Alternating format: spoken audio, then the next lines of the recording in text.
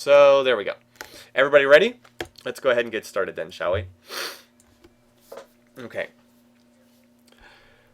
Alright, well, welcome once again. This is Civ4 AI Survivor. This is the wildcard game. We're going to get started here. We have 11 AIs in this game. Only 2 of them will advance to the playoff round. Whoever wins the game, and then whoever has the highest score aside from the winner.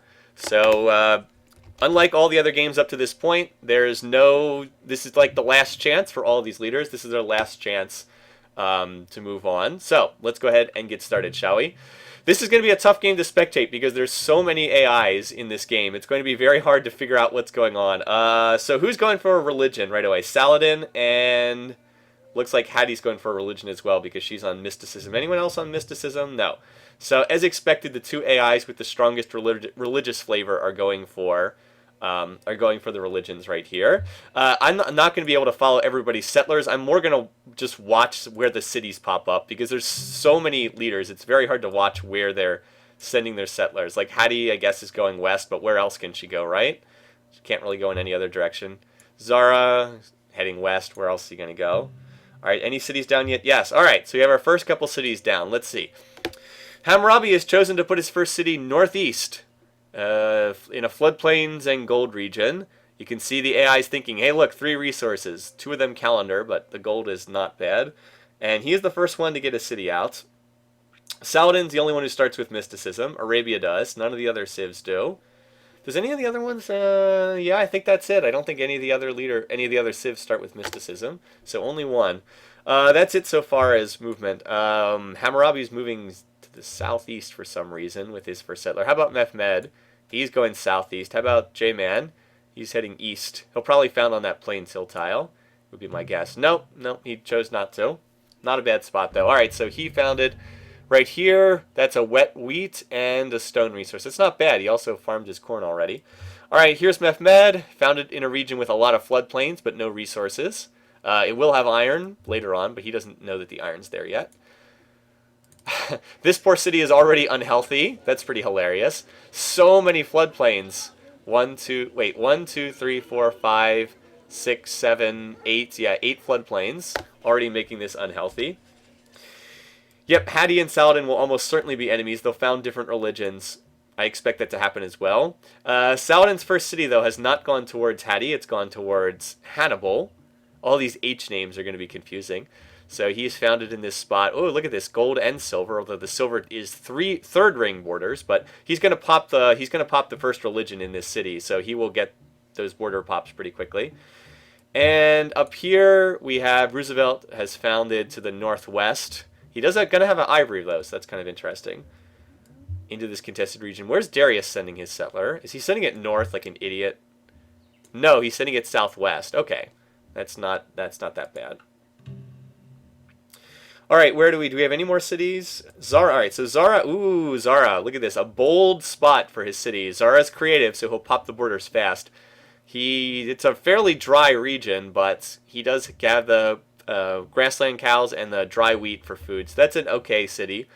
Not too much commerce potential, but decent production.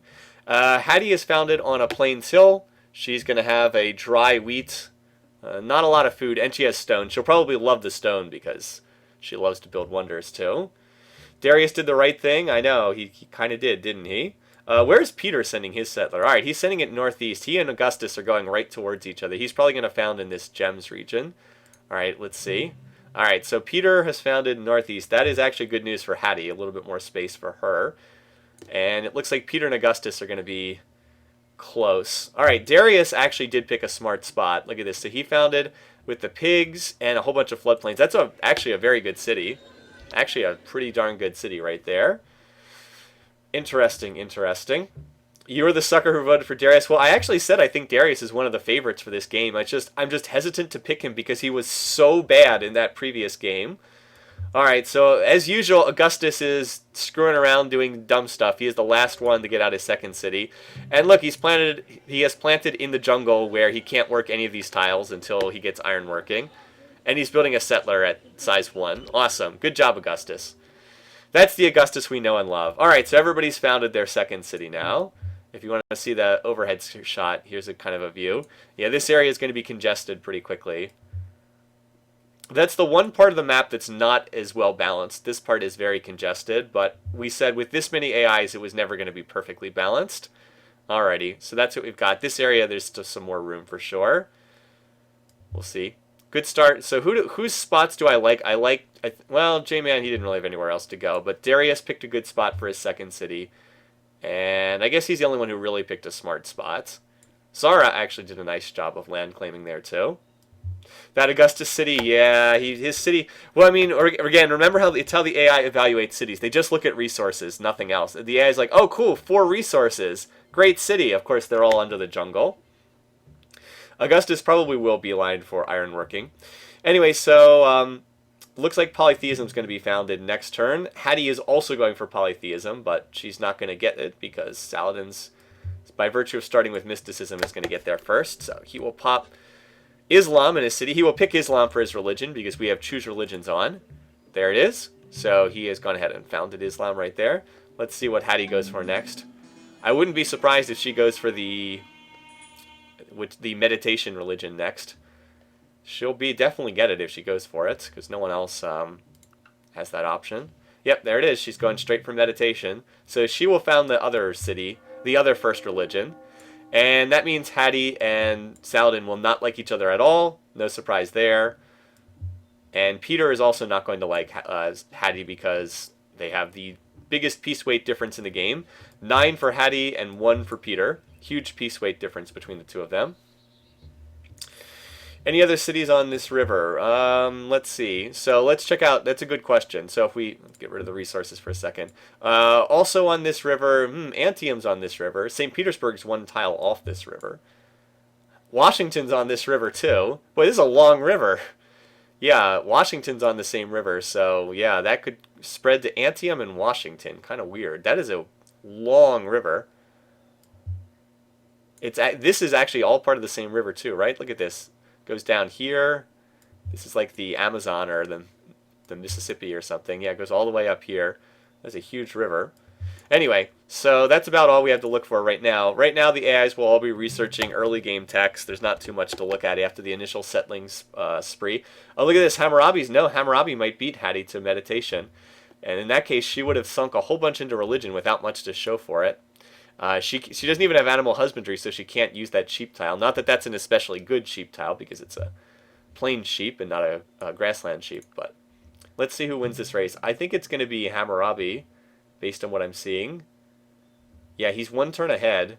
And he also, yeah, he's going to win this religion because he's a turn ahead and he's ahead in turn order, so he will win a tie. Unless he's stupid enough to waste a turn in revolt or something, he's going to win this this religion here. I have no idea what religion he'll pick either. Alright, so yeah, he's only 1 turn away. And Hattie is still 2 turns away, so he's going to get this. I have no idea. Let's see what religion he picks. He picked Taoism. Okay. That was just random, I'm sure. So Hattie has been denied twice now. Well, let's see if she goes for the monotheism religion. She really has a high religious preference in her AI coding. Anyway, so there should be AIs starting to get more settlers out soon. Who's imperialistic? They should start getting the first one. J-Man should have an early settler out. Although he has chosen to build a granary instead for some reason. He has hooked up both of his clams and he's gotten his corn connected. The problem is he doesn't have the happiness base to use all this extra population yet. Like, he can't use all of this extra food yet. He really does not need a granary with that much food. Alright, Mehmed looks like he's almost done a settler. He's 2 turns away. Let's see who else is close. Yeah, Hattie has now wasted 15 turns of research into religious texts that aren't going to do anything for her. Yeah, she is not off to a good start. There goes my pick. Everybody's mostly working on settlers now, but looks like Mehmed's the furthest along out of everybody I can see. Maybe Augustus is... He's imperialistic, so maybe he can get a settler out quickly. It doesn't look like he's even building one, though. Who's going to go for Stonehenge first? Someone will. There's a lot of leaders who really like wonders in this game. Someone's going to go for Stonehenge. Alright, I think Mehmed's the first one to get out as settler. Because he just... Did he whip that or just slow build it? I think he slow built it. Wonder where we're going to send that one. How about Zara? Does he have a settler out? No, I'm not sure what he's doing. Building more workers, apparently. And there's going to be a lot of barbarians on the map, particularly down here in the southern tundra. A lot of barbarians down there. So it might be helpful if one of these leaders builds the Great Wall to deal with barbs. All right, there. I think that's the third settler. Look at this. Turn 19, he's already got a settler out. Deity doesn't screw around. And he's sending it north. All right, let's see. More settlers should be popping out soon, though. How about Peter? He's about to finish a settler, too, although I think he just whipped it. No, slow built it. Capital's only size 1. How many barb cities? 6? I don't know, maybe. It's an awful lot, but we'll see. Depends on how many pop down in that southern tundra, would be my guess. Same problem with seeing Zara. Anyone having an issue with that? It looks good on my screen. I'm not sure. Everything looks good on my screen. The barbs, I don't think the barbs can win a victory in this game. Yeah, Hattie still hasn't started a... Oh, wait, no. How did you get that settler done? Okay, she does have a settler out. That's pretty early. Good for her. I guess she built it in her second city. How about Augustus? Is he doing anything? No, he's building archers. Good job, Augustus. Good job. Good job, Augustus. Yeah, Mehmed is heading to the open land. That's right. He's probably going to found in this copper gems area. Straight towards J-Man. Yep, he's heading north. All right, who else is a settler out? I don't know what Hammurabi's doing. How about Darius? All right, he just finished. Looks like he just whipped a settler this turn. As I said, it's going to be really tough to track all of this because there's just so many AIs on the map. I'm sure we're going to miss some more declarations. We'll probably miss some settlers. Oh, all right, so Hannibal's building one. One just finished here for Saladin. He's heading northeast with his settler. Hattie is going up the river, which is to be expected, where I thought she'd go. And all right, we have a city down. Ooh, he found it on the copper. Interesting. I don't really like this city spot very much. I'm not sure why he decided to go into the desert like that. I guess there's a plains... I mean, it's not awful. The floodplains... When the capital expands borders to pick up these floodplains, it's not that bad. And he does have the plains count. It's a good production city, but it's kind of a questionable plant. He could have just found it on this tile right here. Worked the copper, had the plains cow in first string, had the floodplains in first string. Kind of weird. I guess he wanted the copper, apparently. Augustus, yeah, a lot of the AIs will build their settlers in the second city. I don't know why they do that, but a lot of them tend to like to do that. It doesn't really make a lot of sense, but they do try it. So I'm going to watch the mini-map for more cities. All right, Hattie has gone up the river with her third city. This one is... She doesn't have bronze working, does she? No. See, she doesn't know that there's copper right here. This city narrowly misses the copper. I mean, it will get it eventually, but not until she hits 100 culture, which will be a long time. Well, she's creative, so not that long. But it will be a while before that happens. Anyway, yeah, so where is this? There's a Saladin settler out. Hammurabi, I think... Not Hammurabi. Hannibal has one that just completed. Hammurabi is building one. Darius just finished a... Did he just finish one? I don't know. Darius is weird. Oh, wait, yes, he did just finish one. It's up going in this direction to the northeast. All right, see you later. Let's see. So, oh, here comes Roosevelt. Oh, look at this. Roosevelt heading straight towards Peter, who just founded this city. This is a pretty good city. It's a very good city after you get ironworking and cut the jungle down. But even before it, it's... Well, okay, it's pretty terrible before you get ironworking. But it's a good city post-ironworking. That's a dry rice, but it becomes automatically irrigated post-civil service. And all those... Yeah, this is a really good long-term city. A really good long-term city. Just not that good right now. So Roosevelt's probably going to found right here. And then these two will be indefinite conflicts. Yeah, Boston just went down. Augustus is... still building a settler. All right, never mind. No, he's got one over here. Yeah, so Peter is getting boxed in already. Look at Zara. Man, Zara, really aggressive with the settlers. Look at where he's putting these. Right there. He's like, I'm just going to land grab like crazy. Look at this. He's just beelining straight for the other civs. He's like, I can backfill here later. I'm going to head straight to the other leaders. So he's probably going to claim about all the land he can. Anyway, Darius founded a decent city over here. Spices, silks, a lot of floodplains. I mean, a lot of floodplains. 3 unhealthiness just from the floodplains. Let's see. Hannibal has founded this city here. I guess he wanted the horses. It's not too bad. Little low on food. Actually, it's very low on food. I thought that this was a floodplains. It's not. Okay, so that's not an especially great location for a city. Who's still waiting on a 3rd city? So Hammurabi, he's still building the settler. Jeez. Yeah, Hammurabi is not... He was probably focusing on religious stuff. Who else? Wow, Hattie's already got another settler in production. It's good for her. So does Mehmed. Good stuff for them. And I know there's a settler out for Saladin. Here it is, over here. Still marching over to the east. Alright, there he goes. So he puts Damascus down over here. It's strange that there hasn't been more focus in this part of the map yet. Everybody seems to be ignoring it. Alright, J-Man, I don't know about this spot. I don't know about this one. This is a very good spot after you get iron working and cut down the jungle, but this is pretty horrendous before you do that. Here it is. Yeah, this is pretty horrendous in terms of a city. I guess you can work the floodplains when the borders expand, I guess. Interesting. Read Babylon as Byblos. It's pretty close. I don't know, Byblos is not the worst battle in Final Fantasy V. Anyway, Augustus has decided to box in Peter even further. Yeah, so this is not going to stay peaceful for too long here. Peter is surrounded by these high peace weight leaders, and they're boxing him in. Even if they're not willing to declare war on him, he'll declare war on them. So that's 3 cities now for everyone other than Hammurabi. So we'll watch and see where he decides to send this. By the way, Hattie is going for the monotheism religion. She's on masonry already, so she is going to go straight for that religion. Alright, where is this settler? Here it is. Oh, apparently Augustus was building Stonehenge. I told you we were going to miss some stuff like that.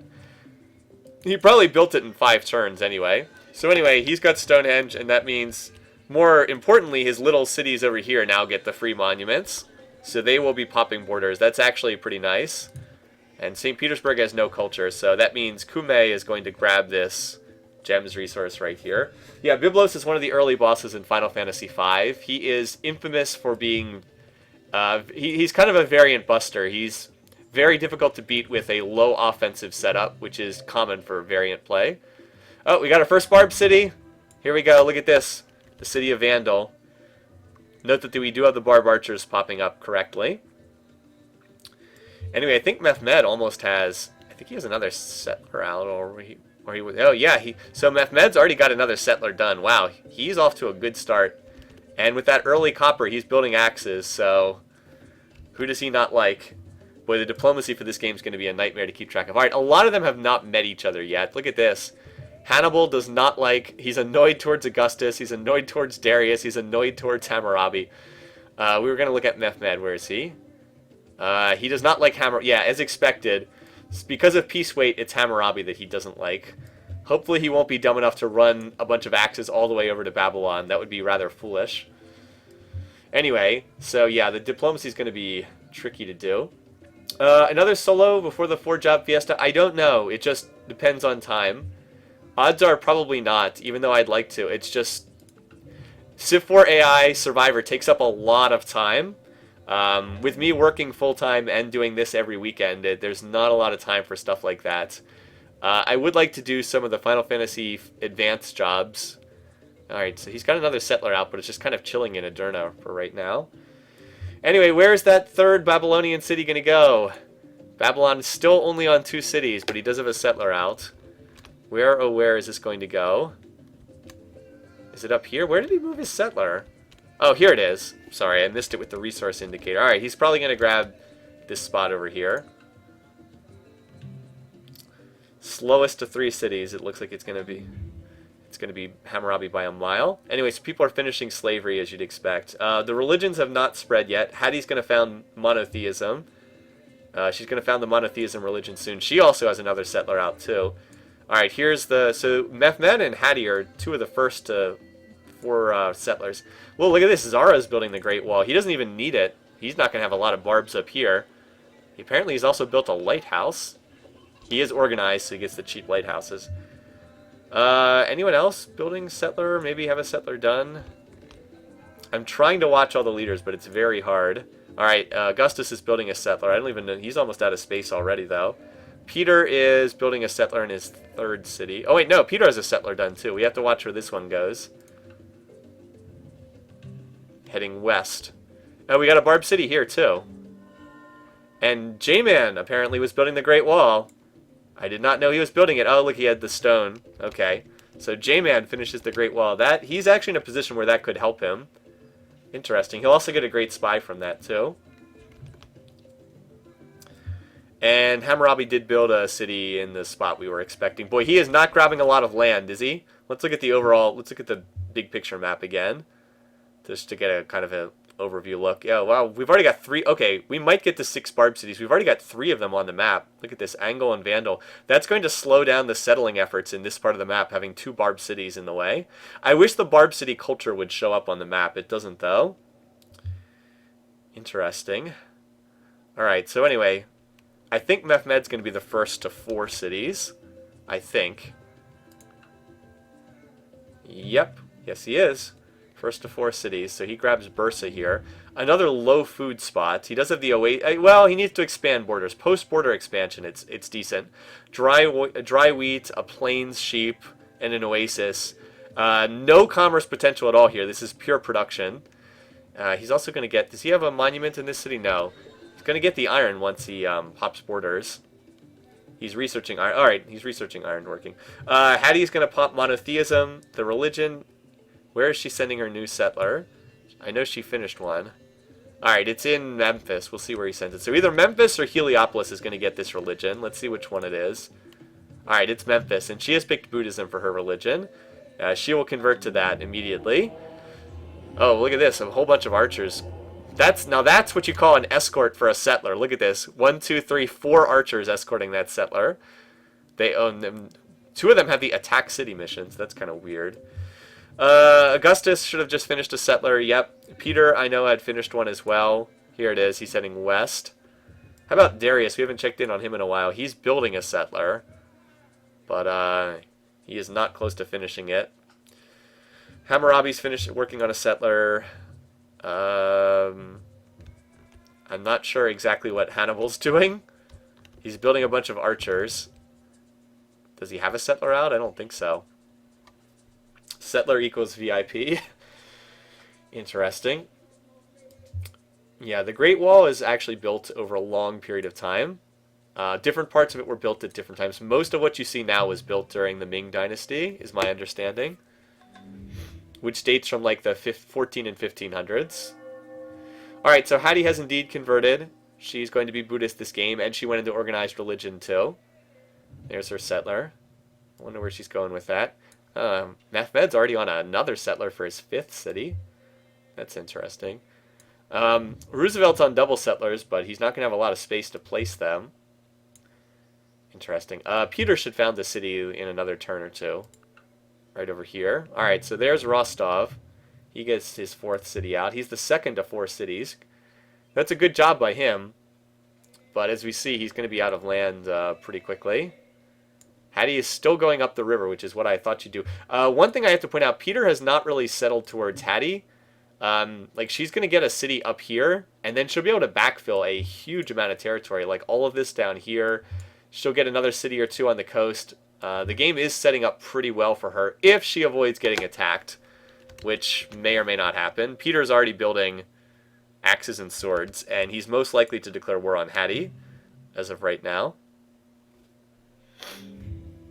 Alright, and a lot of people are finishing bronze working tech and then going into slavery civic. How about J-Man? He should be... I think he just finished a settler. Yes, he just finished... Oh, never mind. He had a settler out, and he just finished a settler. Wow, well, there's the imperialistic trait for you. So he has planted Coimbra here. It can be a little hard to see the white on the mini-map, so... a good city post-ironworking. Once you can cut down the jungle, this is pretty good. A lot of green tiles. And he's got another settler over there, too. So, Not too bad from Portugal thus far. Not too shabby. If he can grab a lot of land. All right. Well, here's our first religion swap picking up. So Hammurabi's religion has spread to Darius, which makes sense, right? They're on this shared religion, or shared religion. They're on this shared river. Although apparently went to Pasargadae and not Persepolis. So anyway, they are now sharing Taoism as a religion, and they will love each other. They have the identical piece weight, and they're sharing the same religion. They'll be friendly soon. Even where are they? Darius. All right. Well, they're only +1 so far, but that will build over time. A lot of the AI still have not met each other, by the way. The none means they haven't met each other yet. I think there's a good chance Saladin attacks Hattie as well. Oh, anyway, so Hatshepsut has put down her another city. She has, I mean, again, if she can hold this, she's going to be in great shape. Whether she can hold it or not is another question. That I don't know. She definitely has a target on her back with her high piece weight. That's for sure.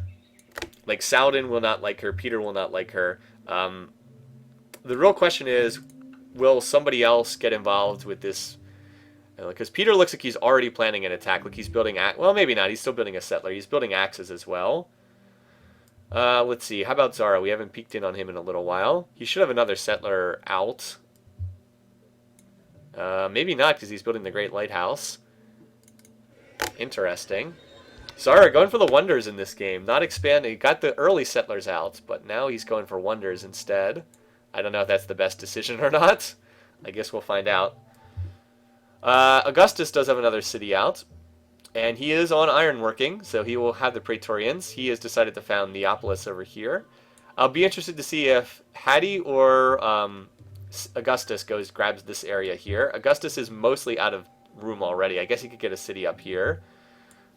Barb's popped a city. Yeah, another city. How many Barb cities are we up to now? Is that 4, I think? 1, 2, 3, 4. Yeah, 4 cities. This area is like controlled by the barbarians. No, 5. Wait, no, that's 5. All right, we will probably see 6 in this game because we're already at 5 Barb cities, and I expect to see more down in the southern tundra. Yeah, wow. Barb Central over here. They've got like a swath of territory in the middle of the map. That's pretty funny. A lot of barbs. A lot of barbs. All right. Why is Zara going for the Great Lighthouse? I don't know. Probably because he already built the lighthouse. See, one thing about the Great Lighthouse is sometimes it will last for a long time in these games if the AI doesn't build a lighthouse. Like, they won't go for the Great Lighthouse unless they've already built a lighthouse because they don't see it in their build queue. Like, they won't even be aware that they can build it. But in this game, he built the early lighthouse, so he went for it early on. Anyway, Mehmed's first to 5 cities. He's grabbed this city over here. This is a solid backline city. The fish gives it enough food to be decent, and then he can whip for production and work water tiles. And it looks like J-Man's going to be the second to 5 cities, because he's going to plant that. Yep. I like that city spot, too. Not bad. It's got it's a dry corn, but he does have the corn for food. Maybe he can even irrigate over there later in the game. Hannibal is still on 3 cities. I don't know what he's doing. Does he have a settler out? And probably been having some issues with the barbs. I don't know. Now I'm glad I went with Mehmed over Hannibal. I just don't know what Hannibal's doing. I'm starting to think Hannibal is not a very good AI. Saladin seems to be having some barb problems as well. He does have 4 cities. He recently planted Baghdad up here. Hattie just finished another settler too. She's already spread her religion around. Not that she needs to spread her religion being creative. Peter's got a settler in production. Augustus does not have a settler in production. Poor America has finished... Should have another... Yeah, America just planted Philadelphia up here. So Zara getting boxed in. He's still on the Great Lighthouse. Yeah, Zara, I don't know, has not played the best game this time. The Rex Civ is second to 5 cities. Yep. Saladin is working on 2, you're right. In both his capital and his second city. So we'll see where he goes. He's claimed some land over here that I thought might go to Hannibal. He's doing a good job. Anyway, it's still very early in the game, though. Oh, Peter... So Peter plants his city down here, right on Saladin's border. Interesting. I didn't know that he was that close to a 5th city. So he's another one to 5 cities. And Hammurabi is still struggling to get more cities out. Darius still struggling to get cities. Darius, I mean, his research is going to be really good with all these cottages, but he's not expanding very well, is he? And Mehmed needs to build some freaking culture. Look at this. All of his cities haven't expanded borders. This city really needs to pop borders, too. He built a barracks and a granary, but not a monument, even though all his food is in the second ring. That's pretty funny. Why is Hannibal so high in score? Probably because of population. He probably has high pop. Yeah, his capital's size 7. That's why. Size 7 and size 5. Again, scores based on territory and population are the two big ones. You also get points for wonders and tech. But early in the game, population is a big component of it. Yeah, Peter could go after a Barb City. It's kind of tough to crack the Barb Cities this early on, though. He's got another settler in production. Where's Hattie sending her latest settler? I know she has one. She just finished one. Where did she send it? Oh, here it is. She's sending it to the south. Oh, she's going to go grab the iron spot. Yeah, that's, you know, once, with being creative, you grab those fish. This is a pretty solid spot for a city. Not tremendous or anything, but not terrible. So she'll grab that. She'll eventually get this land down here, too. It's probably going to go for this area next. Yeah, Hattie, I mean, again, with Hattie, the big question is, can she hold these cities? She does get a lot of defensive bonus from culture, and she's got a lot of archers. I mean, a lot of archers. She doesn't even have bronze working yet, though, so no medals for her. She isn't even aware that there's an iron down there. Yeah, she doesn't even know that the copper's out there. Well, sure, her borders will expand to grab the copper pretty soon, because she's got 3 culture per turn there. Anyway, so most people are on iron working tech right now. Egypt's settling along a river, right? But, I mean, the land kind of discouraged that, because where else was she going to put her cities, right? Like, it was desert to the north, and it was tundra to the south, so she might as well settle the floodplains. Anyway, so this map is shaping up to be a huge cluster you-know-what. Darius did get a 4th city. Let's check out his latest spot. We're very much on the border with Hammurabi down here.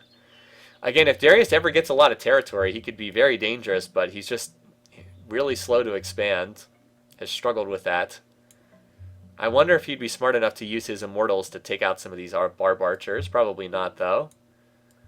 Hammurabi is also still on 3 cities. Hammurabi and Hannibal are the two that are just not expanding right now. Is Peter going max communist? He might be. He's got 1 ring around his capital in all directions. He just finished another settler, though. Alright, so Zara finishes the Great Lighthouse. I mean, he probably will have a fair amount of coastal cities down the road. It's just, I don't think he needed to go for that quite so soon. Moai statues right now. This is actually a pretty smart build for J-Man, because he's got the stone to make that cheap, and he's going to be working the 2 clan resources pretty much every turn of the game. So that's actually a pretty smart build. And then as he grows larger, he'll grow into more water tiles. Anyway, so we're on turn 50. You can see Saladin's the early score leader, with Hattie in second and Zara. Oh, the creative... Saladin's at first because his religion has popped so much territory for him. He's got another settler coming down, and he's got his next settler on the way after that. Let's check the bar graphs, because it's turn 50. Alright, so GMP is a mess. No one has really distinguished themselves yet. It's too early in the game. Production, look at this. Roosevelt is way up there in production, for whatever reason. He's probably building wonders. Food is pretty close. Saladin and Hattie are the top 2 in food, and then it's very close after that. Let's see if anyone's jumping ahead in power. Mehmed, Mr. 10 out of 10 build units preference, is in first place on power, and Peter's in second. Guess who's in last? Darius. No surprise there. Culture, Hattie, and Saladin. No surprise there. Augustus from Stonehenge had popped up as well. And espionage, there's the Observer Civ, and there's everyone else. Let's see who's the top 5 cities. Carthage, and then the cities that built wonders. Alright, still very early in the game. We need more time to see what's going to happen. Those barographs look like balls of yarn that have been attacked by a cat. I like that. That's pretty good. Alrighty, so on we go. Still nothing too crazy happening yet. So now all their capitals pop borders because they've hit turn 50 and they get 2 culture per turn. Well, some of them revolted to another religion, or some of them did a civic swap, so some of them will pop on turn 51. should happen for some of them here. All right. So anyway, Augustus Caesar does have, he's mining his iron, so he will be able to build Praetorians. Keep that in mind. We'll see what he decides to do with them. Hattie is built, wow, Hattie's building 2 settlers, jeez. I'm feeling better about my Hattie pick right now, although it's still very early. Saladin's popped down a city here, very close to the Barb city. You know, if he might be able to flip that Barb city. It's not impossible. The madrasa is a library that produces 4 culture per turn. So if his religion spreads and he gets the library, he would be at 5 culture per turn. So it's not impossible. He might be able to flip that city. Unlikely, but not impossible. The Americans have another settler, but it's probably just trying to find a place to go because poor Roosevelt doesn't have any territory here. I know he had an extra settler. Where is it? Oh, here it is. He's going to cram a city over here in this area. Is Zara finally building a settler? No, he's building chariots. What is he doing? Oh, no, he has a settler here. He has one in Gondar. So America is going to cram another city, yeah, right there. So space is at a premium up here. Let's just say that. Where's Peter sending his settler? I know he just finished one. I don't know, but he did finish one. Here, all right, here it is. He's going for this region up here. All right. How about J-Man? No, he's not on settler duty right now. I don't think so anyway. Darius, doing Darius stuff, as usual. Who are the favorites? The most picks were for Zara and... Hold on. I'll look at the spreadsheet again. Zara had the most picks and Mehmed had the second most, but there wasn't really a strong favorite. Roosevelt was the favorite for first to die. That was about the closest thing to a favorite we had, which was kind of interesting. Look at them praising the sun and whatnot. All right. Mehmed's getting ready to attack somebody because he's building all swords. That's generally a signal that they're preparing for war. He's also building a settler here in this city. Maybe he just wants some swords, I don't know. Hannibal finally got another city out up here. We'll give him iron once he connects it with his road. Looks like the Barb Archers have been getting attacked in this city. Oh, Hammurabi has a settler up there. Let's see where that one's going. Probably down in this area. Hattie has finally finished bronze working. She is, of course, not losing turns to anarchy because she is spiritual. That's one settler. Yeah, she just finished a settler in Memphis, and she's about to finish one in Thebes. Her land grab is looking pretty good. Of course, that is also due to her position. Peter, yeah, he's got a settler going up in this direction. There is the new Hammurabi city. Hammurabi's also going for the Oracle. Looks like Darius is winning the culture battle here, and Hammurabi's winning the culture battle here. Poor Darius, he's still struggling up there. Alright, so Peter should plant his city any second now. No, oh my god, is he seriously going for this spot? Like, are you kidding me? Is he really going to pick this spot? Taoism has also spread from over here to J-Man. So that's now three leaders. Wow, it spread to this city? That's kind of weird. 3 leaders now practicing the way of the Tao.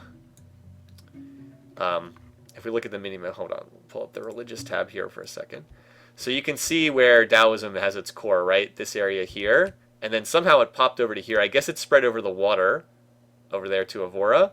So we've got a bit of a little religious block forming up here. The other religions have not spread. Islam is still only being practiced by Saladin. You can't really see it, but it's these 3 cities. And then Buddhism has not spread beyond Hattie yet. She hasn't spread it to her capital yet either.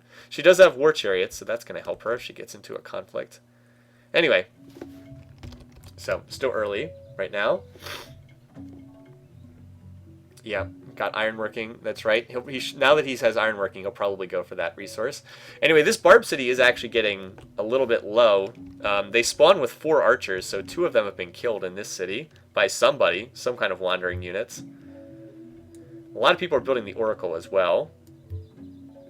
Oh, we'll check out what we've got. We got our first Praetorian on the map. I wonder if Augustus will do something with them. Better build those city walls in your capital. Very important. Oh, look at this. So Hattie and Augustus are both sending unescorted settlers in this area, but I think Hattie's going to get there first. Yeah, alright, so I don't know why she picked that spot, but she is going to get this, and she's creative. So Augustus will probably try to grab a spot here. By the way, Zara did plant a city. I didn't get to this one. He planted on the copper over here, and he will have that connected by sea. You know what he wanted? He wanted to use his Great Lighthouse, I guess. So he probably wanted to use the Great Lighthouse. Take advantage of that. And uh-oh, look at this. This is territory I thought would be Zara's, but it looks like Roosevelt's going to sneak a settler up here and try to grab this. He's going to get at least some of this territory up here. Peter has Buddhism. Did I miss that? Oh yeah, I did miss that. Peter has Buddhism. Interesting. Well, that's very good news for Hattie. I don't know if it's enough to stop Peter attacking her. Peter doesn't care that much about religion overall. So, like, look at this. Even with the religion, he's still annoyed with Hattie. Like, look at this. He's still annoyed. But check this out. Peter is the worst enemy of Augustus, Darius, and Hammurabi. Wow. That's why I have Peter for first to die. This man is not popular with his neighbors. Look at that. Worst enemy of 3 different leaders. Interesting. Of course, Hatshepsut is the worst enemy of Hannibal and Saladin. But I think she can handle herself against Saladin. I think Hammurabi, or I think Hannibal's too far away to do too much here. Hi, Barton. So far, we've just seen land grabbing for the most part. People just mostly land grabbing. Glad you managed to make it here. I'm sorry that you missed the first half hour or so of the stream. No wars have started yet, although we might see one very soon because Mehmed has swords right on the border with J-Man over here. We might see one very soon. I don't know. He's building barracks and swords, but I don't know. We'll see. Hard to predict. I think that might be a war declaration, though. Is this our first of the game? The suspense is killing me.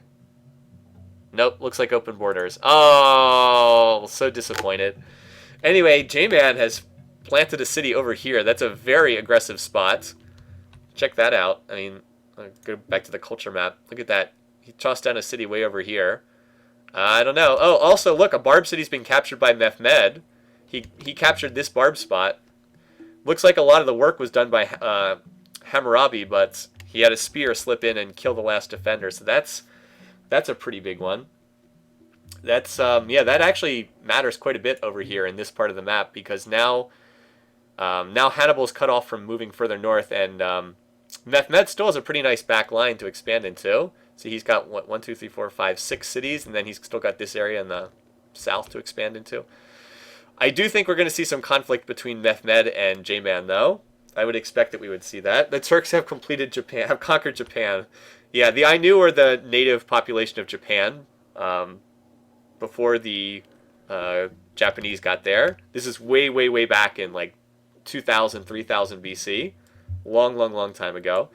Anyway, over here we have the little duel between Hattie and Augustus. Augustus did plant a city, but it's probably going to get swallowed up by Egypt's culture. You don't really want to plant cities this close to a creative leader. And Hattie should have another city going down over here, too. Yeah, so she's doing a... Wow, she picked that spot? Oh, boy. Ravenna is going to be in some trouble. Culturally, I mean. These two are very good. These two are both high peace weight, so they're not going to declare war on each other. At least I don't think so. But and Hannibal's in hereditary rule, so he went for an early monarchy. Makes sense because he's got the wines. But he's not doing especially well. You can see he's way down in score. Anyway. Saladin has popped another city here. Kufa. So he's at 6 cities. 1, 2, 3, 4, 5, 6. Yep. And he still has the tundra if he wants to expand into that. This barb city was just taken by Hannibal, so that will help him. I guess we're not going to get to 6 barb cities because they're going to be conquered before that can happen. So we still have 1, 2, 3 barb cities on the map right now. 4. This one just spawned in the back lines of Mehmed. Yeah, there's a lot going on in this game right now. Darius has planted a city here in the floodplains area. He's also trying to attack this city angle with an archer. Alright. And... wait, wasn't there an American settler up here? Did it die to the barbs? No, he moved it all the way back to Philadelphia. That's weird. Anyway, yeah, so this city, Ravenna, this city's got a very good chance of culturally flipping to Egypt. It's going to be under a lot of cultural pressure. Because, like, Ramses, right, this city right here is going to pump out 3 culture per turn, and then Giza is also going to grab these tiles. So that city is likely to flip at some point. Hattie could get another city over here if she wanted to. I wonder if she'll try that later on. Anyway, so she has 1, 2, 3, 4, 5, 6, 7 cities. She's in a pretty good position. So Peter is, yeah, Peter, I don't know why he put it a pretty aggressive spot right here. And a lot of people are building the, Oracle right now as well. So Ainu has come out of resistance. This city has no defenders in it for some reason. What is going on here? Oh, I see. The archer attacked out to kill an attacker. There was a red-lined attacker. The archer moved out to kill it, and now it's going to move back. Wait, what the? Where is this archer going? It has AI city defense mission. Why is it running around outside of the city? Oh dear, someone's going to get this spot then. I wonder if it's going to be Mehmed. Now I've got to watch this to see if who's going to try to claim the city. Oh, the city's empty! No! The Barb city is empty! Why did that archer move out of the city? Oh boy. Well, looks like Mehmed's going to grab another city. He's just going to walk right in. Or he's going to turn around and walk in the opposite direction. Anyway, Hannibal has converted to Islam, so he and Saladin are going to be buds over here. Interesting. I do think we're going to see the first war pretty soon because the map's mostly filled now. Look at this. Rome's got a AI settler C. Going to try to send a settler by sea down and around. I don't know. We'll see. I don't think that's going to happen. Yeah, so Hattie is just like Rexing away in peace right now.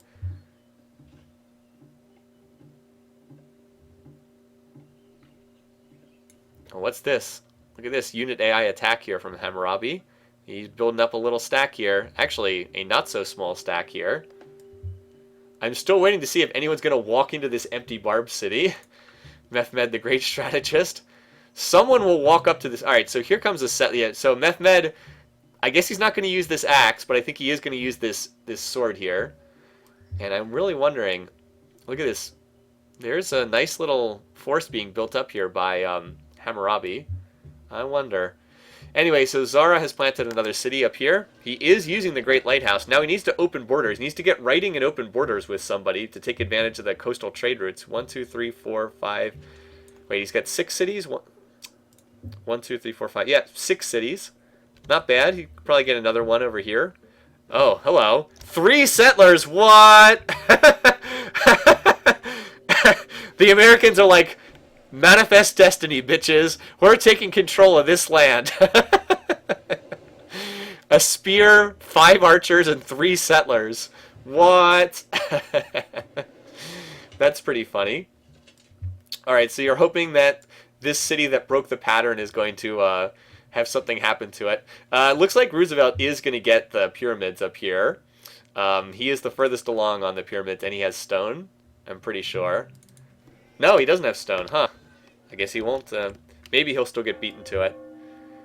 Actually, no. It looks like J-Man might get this, because he does have stone over here.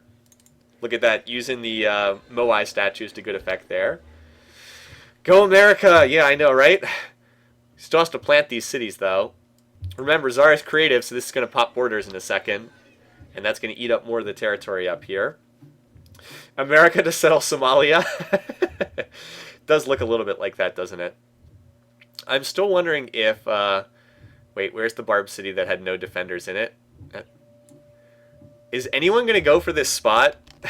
This Barb city is completely empty. Oh, here comes another Barb. Down from the other Barb city, moving down to come cover this one. It's moving down. Alright, so no one wanted that spot. Oh, and now I've got 2 Barb cities over here. Another one has sprang up. J-Man planted a city on iron? Yes, he did. You know, he's actually land grabbing quite well over here, too. 1, 2, 3, 4, 5, 6... Wait, 1, 2, 3, 4, 5, 6, 7 cities. Yeah, he's doing pretty well. Mehmed is building a lot of units. I don't wonder if he's going to do something with them. Oh, I see. He's trying to kill this Barb city. And he moved this guy out to heal. That makes sense. He's already killed 2 of the archers in this city. Yeah, see, look at poor Ravenna. It's getting crushed by the culture of Hatshepsut. She had another settler out, didn't she? A second ago? I thought she did. Oh well. Maybe not. It just has war chariots running around. Maybe she's not. Or maybe yeah. Oh well. But yeah, Ravenna, even with the monument, it's going to be hard to hold this culture. So yeah, there we are. Yeah, it's like everybody's building the Oracle. I can't even try to guess who's going to be the one to finish it. All right, so America is still moving those settlers to the north. Darius has finished monarchy tech. Look, Hammurabi's got these units, but I don't see him doing anything with them. Ooh, Hannibal's only 2 turns from the Oracle. Looks like he might be the one to get that one. There's barbed spearmen attacking down here. That's weird. How about Peter? Like, he's building a lot of units, but I don't know if he's planning on attacking anyone with them. I guess we'll find out. How about Augustus here?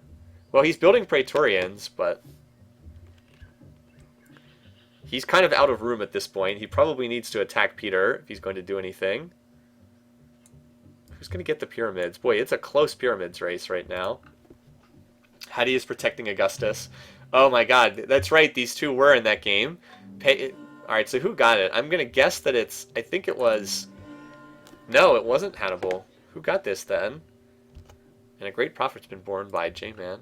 Babylon. Babylon got it. Wow, that was a close...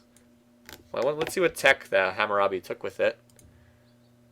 Alright, he took metal casting. I'm pretty sure he already had monarchy. I'm guessing he took metal casting with it. That's the most expensive tech. The AI usually takes the most expensive tech they can. Anyway, America has planted a city up here. I don't know if they're going to plant a second city, but they did plant 1. And now Zara's on Temple of Artemis. He is going big-time wonder route in this game. I wonder why. Anyway, so this Barb city that had no defenders has been reinforced. Has been planted with another defender.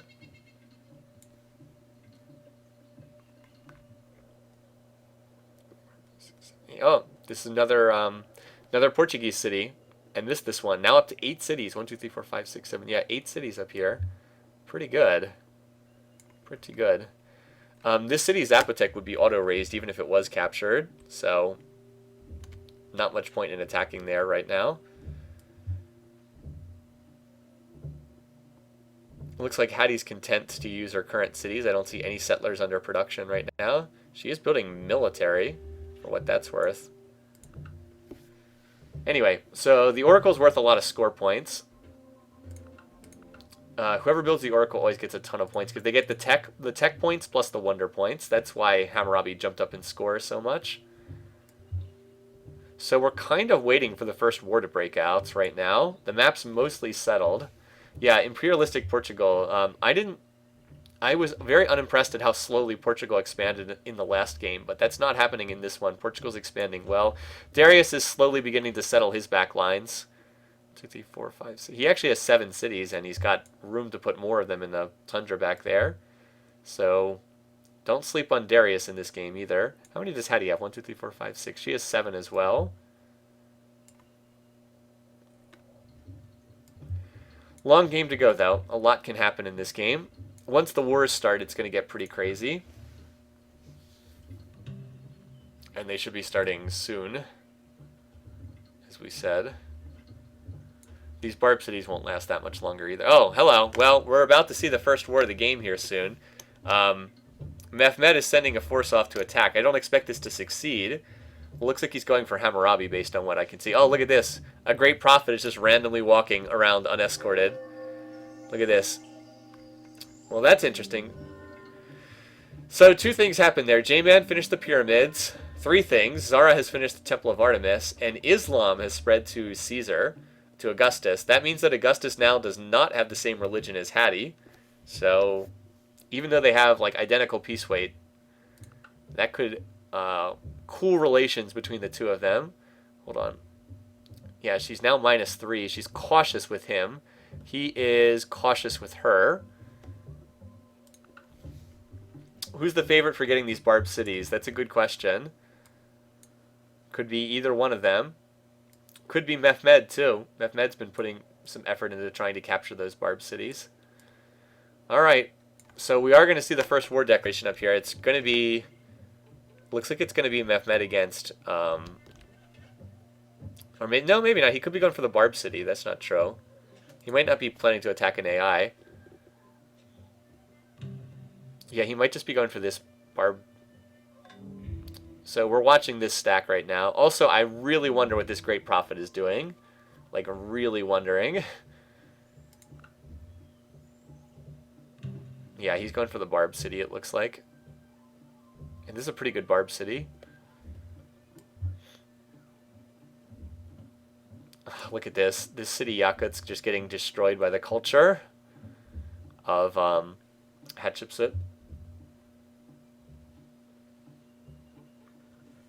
Peter is pretty boxed in right now. Yeah, Hattie is like building all military right now. I wonder why. I guess she's not interested in settling the tundra in the south. Alright, so where is that stack we were watching? It's over here on the left-hand side. Alright. Excuse me. Yeah, so he's going to capture this city. That's a pretty good stack. So Hattie gets a great profit for her shrine. Up here, these barb cities are still holding out for the moment. Right, Vandal. There it is. So Vandal is captured by Mehmed. That's going to be interesting. The Ottoman borders are looking kind of weird. The previous barb city he captured is... Oh, hell, hello. So Gaul was just captured by Russia. Right before, like, 5 other nations tried to capture this one. So that's interesting. Russia has actually gotten up to 8 cities somehow. Almost amazingly. And this city, the former barb city, is now already size 4. I'm actually kind of shocked we've made it this far into the game without a war. I guess it's because there's a lot of territory on the map. The AI tends to be less willing to declare war when it has land to settle into. Less willing, but not. Alright, so there's Hattie building her shrine. That will help help the religion spread. You get the passive spread via the shrine. Wow, she's already spread it to 10 cities. That's a lot of cities for this early in the game. Where is Buddhism? So it's all her cities, and then she spread it to Peter. I wonder if she'll try to spread it to... She'll probably try to flood Rome with missionaries as well. By the way, Rome only has 4 cities. Look at this terrible job of it. Oh, no, 5. Excuse me, Ravenna. I did barely even saw it. So yeah, there's just that one American city up here. I guess the settlers turned around and went home. So, just the one city. Yeah, the barb cities tend to pop up on relatively good tiles. Like, they tend to pop up on those... the infamous blue circle locations that the AI has. So yeah, they tend to be pretty good cities if you can capture them. Now Augustus has popped a great profit. Alright, Mehmed is converted to Buddhism. That's Hattie's religion. That's weird. Well, in any case, he now has a different religion from... It certainly looks like... so we've kind of got 3 major religions here, right? We have Islam, Taoism, and Buddhism. Interesting. All over the place. So basically the map's settled now, and if people want to get more territory, they're either going to have to settle the southern tundra, or they're going to have to go to war, one or the other. Hattie's got a lot of units in that city. How about this city? Yeah, this city has a chance to revolt. Look at this, 3% per turn, but a library was just finished here, so this city is probably not going to flip.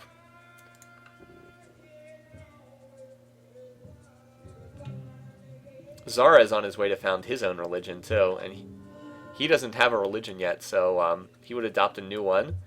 That actually could be good for Zara, though. If he found his own religion, one that's not practiced by his neighbors, he'd be more willing to declare war on them and maybe take some territory from them. Look at all these units in Mehmed City up here. So I guess Angle and Teotihuacan are the targets next. This Barb City is still down here too. Mehmed is just walking through J-Man's territory, using the open borders. He just like keeps walking through over and over again.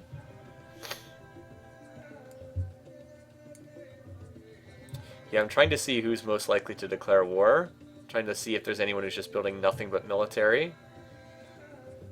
Look at this. Hannibal has construction tech already. Hannibal's got a little stack there.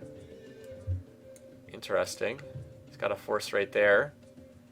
And he's got catapults already, too. That's an early construction. Poor Roosevelt's in last place. What is it with America in these games? Why does America always do so poorly? Well, hello. Here we go. I don't think this is heading for a Barb City. I think Mehmed is going for Hammurabi. I don't think this is a Barb City. Is this going to be a war declaration? We're about to find out. Yes, it is. Look at this. Augustus is the worst enemy of Peter. If we demand you can't. See, a lot of people don't like Peter. Alright. That should be our first war declaration. Alright, the Hammurabi built the Taoist shrine. Alright. That's our first one. One on the counter. It will not be the last. I guarantee you it won't be the last. It starts now, finally. Alrighty, so not maybe the smartest choice to go all the way over here to attack this guy, but we shall see. We shall see. Hattie's building an awful lot of military herself. Look at that, there's a new city over there. I'm surprised she hasn't tried to settle the tundra at all. I thought she would make more of an effort to do that. Guess not. Augustus is on the mausoleum. Zara has settled this spot here. Look at that. Now he's finally got the trade route income rolling in. Zara's going to found a religion on the next turn. He's going to get the Code of Laws religion, which you should swap to. Anyway, I don't expect this Mehmed attack to do very much unless Hannibal joins in. He actually turned around and walked in the opposite direction. So there's Zara. He founds Christianity via the Code of Laws religion. He actually got it right on the border. The city that's popping out in like a culture war.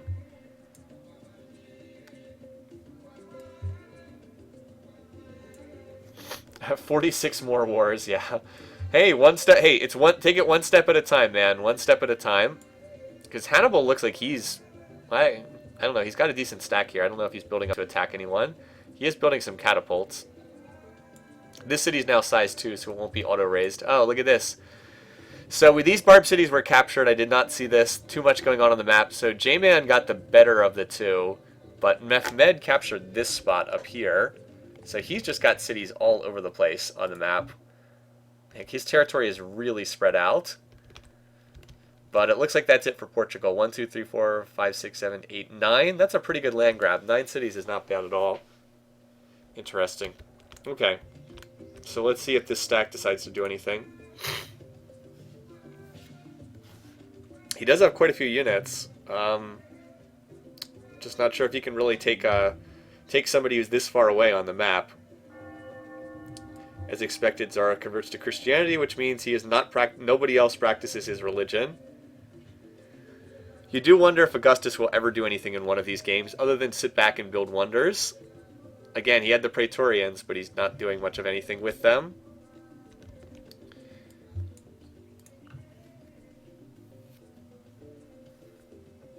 He seems to be consolidating these forces into one stack.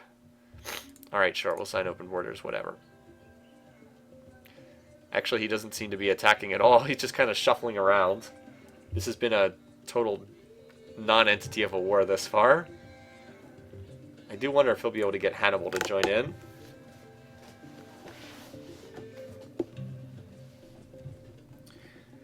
What is Hattie researching? Saladin's on currency, which is a nice pickup for him. Oh, she's building monasteries. She's going to flood the map with even more missionaries. Alright, so she's not planning a war anytime soon. She's got enough war chariots that she'd probably be able to defend herself pretty well. Zara has Praetorians randomly wandering through. He's got a lot of coastal cities, though. 1, 2, 3, 4, 5. 5 coastal cities. He's making good use of that. He just planted this one, too. Making good use of that great lighthouse. I'm surprised that he's gotten that much good use out of it. Darius is quietly planting more cities as well. As I said, don't sleep on Darius. He'll be able to settle the... There's a Barb city up here, too. He'll be able to settle these back lines. He's got another settler up here, actually. I assume it's going to plant a city next turn. He's going to get a decent amount of cities just from settling all this backline territory. I'm not sure what happened to Mehmed's units, but I don't see them on the map, so they probably attacked and died. Has not been much of a war thus far.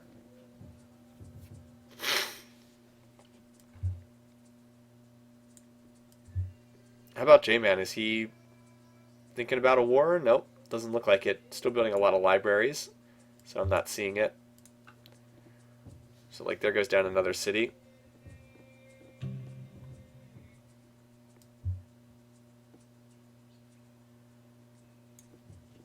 Yeah, this is not much of a war. Pretty quiet. Whatever Mehmed was... Oh, maybe he was just consolidating into a larger stack. Like, there's been very little fighting between these two so far. And everybody else seems content just to tech along. A lot of currency and construction under research right now. Alright, so who built the Hanging Gardens? Rome built them. The civilization with the least cities builds the Hanging Gardens. That's pretty pointless. +1 pop in each city.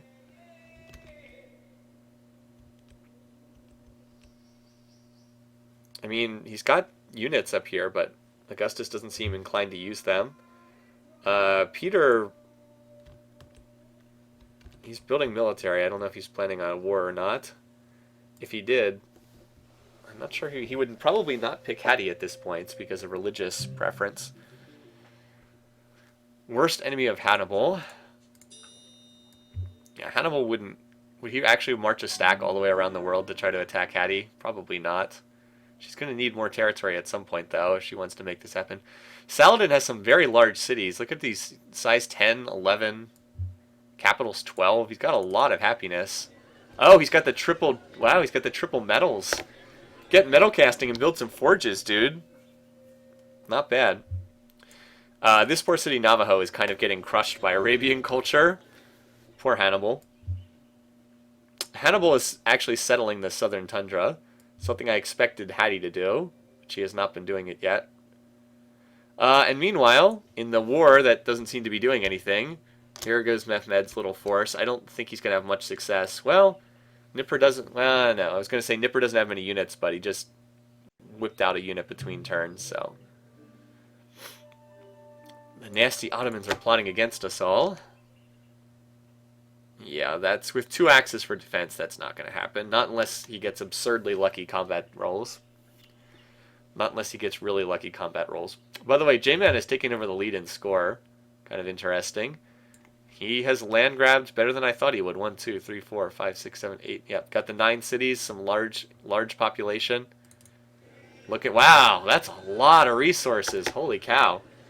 Look at all those resources. He went for early calendar, and it's really paying off. Hooking up all those calendar resources. Not bad at all. Alright, so this attack I do not think is going to do anything. It would take some miracle dice rolls to win, and yeah... Didn't work. Yeah, all those units died, and they killed 1 unit. Okay. Double war declarations on the same turn. 2 unrelated wars. I didn't see that coming. Alright, we'll take the counter up twice. So J-Man has declared war on Hannibal, and Peter has declared war on Hatshepsut. This attack is ill-advised. I can say right now, this attack is ill-advised from Peter. He's attacking with swords against a city that has walls and archers, and axes on defense. Alrighty, how about the other attack? So, J-Man... Geez, this guy's gonna win a game, and I'm gonna have to pronounce his name again in the playoffs, aren't I? This attack is much more credible here. He's got a bunch of... He's got 4 swords, 4 chariots, and more swords coming in behind. This is a much better attack over here. Peter's attack, though, is not going to work. I can tell you this right now. He's going to lose all those swords attacking. Well, if he actually does attack. I assumed he was going to attack and he stepped to the right. Anyway, so Augustus has completed Mausoleum. Now here's the question. Does Hattie pull anyone else into this war against Peter? I think that's very possible that that could happen. Alright, and Mehmed is converted to Islam, which makes sense. He's near the other Islamic leaders down here. Meanwhile, I think this attack's going to work. I think J-Man's going to capture this city, Kirkuane, over here. I think he's going to take this. Let's watch. Hannibal moves first, but J-Man grabs the city. First city capture of the game. Somebody founded Hinduism. We'll have to take a look and see who that was. Mehmed's attack is not really doing anything against Hammurabi. That's a lot of pop-ups right there. Great generals being born. So Peter has not attacked Hattie yet. He's just wandering a stack around. I think he knows he can't win that battle. Hattie has 3 Buddhist missionaries randomly wandering around. I don't understand that. They're probably going for Peter's territory. Probably. Now she's building war chariots. Interesting. Yeah, I don't think Hattie can beat Peter 1v1, but I think there's a decent chance that someone else declares on Peter because Peter is not well liked. Wow. So wow, alright, so everybody's met one another. Every AI has met each other. There's a lot of annoyed faces on this screen. There's a lot of people who don't like each other very much. Where's Peter? Yeah, okay. So Peter is the worst enemy of Augustus, Darius, J-Man, Roosevelt, and Zara. Wow. So this is why I think... I don't think Hattie can beat him 1v1, but I think Hattie may have some friends in her conflict later on. I think Hattie may have some friends in this. Alrighty. Anyway, but first blood to J-Man, as we said, right here. Let's see if Hannibal's able to respond at all. Doesn't look like it. Looks like that city is going to be pretty safely taken. Demand you cancel your deals with the vile Romans. Alright. I'm trying to see if the Ottomans have any kind of credible stack forming, but I don't think they do. Yeah, Mehmed is not going to achieve anything in this conflict. He'd do better to just take these barbed cities in his backland. Mehmed, you're letting me down. You had a nice early land grab, but now your game's kind of falling apart here. It looks like Hattie attacked Peter's stack, and Peter's stack kind of died. Because I'm seeing a lot of half damage, half health Hattie units, and Peter's units are mostly dead.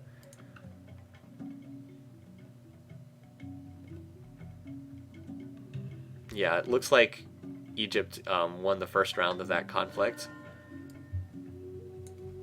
And there's more fighting going on over here too. Oh, look at this big follow-up stack coming in.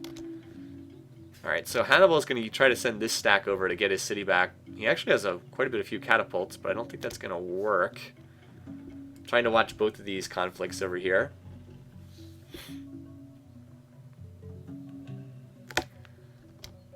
Yeah, so he's going to... Yeah, there's too many units here. This is not going to get taken back by... J-Man has a lot of units over here. We should actually, you know what, here's a good way to check it. Let's check the power bar graphs. Saladin. Look at Saladin. He's got a lot of power, too. Look at Peter lost power. Mehmed has been losing power, too. Although he has been dealing damage to Hammurabi. Saladin, though, he's got a lot of power. He doesn't look like he's planning on a war, though, because he's building aqueducts. Oh, maybe. Hey, he got a lot of units here. Jeez. That's an awful lot of units up there.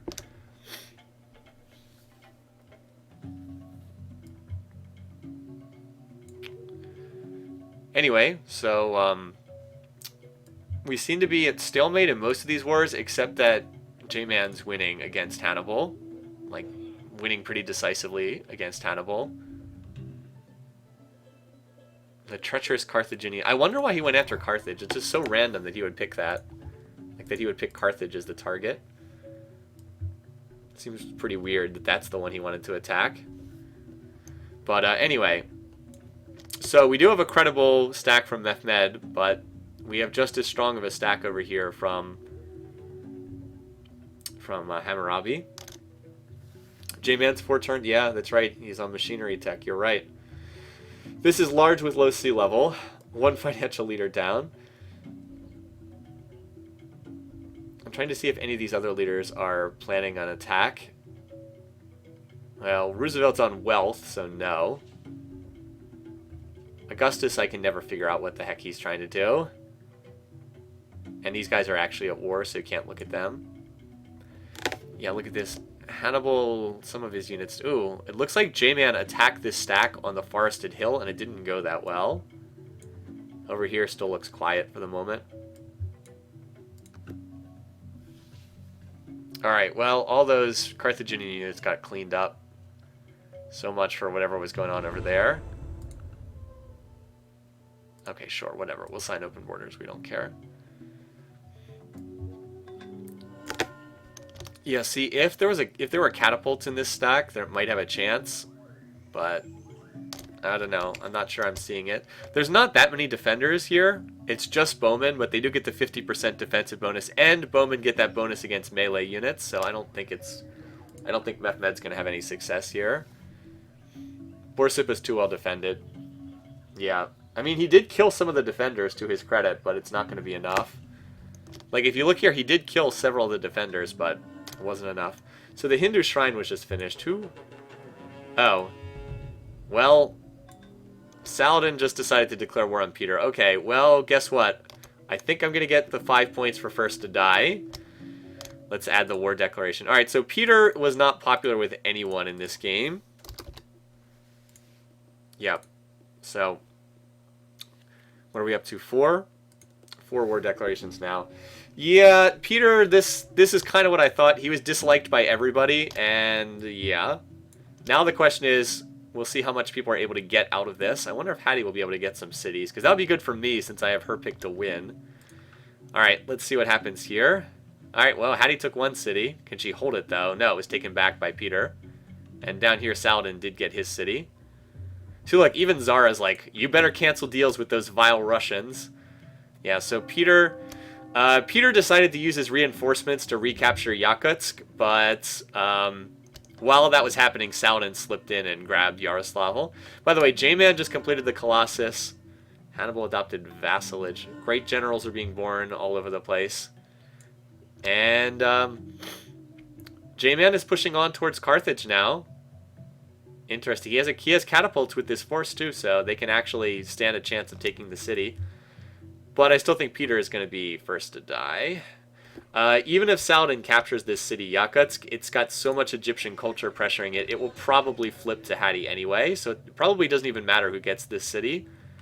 Hattie is probably going to get it via culture flip afterwards. Alright, so yeah, and this would actually be a pretty good time for Roosevelt to jump into this war and grab some territory, but that's not going to happen. Darius is like, I am slowly settling the tundra. Like I said, you got to keep an eye on him. He's not in such bad shape.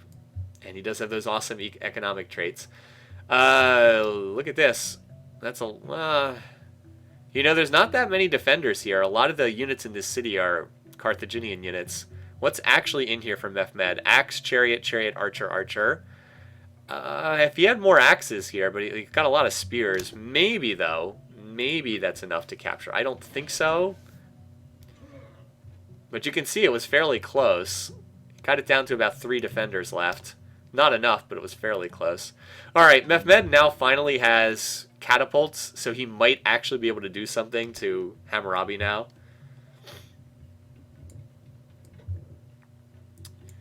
And over here, the siege of Carthage has begun. 1 catapult with the second one coming in behind. Hannibal's got a lot of catapults, but catapults make terrible defenders, so I don't know. What happened to all of Hattie's units? Did they all die? She did lose a fair number of them. She should really settle this tundra down here. We'll see. Keep an eye on this corner of the battlefield. Alright, Peter just picked up feudalism. So he will be able to turtle for a bit with longbows. But I think his ultimate fate is kind of sealed. Oh, now he's moving out an attack force. He only has one defender in Yakutsk right now. I guess these longbows are going to reinforce. Look at this. Great generals, great engineers. The Church of the Nativity is founded. So that's Zara's shrine. He has spread it to 8 cities thus far. Not a ton. Anyway, let's see. Yaroslava was captured. Over here, this catapult force is moving forward slowly. And Carthage is getting bombarded. Oh, so Hannibal attacked with his catapults, and he killed most of the units that J-Man had sieging. But he only redlined them. He didn't kill them. So he kind of needs to finish them off if he plans on stopping this push. But it's down to some heavily damaged units. Oh, this city was recaptured. Oh, hello. I missed this. Kirkwan was recaptured. So J-Man, he grabbed the city, but then when he sent his force forward to the capital, he lost the city. Interesting. Oh, here's Hattie's new stack. So one of these two, Yakutsk is going to fall to one of these two. Hattie moves first in turn order, so I don't know if that's good for her or bad for her. But one of these two is going to capture this city. Wow.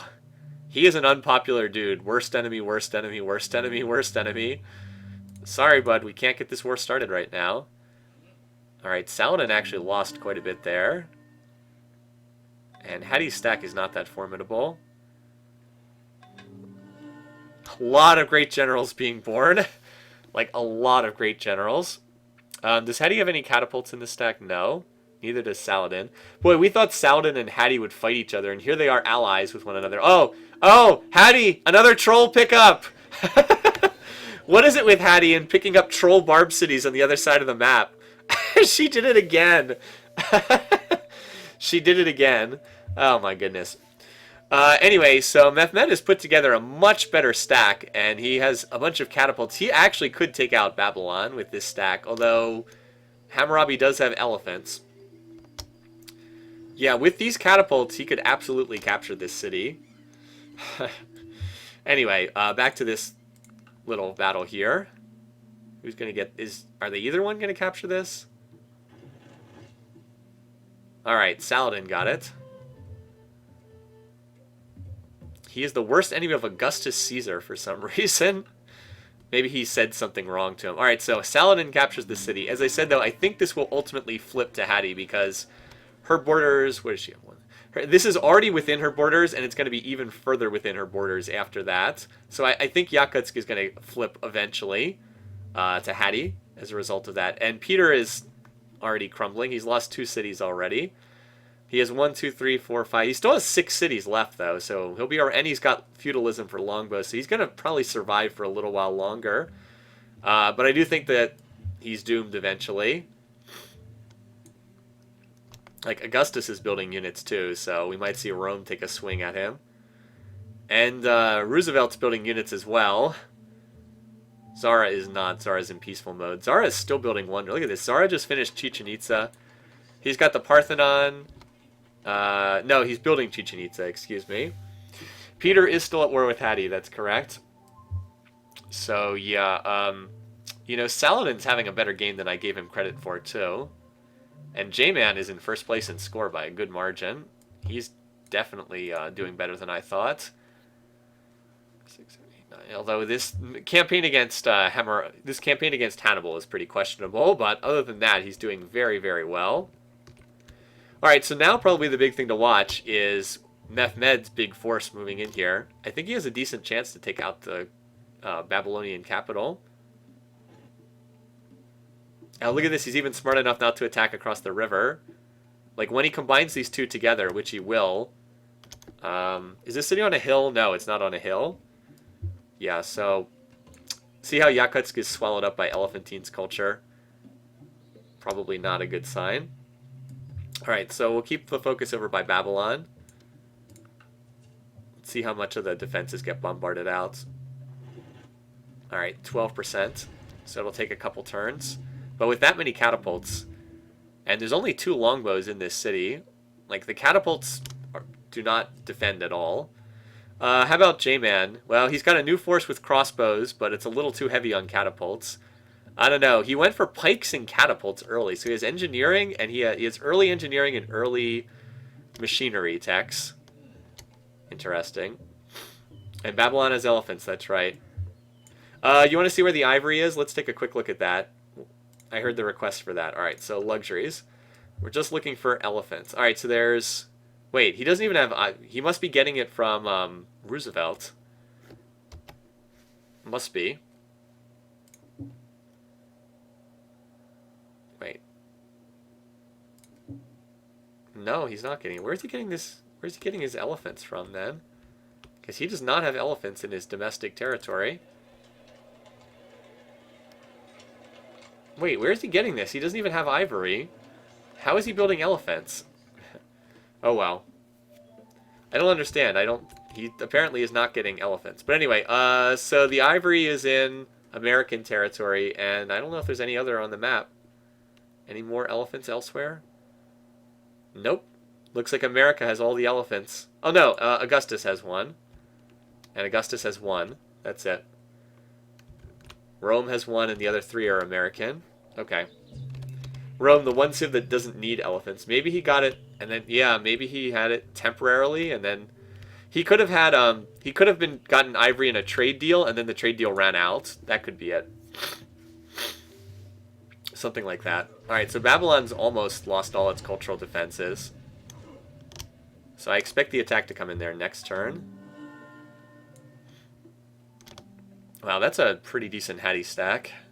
Enough catapults to be dangerous. And with Peter with Peter being pressured at his capital, I don't think he's going to be able to reinforce that city. Yeah, so look, this city, oh, well, it's no flip chance yet, at least. Although with Elephantine getting 10 culture per turn, it's going to, I don't know. We'll see, maybe it won't be gifted away. That should still be, yeah, I was going to say, oh, I see, there's no flip chance because there's like 20 units standing in there right now. Alright, back to Babylon. America's all to elephants. Oh, there he goes. Look at that. So Hammurabi just lost his capital. Yeesh. Don't sleep on Mehmed. What? Augustus has declared on Hattie. What the heck? Well, that's a random war declaration. That was Peter bought him into the war. That was Peter buying into the war. Because, look, Augustus does not have any units ready to fight. Wow, okay, I wasn't expecting that. Let's add it to the tally. We're going to have a lot of wars before this game's over. Yeah, I don't think this... Like, look at this. Augustus does not have any stack on the border, so that indicates that he was not planning on entering that. High fives, antisocial. Augustus is going full wildcard. Yeah, I don't know. I'm very surprised by that word declaration. Well, that's good for Peter. Now I'm wondering if Hammurabi's going to be first to die in this game, which would be bad for me because I did not pick that to happen. I have Peter as first to die. Anyway, so there is another little battle going on over here, but I don't think J-Man's going to have too much success here. I mean, he bombarded out all the defenses, but with longbows on defense, bombarded out the cultural defenses. Also, Hattie is probably going to capture this city. So where's all the Roman units? Here they are, coming after this city. Never mind, 2 Praetorians and a bunch of catapults. The problem for Augustus is he's kind of already missed his window to attack because we're already at the point where there's longbows to defend, and Praetorians are no better than maces against longbows, so they've kind of already missed that window for action. That was a strange war declaration. Very strange. At war with Peter, worst enemy of Peter. Yeah, Hattie's going to attack, and I think she's going to get this city because there's only 1 longbow in that city. How about the capital? Alright, Peter's capital is better defended, but he only has 1 longbow in there, too. What is Hattie having here? 2 longbows? 2 longbows, and that's about it. But this little force is not going to capture this city. Needs a lot more Praetorians than that. Meanwhile, what's Mehmed doing? Is he he did lose most of his army capturing Babylon, so he's going to have to rebuild. But, yeah, Hammurabi is not in good shape, certainly. I wonder, you'd think if that Roosevelt would try to do something here, but no. It looks like, I was going to say it looks like Zara might be planning something, but he's got his 2 top cities on wonders, so who knows?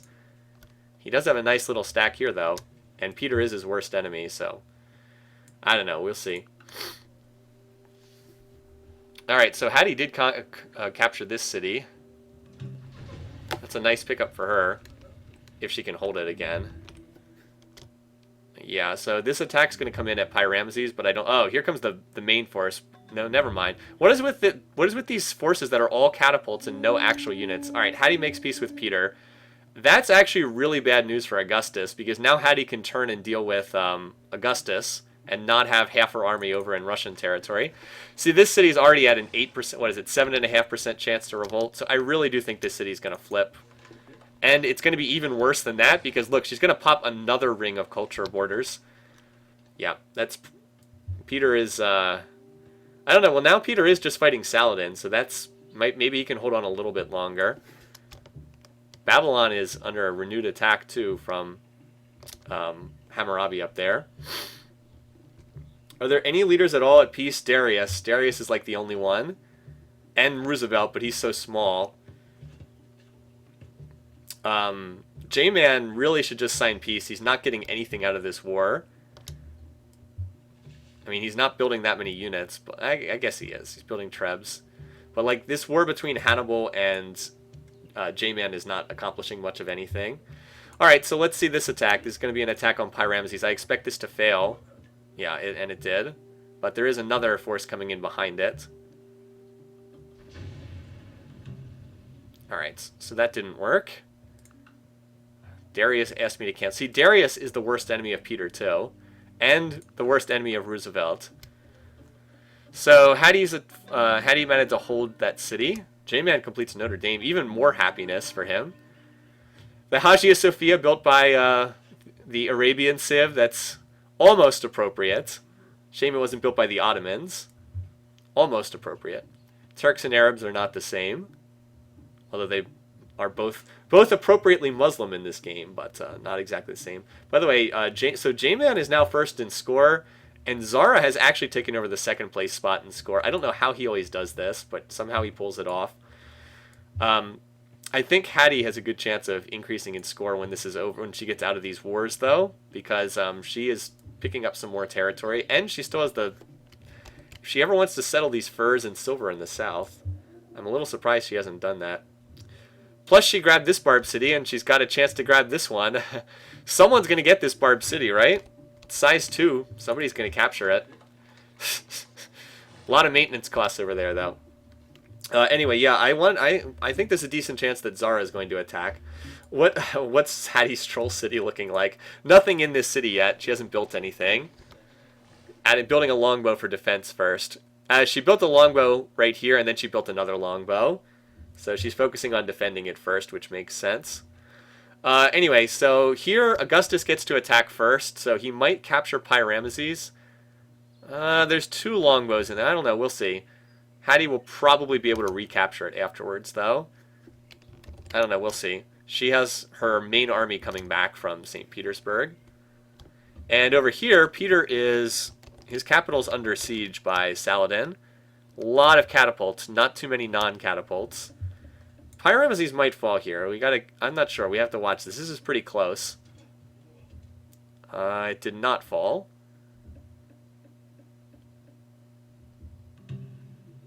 That was pretty close. Oh, she hasn't asked me for open borders. That's surprising. So the Praetorians attacked and killed the units. But I don't think they gained a promotion from that. Or they may have already promoted. These longbows are pretty heavily damaged. Hattie needs to reinforce this city if she wants to hold on to it. She does have all these units over here. I don't know. This is close as to whether this city falls or not. Very close. She should probably whip out longbows to defend it. But the AI does not always do the smart stuff, as we know. Peter's capital is getting low. I don't think his capital is going to fall. Too strongly defended. Over here, it looks like the war between Mehmed and Hammurabi has stalled out for the time being. Hannibal's trying a little counterattack, but I don't think he's going to do much against J-Man. Oh, here it is. Never mind. Here's the force. Okay. They have a fairly large battle going on over here that I didn't even see. Let's keep an eye on this. Vercingetorix was born in Rome. It might have been. The great general names are just random. Oh, look at this. So Pi-Ramesses was captured with the last axe. Oh, Augustus had a bigger stack that he moved up. So Hattie has lost her border city in Pi-Ramesses. Sadly for her. This city, yeah, still has the revolt chance every turn. And up here, the attack on Lagos did not do anything. Redlined some units, but that was Numidian calves attacking into pikes, which went about as well as you'd think it would. Mehmed still seems to be stalled out there. Zara is building a lot of military. I wonder if he's going to try to attack Peter as well. Oh, look at this. There's a lot of American units right here. Of course, America's building wealth in all its cities. So, go figure.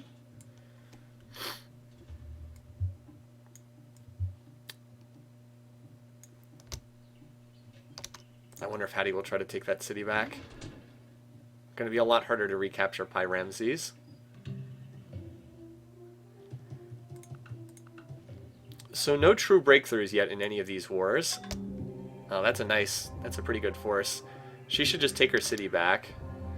Darius has finished the Apostolic Palace, so it's Taoism is the Apostolic Palace religion. And Darius is the one who gets to play around with this thing.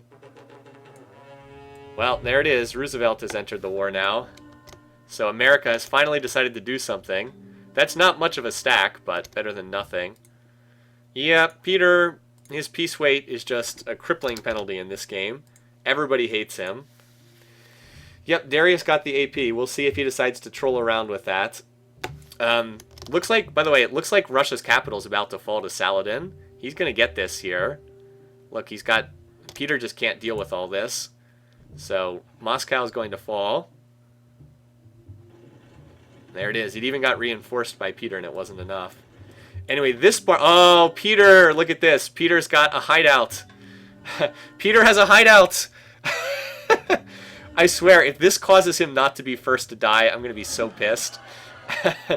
Peter is at war with a lot of his neighbors. He's not at war with Rome, though. Not at war with Rome. Oh, man. He's going to survive, isn't he? With that one city. Anyway, America is probably going to get this city, Novgorod. I think Hattie's going to recapture Pi-Ramesses. I think, for some reason, she moved her stack into Roman territory instead of just standing on this hill in neutral territory. But I think she's going to recapture this. Yep. And now all those Roman units are in Egyptian territory. So they're continuing to trade down there in that corner. Yakutsk is now almost completely surrounded by Egyptian culture. Look at this. It's almost completely surrounded. I really don't expect that to stay Arabian for too much longer. This city, though, is going to be captured by Augustus if he attacks it, which he should, because it has 2 war chariots on defense, and those units do not get defensive bonuses. Interesting. Meanwhile, up here, we did have an attack against Novgorod, which did not finish, but Roosevelt should be able to finish this off. The longbow will promote, but it's not going to be enough. That city should fall as well, unless he whips out a defender. Nope, there it goes. Alright, so Russia is rapidly disappearing from the map. Over here, Mehmed is starting to put together another force to capture the next city. Roosevelt just adopted all the wartime civics as well. And over there, St. Petersburg was captured by Rome, which is a much more valuable target than Pi-Ramesses in this war between the two of them. So yeah, Hattie is not making out as well in this war as I thought she would, largely because Augustus jumped into the war at the worst moment for her. Hattie so far has gotten she only got St. Petersburg, that's right, and she just lost the city. I do think she will get this one, because there's a 7% chance of revolt every turn, but that's it. Hattie is falling behind, that's correct. That's very true. Is not going as well for her, largely because I thought she'd expand more in the south, and she's not doing that. She also got very unlucky with Augustus Caesar declaring war on her. Again, Augustus was not planning to declare war, he just jumped into the battle. That said, Ravenna is a very good chance of being captured by Hattie. We should check the power bar graphs, by the way, to see where everybody is in terms of J-Man. Well, look at this. J-Man's tops. Hattie is falling. Peter's falling. Saladin and J-Man are at the top. Boy, I didn't expect these two to do well. I'm still pissed that this one little city is down here, that Peter's going to survive longer because of that. I mean, he'll still die. They'll just march his units down there, but that's really annoying. Alright, so anyway, it looks like Saladin is completing his conquest of Russia right now, with some help from America, and earlier from Egypt. I'm just wondering if that one Barb city is going to make Hammurabi die first. That would be really annoying. Anyway, it looks like J-Man is back on the offensive again, too, here at Kirkuan. I think he's going to capture that city here. Well, he will in the next turn, anyway.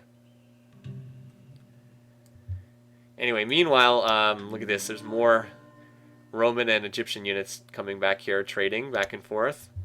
Saladin's moving forward with his army. Boy, he's got a nice army, doesn't he? Saladin's playing a pretty good game, better than I thought. And up here, this city, Borsippa's under siege. Although it's mostly horse archers, so I don't know if it's going to be that successful. He'll probably capture the city just based on weight of numbers, but I don't know. It's not guaranteed. More battling over here. I said this city should fall to J-Man.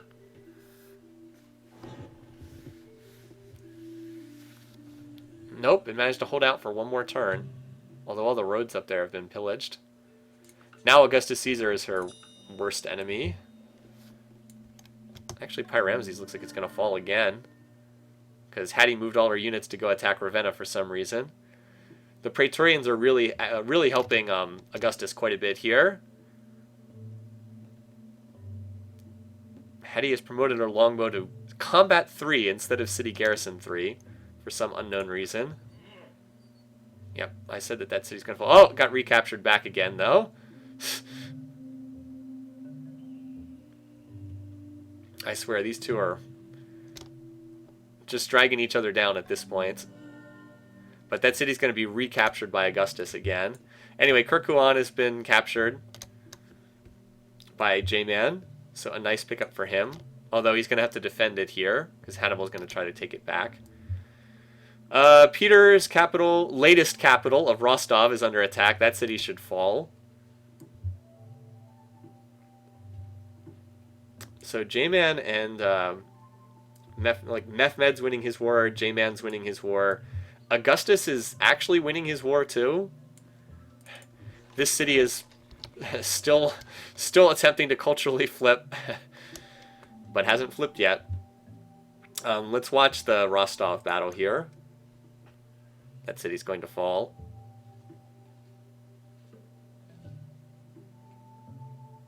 Yep, on to the next city. How about America? Is America doing anything beyond grabbing the one city? No. America grabbed the one city and that was it. Not really making much of an attempt to get these other spots. And up here, Borsippa... Ooh, looks like Borsippa's going to hold just barely. There's a city garrison 3 longbow with 13 XP doing work. That's actually really close between the two of them. Hattie's attempt to capture Ravenna I do not think is going to work. Hattie has not played this war especially well. Oh, there it is. Finally, there's a revolt in Yakutsk. Finally revolts. She'll probably get this, but I think St. Petersburg's out of her reach now. And even holding Pyramses is looking doubtful at this point. Those Praetorians are still pretty strong. Also, Hattie's going for the music free great artist and not researching anything military related, so go figure. Once all of the other Russian cities are dead, Saladin will race over here and go for Avar. And then that'll be it. This battle at Borsip was actually really close. This city is very close to falling. Oh, never mind. He got an elephant out. He whipped the elephant to completion. Even with that elephant, look how close that was. Really, really close. He's got an elephant at 2.9 health and a chariot at 2.4. Wow, that was like skin of the teeth there. Another barb on the southwest. Yep, there's another barb city. That's right.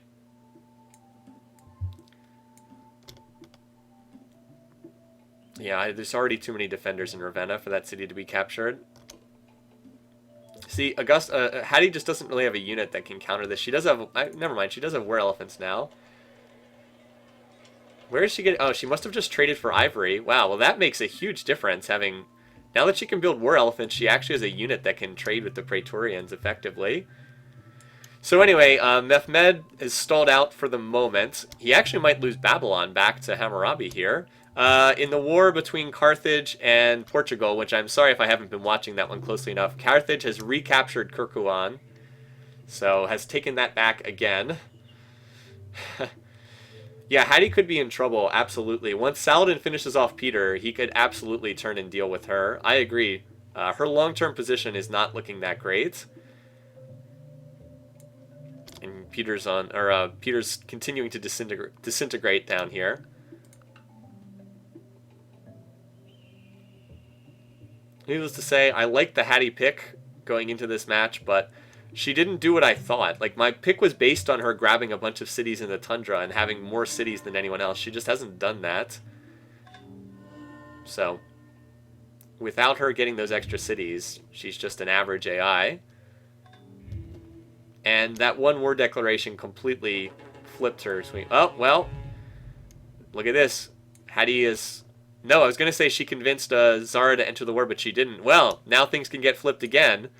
As we've seen so many times in these AI games, a war declaration can totally change what the game looks like. Alright, so now Zara has decided to enter the war. And oh, by the way, Zara has maces. Yeah, look at that. So Zara is coming in at the perfect time when these two are already pretty tired, pretty exhausted from fighting each other. And guess what? Praetorians don't do very well against maces. Yeah, they don't do very well against maces. This city is still... Look at this. It's almost completely surrounded by Egyptian culture. Anyway, elsewhere, Babylon was recaptured. Look at that. Taken back by Hammurabi. He said, I'm not dead yet. I'm still in this game. So Hammer hanging in there, hanging tough. Fighting back. Mehmed, too many units sent to capture that other city. So Mehmed is, I don't know, lost his biggest pickup in the game to date. Yeah, this culture map is kind of a disaster. Just colors everywhere, especially in this part of the map where there's overlapping borders. So anyway, we shall see what the effect of Zara entering the war has. In the meantime, though, we can probably watch another Peter city get captured by Saladin's... You know, Saladin is really taking control of this part of the map. He's got so many units. So, here comes Zara, but he's still got to wait a couple turns to get down there. Although, for some reason, he has a bunch of catapults. Peter has made peace with... Oh, wow. Hey, well, that's big news. Peter has made peace with Roosevelt, with the Americans. Oh, boy. This war between Portugal and Carthage continues to go on with no benefit to either side. Yeah, Mehmed's borders are absolutely bizarre. Oh, look, all of Peter's workers are retreating down here to Avar. Oh, no, the barbarian galley. He still has one spear in this city. Pretty hilarious.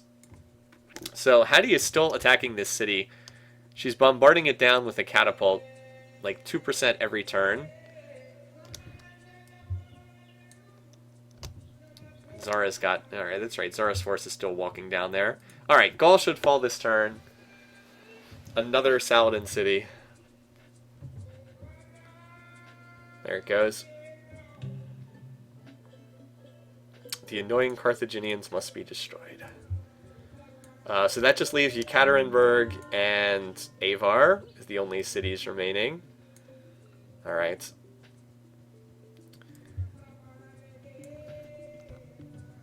still don't understand why Zara... I guess Zara's going for Antium first, because his catapults are down here, but he sent the catapults out with nothing to defend them, which doesn't make any sense at all. So that will definitely help Hattie. Well, Hattie attacked Ravenna, and she did not capture the city, so another setback for her. Also, she's building horse archers for some reason. I don't know why she wouldn't just build war elephants if she's got the ivory resource. No, she doesn't have ivory. I guess that deal ran out. She did build a war elephant, but that ivory deal obviously ran out. So, yeah, the real winner in all this has been Arabia. Arabia's been grabbing all the territory. And this city has a 6% chance of flipping every turn, even with 4 units in the city for flip suppression. Alright, here comes yet another Portuguese force. Boy, these two have been just beating on each other for ages now, without either side making much progress. I guess Hannibal's fallen down to the bottom of the score list. And Mehmed's still at war, but looks like Hannibal has rallied. Anyway, we'll watch Zara for the time being. Well, there goes all those catapults. A good indication of why you don't send catapults out with nothing defending them, because they just die right away. Alright, here comes the main Ethiopian stack. And a great general was just born. Alright, looks like this city is going to be recaptured. Where is the big... I'm just like trying to figure out where is the Arabian stack going next. I'm assuming it will go to Yekaterinburg. The other question is, can Saladin get over to that last city? Yeah, he can get over there. He'll have open borders with those leaders. Hannibal is a good survivor. Yeah. Alright.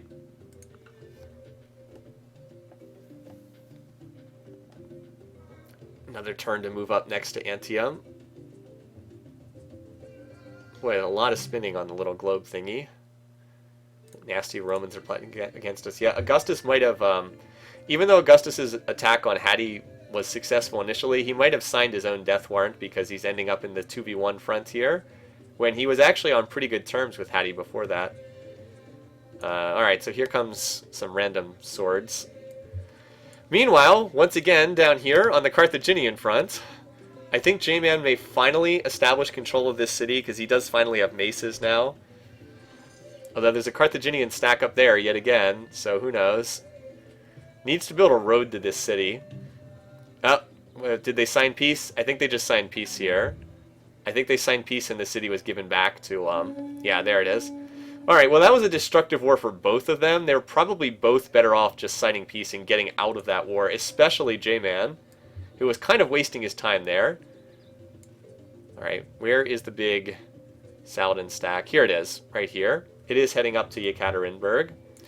Anyway, over here, Zara is getting ready to attack. He has a lot of longbows on his offensive force, though.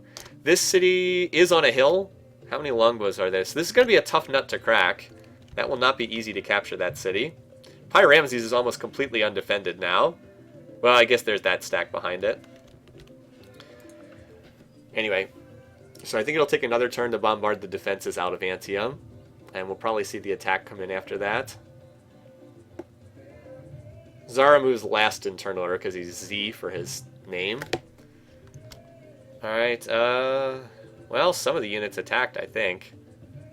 Maybe not. Maybe some of them are healing. Hard to tell. Anyway, so yes, Yekaterinburg is the target. Meanwhile, over here, that's right, they signed peace. So, I went back to check Portugal and Carthage, but they're at peace. Looks like Babylon's kind of rallying here, going on the offensive, strangely enough. Maybe Mehmed's just exhausted from all the warring. He doesn't have that much war weariness, though. Yeah, Mehmed is kind of fallen back a bit. Darius is slowly planting more cities up here in the tundra. Slowly. Saladin's moving forward. Alright, let's see. This should be an attack. Oh, hello, there's an attack at Kume. He's got a small... Oh, she's going for St. Petersburg again, I guess. There was a Roman stack down here, but I guess it turned around and marched north. Oh, here it is, yeah. Here's Augustus's other big stack. Now it's headed to go deal with Zara. Let's see if Zara can capture this city. I don't know. It's a tough battle. Actually, he got attacked by Roman units attacking out of Antium there. Rome is still at war with Egypt. That's correct. Ooh, heavy losses on both sides, but it looks like Antium's going to hold. Looks like Zara's attack is not going to succeed. Hattie just got civil service. J-Man also just picked up civil service, or at least he just adopted bureaucracy. Oh, Augustus makes peace with Hattie. Did he give back Pyrameses? Alright, so they signed peace and gave back Pyrameses in the peace deal. That was probably smart because he was about to lose this city, and this is a better city. A more important city. Anyway, Yakutsk is not about to flip now for some reason. Look at that. There's no flip chance right now. So maybe this city actually will be held somehow. You'd think that with this much culture pressure on it, it would flip, but maybe not. And anyway, up here, Yekaterinburg is about to get hit by the Hammer of God. Over here, Ainu. So are there any catapults in this deck? Yes, there are. But Ainu doesn't look like it's going to get taken out anytime soon. Alright, so Augustus, yeah, looks like Augustus has weathered the storm. He got peace in the one war. The other question is, would Hannibal now join in this war with Mehmed and go after Hammurabi? This city's not that well defended. So Confucianism was just founded. Who founded that one? Religious advisor, Confucianism. I don't see it on the map. Oh, Zara. Huh. Okay. Zara founded it up there. Yeah, Zara's attack basically failed. He came close, but it didn't succeed. And now he's going to have to fight 1v1 against Augustus. So Hattie's actually at peace completely right now. She is building a settler, so I wonder if she's going to finally try to go after this territory. Anyway, wait, what happened? Why is Yekaterinburg not being attacked? Oh, I guess Saladin's shuffling his units around. Wanted to put them all in one big stack, I suppose. What's that noise? Alright, yeah, so here comes Saladin's force. And over here, yeah, this battle for Ainu is pretty close. Well, never mind. Alright, so what's happening here is there's a force of Hammurabi attacking Ainu, and there's a force of Mehmed attacking Babylon. They're running past each other to attack. Mehmed's stack is a lot better, though, so he's probably going to capture Babylon here. Yeah, there it goes again. So he recaptures the city of Babylon. We may request your assistance against the mighty Romans. More great generals born. Yeah, I guess this city's not going to flip. It really looked like it would, but maybe not. There might be enough culture in there now. Anyway, J-Man has finished Sankor University. Boy, I wonder if he chooses to... Like, he is definitely in first place for the moment. Anyway, so Yekaterinburg should fall here. And then Peter will be down to his last city. Down in the tundra. He should be dying here. He should be eliminated here. Oh, wait, never mind. He stopped to bomb out the cultural defenses. And it'll be interesting to see what happens when Saladin is freed up. Alright, so Mehmed and Hammurabi have signed peace. And look at this! They traded cities! Bizarre. So Ainu was captured by Hammurabi, and Babylon was captured by Mehmed, and they apparently signed peace, so it's going to stay that way for the time being. Alright, that cultural border thing is no good. Look at that. That's bizarre. So Peter still has... Oh, he built an axe in this city, and he's got a whole bunch of workers. Still, after this city dies, Saladin will march his army down there and take that out. And I don't see him signing peace against someone who has 2 units left. Alright, so he does take that out. So that should be the end of Peter, but he's going to get to survive a little bit longer. Until Mehmed walks his units over here and takes out this city. Who got Sistine Chapel? That's a good question. Somebody built Statue of Zeus earlier, and I missed that too. So Sistine Chapel was built by Ethiopia. Statue of Zeus was built by Babylon. In which city? Where is the Statue of Zeus? We need to figure this out. It wasn't in Babylon. So the Statue of Zeus is in one of these cities here. not that one. It's probably this one. Yeah, so Statue of Zeus is in Dur Kurigalzu. Is in that city right there. Nope, Statue of Zeus is in this city right here. And what's going on the front? All right, hey, look at this. Augustus has got a little stack. Actually, not so little. As I said, he's weathered the storm and he's heading up towards Zara territory. Zara, the favorite to win this game, by the way. I'm not feeling too good about my predictions to win and come in second place at the moment. Hattie, I don't see doing that much. Mehmed is solidly middle of the pack. But I do like my first to die pick of Peter. He got one city. It's just a matter of time until somebody gets over there and finishes him off. Yeah, so I'm going to watch this little force right now. Who is anyone else still at war other than these two? Just Saladin and Peter are the only other ones still at war.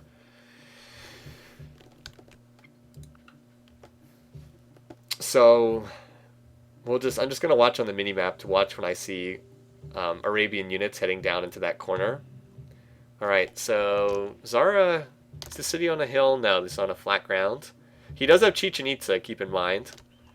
So that will mean that it'll take a while to get through the defenses.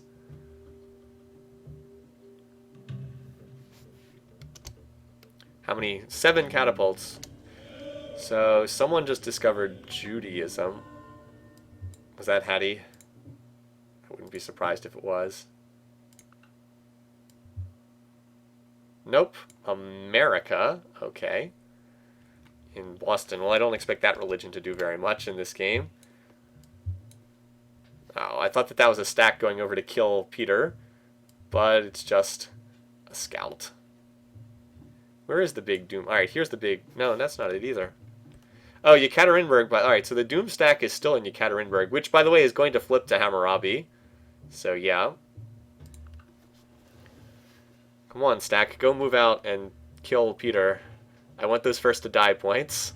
They're probably the only points I'm getting in this game. Peter. I swear, Peter. Someone please finish him off. It's like, I swear, Peter. Alright, so how much are the defense? Alright, so the defenses are almost gone in this city of Zara's. Oh, wow, there's another second stack coming up behind this, too. Augustus is actually fighting pretty well in this game. Did he attack the city? No, they just bombarded out the defenses. And Zara finished Angkor Wat. Well, the city is pretty well defended. I don't know, we'll see. This will be fairly close between these two. It's going to be a bloodbath anyway between these two. Ooh, well, looks like Augustus came out on top. He's going to capture the city on this turn. And even got a great general for his troubles. Alright, here we go. Look at this. Yeah, there's a horse archer and a longbow. Roosevelt also completed Spiral Minaret. Where's the main force? Still in this city, okay. But there are horses and crossbows heading to the west, and let's face it, this city does not have a lot of defenses, so... Anyway, keep an eye on the main focus here. By the way, J-Man seems to be the tech leader. Darius is on liberalism.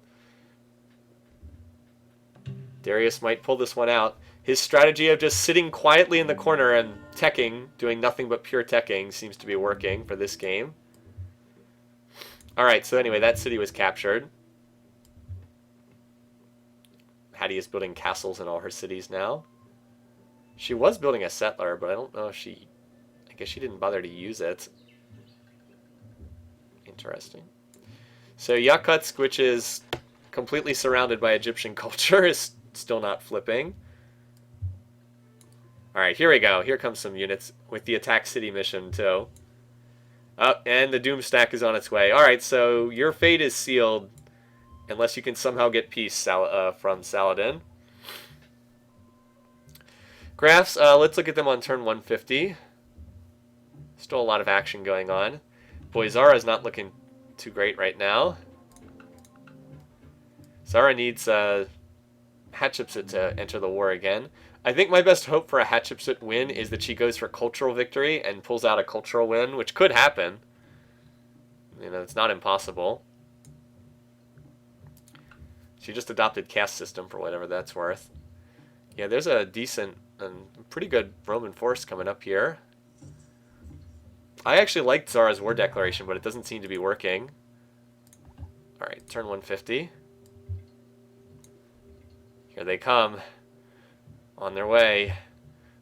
He's going to get a longbow out before they get there, though. Look at that. 1, 2, 3, 4, 6 workers in Avar. It's 6 workers. Oh, hello. There's even a longbow and a horse archer coming over here. Not that they're going to do anything. They actually would be enough if they got there before the longbow finished, but the longbow is going to get there first. Anyway, the doom stack is on its way, too, so it's just a matter of time. By the way, Yekaterinburg is already flipping to Hammurabi. So, all right. Let us look at the bar graphs as requested. So score, you can see J-Man is kind of taking off here in score. Peter has collapsed, obviously, in the last 50 turns. GMP, this is Zara, J-Man, Roosevelt, surprisingly, and Darius are all grouped together, and then everyone else is in a pack below them. Production, J-Man and Saladin and Roosevelt grouped together there. Food, J-Man's at the top because he has the most cities, followed by Saladin, and then you can see decreasing from there. There is Hammurabi, who got a big jump when he got his capital back, and Peter, who's on 1 city with no food. Power, Saladin is in first, J-Man's in second. Peter is basically dead. You can see everybody else is kind of in the middle there. Darius is somehow third, probably because he's never fought anyone. Culture, ooh, what's that? That was Zara when he lost a city, I guess. It's like a huge drop when he lost that city. He must have put a culture bomb in that city at some point. And espionage, they're still just getting started. This game has been weird. Eventful, but weird. Hard to predict, certainly. Alright, so on we go. The death march continues for Peter.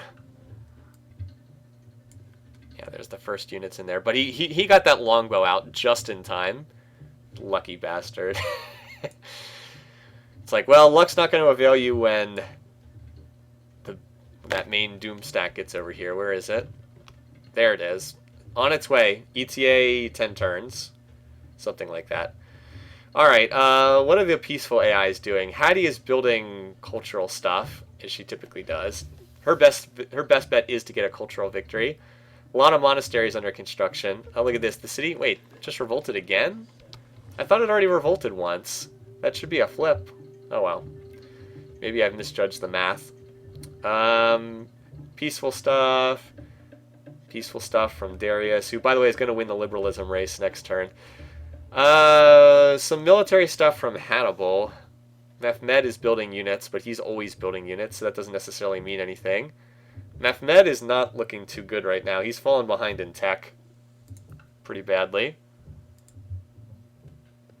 Alright, so meanwhile the main focus is probably this war right here. There's not too much else going on elsewhere. Alright, so Darius wins liberalism. Let's see what he took with liberalism. Darius.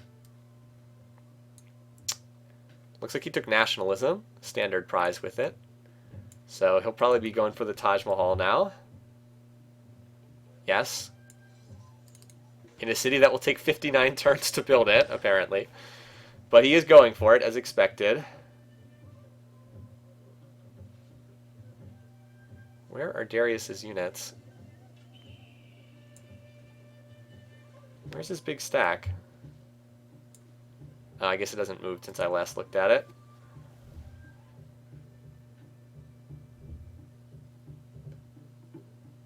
Come on, Darius, get over there and kill Peter. No, it's still sitting on that tile. What are you doing? Get your units out. So he attacked this city, didn't kill anything, and promoted the defenders. Lovely. Darius, not Darius, Saladin, get over there and kill this guy. Anyway, so Lalibela is under siege. However, it has a castle and Chichen Itza for defense, so it's going to take forever, even with 5 catapults, to bombard this city down. It's going to be under siege for a long time. Peter should absolutely be dead, but he got that one barb city, just like Hattie did in earlier opening round game. All right, someone just circumnavigated. Probably J-Man, because he gets the early caravels. All right, or that could happen. Hannibal has declared war on Hammurabi, so we get to see some more action here. Oh, Darius is the first one to prove. I thought it would be Portugal. Okay, so another war to the ticker. So Hammurabi finds himself at war yet again.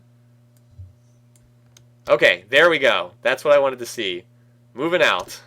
Slowly. Remember, we can't have Babylon die before Russia dies. I want those 5 points, dang it. That was a good prediction. I don't want to be denied those points due to stupid trolling. Anyway, this city held. That attack did not work at all, so Hammurabi just got a pretty big military win there. Hannibal's sneak attack did absolutely nothing.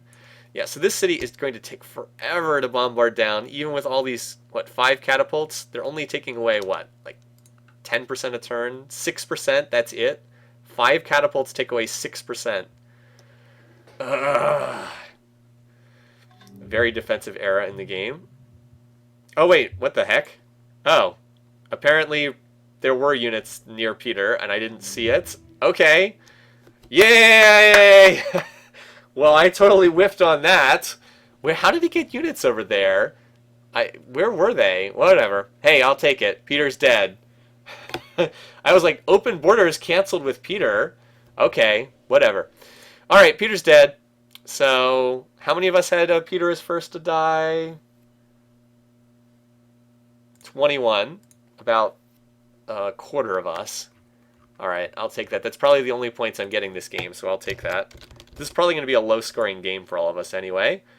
All right, and on the bracket, Peter finishes in last place.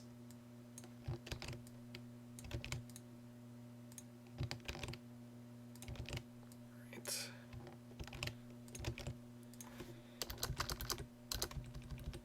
Peter gets no kills. All right, so Peter is eliminated. Turn 156. Peter. Wildcard. Turn 156. And Saladin got the kill. Where is Saladin? His first kill of the competition. Ah, a kill, not a tilde. Alright. There we go. So Peter is the first one eliminated. First to die. Peter is finally dead. I didn't want to see his corpse lingering around any bit longer. It's time for him to go. All right, 10 AIs. Still a lot of AIs left to go. The real thing that this does, though, is it frees up Saladin. Now Saladin is free to declare war on somebody else.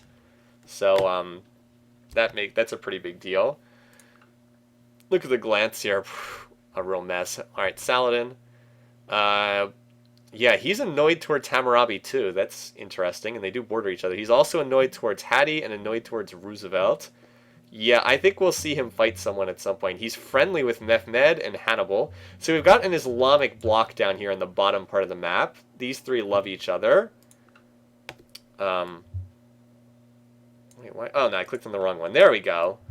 It's a little hard to see because it's got that peach color and it matches the desert graphics. But look, all of these three in the bottom of the map, they're all Islamic and they all love each other. So those three are going to fight together. And they're all low peace weight leaders too. So they'll be on good terms.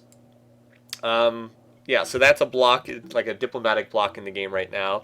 Who else is on good terms? Like Hadi, she hates Augustus. Augustus is in a weird position. She hates Augustus, but she likes Darius, Hammurabi, J-Man, and Roosevelt. How about J-Man? He's one of the big leaders in this game. Where is he?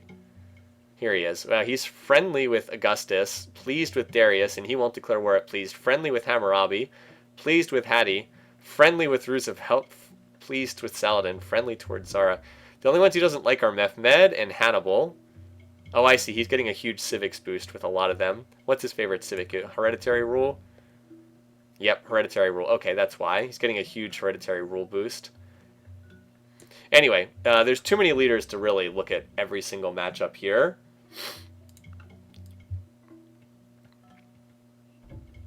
All we can really do is, like, I can't spot every war between it before it happens because there's just too many leaders right now. So now the only conflict still going on is Zara and Augustus Caesar. Only 2. And this city is taking forever to siege down. By the way, does Mehmed have like the weirdest territory shape or what in this game? He's got his core and then 1 city here and then 1 city here. It doesn't make a lot of sense. Also, Babylon, remember how he captured Babylon at the end of that war? It's already been gifted back to Hammurabi because it was completely surrounded by Babylonian culture. So Hammurabi got this city, and oh no, wait, no, there's another war. It's that's right, Carthage is at war with Babylon. I missed that. Who do I think is winning? J-Man. He's ahead in tech, and he's got a good amount of territory. He's the favorite for the moment. Portugal is the favorite for the moment. Anyway, so there is a conflict still going on right here too. For all the wars that Babylon has been in, Babylon's not doing that badly. Solidly middle of the pack, despite being attacked like over and over and over and over again. And this city, Ekaterinburg, has flipped. J-Man also just triggered a golden age. So he's got that going for him. By the way, Roosevelt, the consensus pick on first to die, is actually not playing badly at all. Wouldn't it be hilarious if he won this game? Not a single person picked him to win the game. That would be pretty awesome if he actually won this game. Yeah, Russia died. This siege is slowly continuing over here at Lalibela, which is Zara's holy city, remember? So, as we hear catapults shuffle around. So, there's still... Oh, alright, so J-Man also just finished the Taj Mahal, so he's got that going for him. Does that mean he gets a double Golden Age? I think it does, because he had a Golden Age last turn, and then he completed the Taj. At least he doesn't have Mausoleum. But yeah, he's pulling ahead a little bit right now. Definitely pulling ahead. But we've got a lot of good leaders and a lot of bad leaders, evil leaders, I guess I should say. So there's still likely to be quite a few conflicts between them. Care to assist us in destroying... Wait, this is a new war. Mehmed just declared war. I think that was a mistake by Mehmed. I was like, that's a new war. Why did he jump into this war? J-Man's a lot stronger than he is. Alright, well, we'll see. This could backfire horribly on Mehmed. I'm not seeing this. I don't think this is a good idea. J-Man's ahead in tech. Well, Mehmed is about to hit guilds, so they've got that going for him. Here's his main stack right here. Let's see if he can pull something off here. Lalibela still at 71% defenses. Very slowly getting bombarded down. There is another treble on the way. Alright. Yeah, this could be really good for Portugal. Just clean up the attacking force, counterattack. It's going to be hard for Mehmed to hold... Oh, wow. Oh, that's bad. Mehmed's attacking stack just got stomped. I mean, Goomba stomped. Oh, it's going to be really hard for him to hold this city up here because it's so far away from the rest of his territory. Look at all these great generals being born. Jeez.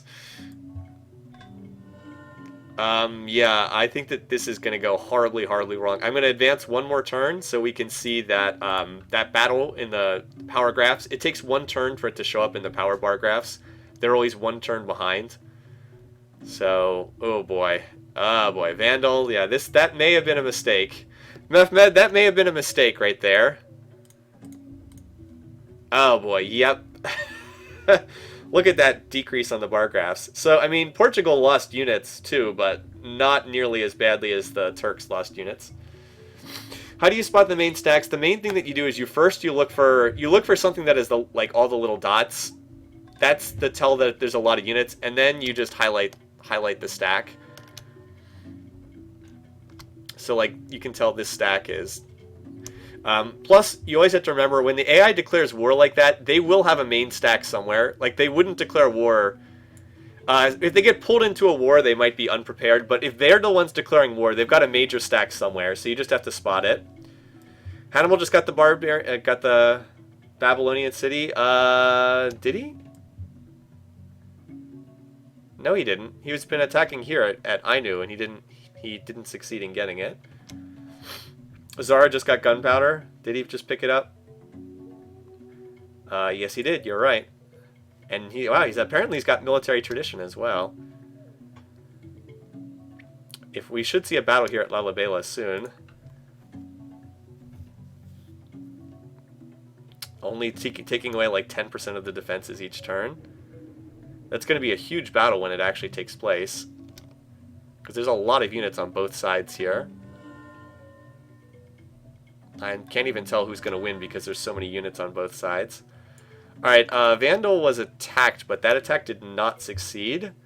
J-Man's going to have to put together a stack. Now, Mehmed does have horses. Horses. He has knights, so that's going to help. J-Man, though, has just completed the top of the tree. He went up to democracy. He's actually way ahead in tech, but not in military tech. So he went all the way up to democracy tech, and he is building Statue of Liberty. But he could go straight to right. Like, he still doesn't have guilds yet, but he could pick up guilds for knights. He could go for the rifling military tradition line. Whereas Mehmed is way behind in tech. And I'm not going to show everybody's techs because there's just too many people in this freaking game. But like Mehmed, meanwhile, has gone for guilds, but he doesn't have anything on the top of the tree at all. Zara got military tradition a while ago. Okay. Meanwhile, Hattie is just building culture stuff everywhere. I wonder if Hattie's going for a cultural victory. She did finally put a city down in the southern tundra, though. Just one. This one here at Byblos. I thought she'd put, like, a lot. With the AI's food discounts, honestly, they can put a city down anywhere. She's gone for this Barb city, but this is size 1, so it's just going to be auto-raised. That's a little bit of overkill, don't you think? A little bit of overkill. Anyway, so the big battle is going to be up here at Lalibela. When it finally gets down to 0% defenses. Need some cannons there. Turks need to stop the runaways, yeah. Care to assist us in destroying the evil Ottomans? I think the Ottomans are in a lot of trouble. Like, a lot of trouble. I think these two cities are going to be chopped away, and then Mehmed's core is pretty small. Like, he doesn't have that many cities. There goes my pick for second place. Oh well, I got first to die. I'm happy. I didn't want to get 0 for this game. Alright, are we finally going to see this battle here? There's so many units on both sides. It's actually hard for me to tell who's the favorite. I think Zara is the slight favorite, but it's honestly hard for me to say because there's just so many units. Yeah. Alright, so Zara did indeed succeed, and he has cleaned up the Augustus Caesar stack. Yeah, that was actually awful. We'll check out the bar graphs in another... let it cycle through a turn and then check the bar graphs. But that was a disaster for... That was a complete disaster for Augustus. He got absolutely cleaned up in that fighting. And now Zara has Aroma Warriors and Cuirassiers. So, yeah, no, that could be trouble for Augustus. There's still random knights pillaging around here. Over here, Hannibal is continuing to attack Babylon, but it's not really doing anything. It's just kind of throwing units away needlessly. Saladin is still in peaceful mode right now. I've been trying to keep an eye on him to see if he's going to try to attack, but he still seems to be in peaceful mode, so. Anyway. Oh, Augustus was attacking? Yeah, he was attacking across the river. You're right. That adds a 25%. It's a 25% defensive bonus if the attack comes across a river. So he probably should not have done that. Anyway, let's see just how badly Augustus got smacked. Yeah, that bad. Oh, wow. Apparently, a whole lot of Portuguese units have been dying that I have missed, which means that Saladin is now the overwhelming power leader. But yes, if you look right here, so this is Augustus, and his power dropped like a stone. And Zara is this color here, and his power didn't drop at all. So Augustus got cleaned up, and it was not pretty. I wonder where Portugal's losing all these units.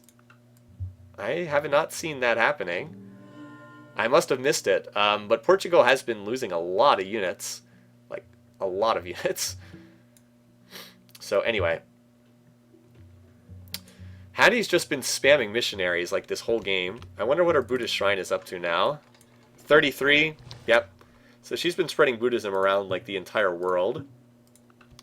Yeah, so she's spread Buddhism to most of the world at this point. Look at this. Oh, she's spread Buddhism almost everywhere, except she can't spread it to Saladin because he's in Theocracy Civic. So she can't spread it there. Kind of amusing, though. If she goes for culture, she'd have a decent chance of winning. I just don't know if she'll be smart enough to do that. Anyway, so now the counterattack is on, and it looks like Addis Ababa is going to be recaptured without any real trouble for Zara. So even when it looks like Zara's in trouble, guess what? He's actually not in trouble. He knows what he's doing. He drew Augustus deep into Ethiopian territory and destroyed them. Wait, he declared war on Hammurabi? Well, that's a new one. Alright, wait for it. Wait for it. Oh boy. Well, Hammurabi, that's not good news for you. Saladin's on the warpath again. We're up to 10 wars. I think Hammurabi is in the clubhouse leader for first next to die in this game. He's at war with Hannibal and Saladin at the same time. And Saladin's going to get mighty big if he conquers these cities. When will I do an MMO? I don't really play MMOs. They're not really my favorite style of game. I'm sorry, it's just not a style of game that interests me. Not everything appeals to everybody. I'm not much on like fighting games either. In part because I'm terrible at them. I also don't think I'd have enough time to commit to like an MMO these days either. They tend to be very time intensive, and with me working full time, I'm not sure I have that kind of time. Yep, Saladin's going for the kill. We are the camel men coming to you. Yeah, so the camels are not very good units in Civ4. They're basically just knights that are resourceless. Like, that's their advantage. They don't cost resources to build. You normally need iron and horses to build knights, but you don't need either to build camel archers. Let's take a look at them. Flying camera mode again. Alright, here we go. I mean, they look pretty cool, I think. As good as a game that's 10 years old is going to look, obviously. So anyway, there's the camel riders. They're not very good units, but they do look pretty neat. Anyway, so this city is going to get destroyed really badly. Oh, you wanted to say Master of Orion. I'm sorry. Master of Orion, I mentioned this before, but I would like to do that in the evenings, like on a weekday night in the evening. I would have done that this week, but I was actually pretty sick this week and not really in the mood. But maybe on like a Tuesday or Wednesday night, that's kind of what I'm hoping for. I'll start doing that. I do actually want to continue that game. Yeah, so Hannibal signs peace with Hammurabi, or so gets out of one war. But Saladin is much, much stronger than Hannibal. I'm actually going to be glad when one of them is dead, so we have to... The confusion between Hannibal and Hammurabi, these names are too similar. Keep stumbling over them. Yeah, I would have liked to have done some of that this week, but I just did not feel well. I'm usually pretty healthy, but I came down with a cold, and you wouldn't have wanted to hear me, blowing my nose and being thoroughly miserable. I still went to work every day this week, but Tuesday in particular was not a fun day at work. Okay, to assist us in destroying the evil Romans. Nope, we'll pass. Camel archers, yeah, but, the withdrawal chance is... Maybe it's better for the AI, but... Oh, well, J-Man completed the Statue of Liberty. Nice. Good for him. He's still in a golden age, by the way. He had that double golden age, so... Look at this. 1, 2, 3, 4, 5, 6, 7... 7 great generals merged in his capital. Jeez. Yeah, so withdrawal chance is nice, but in all honesty, you're better off just going with combat... Like, not going for flanking promotions, going for combat promotions. Better to increase the, better to have a unit that has higher strength than a unit that has a chance of retreating. Just in general, it's one of those things that's like nice to have, but not that great overall. So anyway, right now Vandal's under siege. I expect that'll be captured once the defenses are bombed out. Mehmed, it seems to be doing nothing right now. I thought that was war weariness, but it isn't. Meanwhile, the Doom stacks are rolling on towards... By the way, this city is the one with the Statue of Zeus, so this is a very important city, the Statue of Zeus here. Meanwhile, Zara is moving forward, but he doesn't really have much of a stack. He needs to have a stack, not these random cuirassiers that are just pillaging. So that war is at a stalemate right now, but Zara's ahead in tech by quite a bit, so... I think Rome loses that in the long run. Hattie seems to be building all cultural stuff, so I wonder if she's planning a cultural victory. Like, she's building the monasteries, she's building the cathedrals. She's still falling relatively low on culture, though. Anyway, we'll find out if she decides to go for culture. I think that's her only chance to win the game, is to go for culture.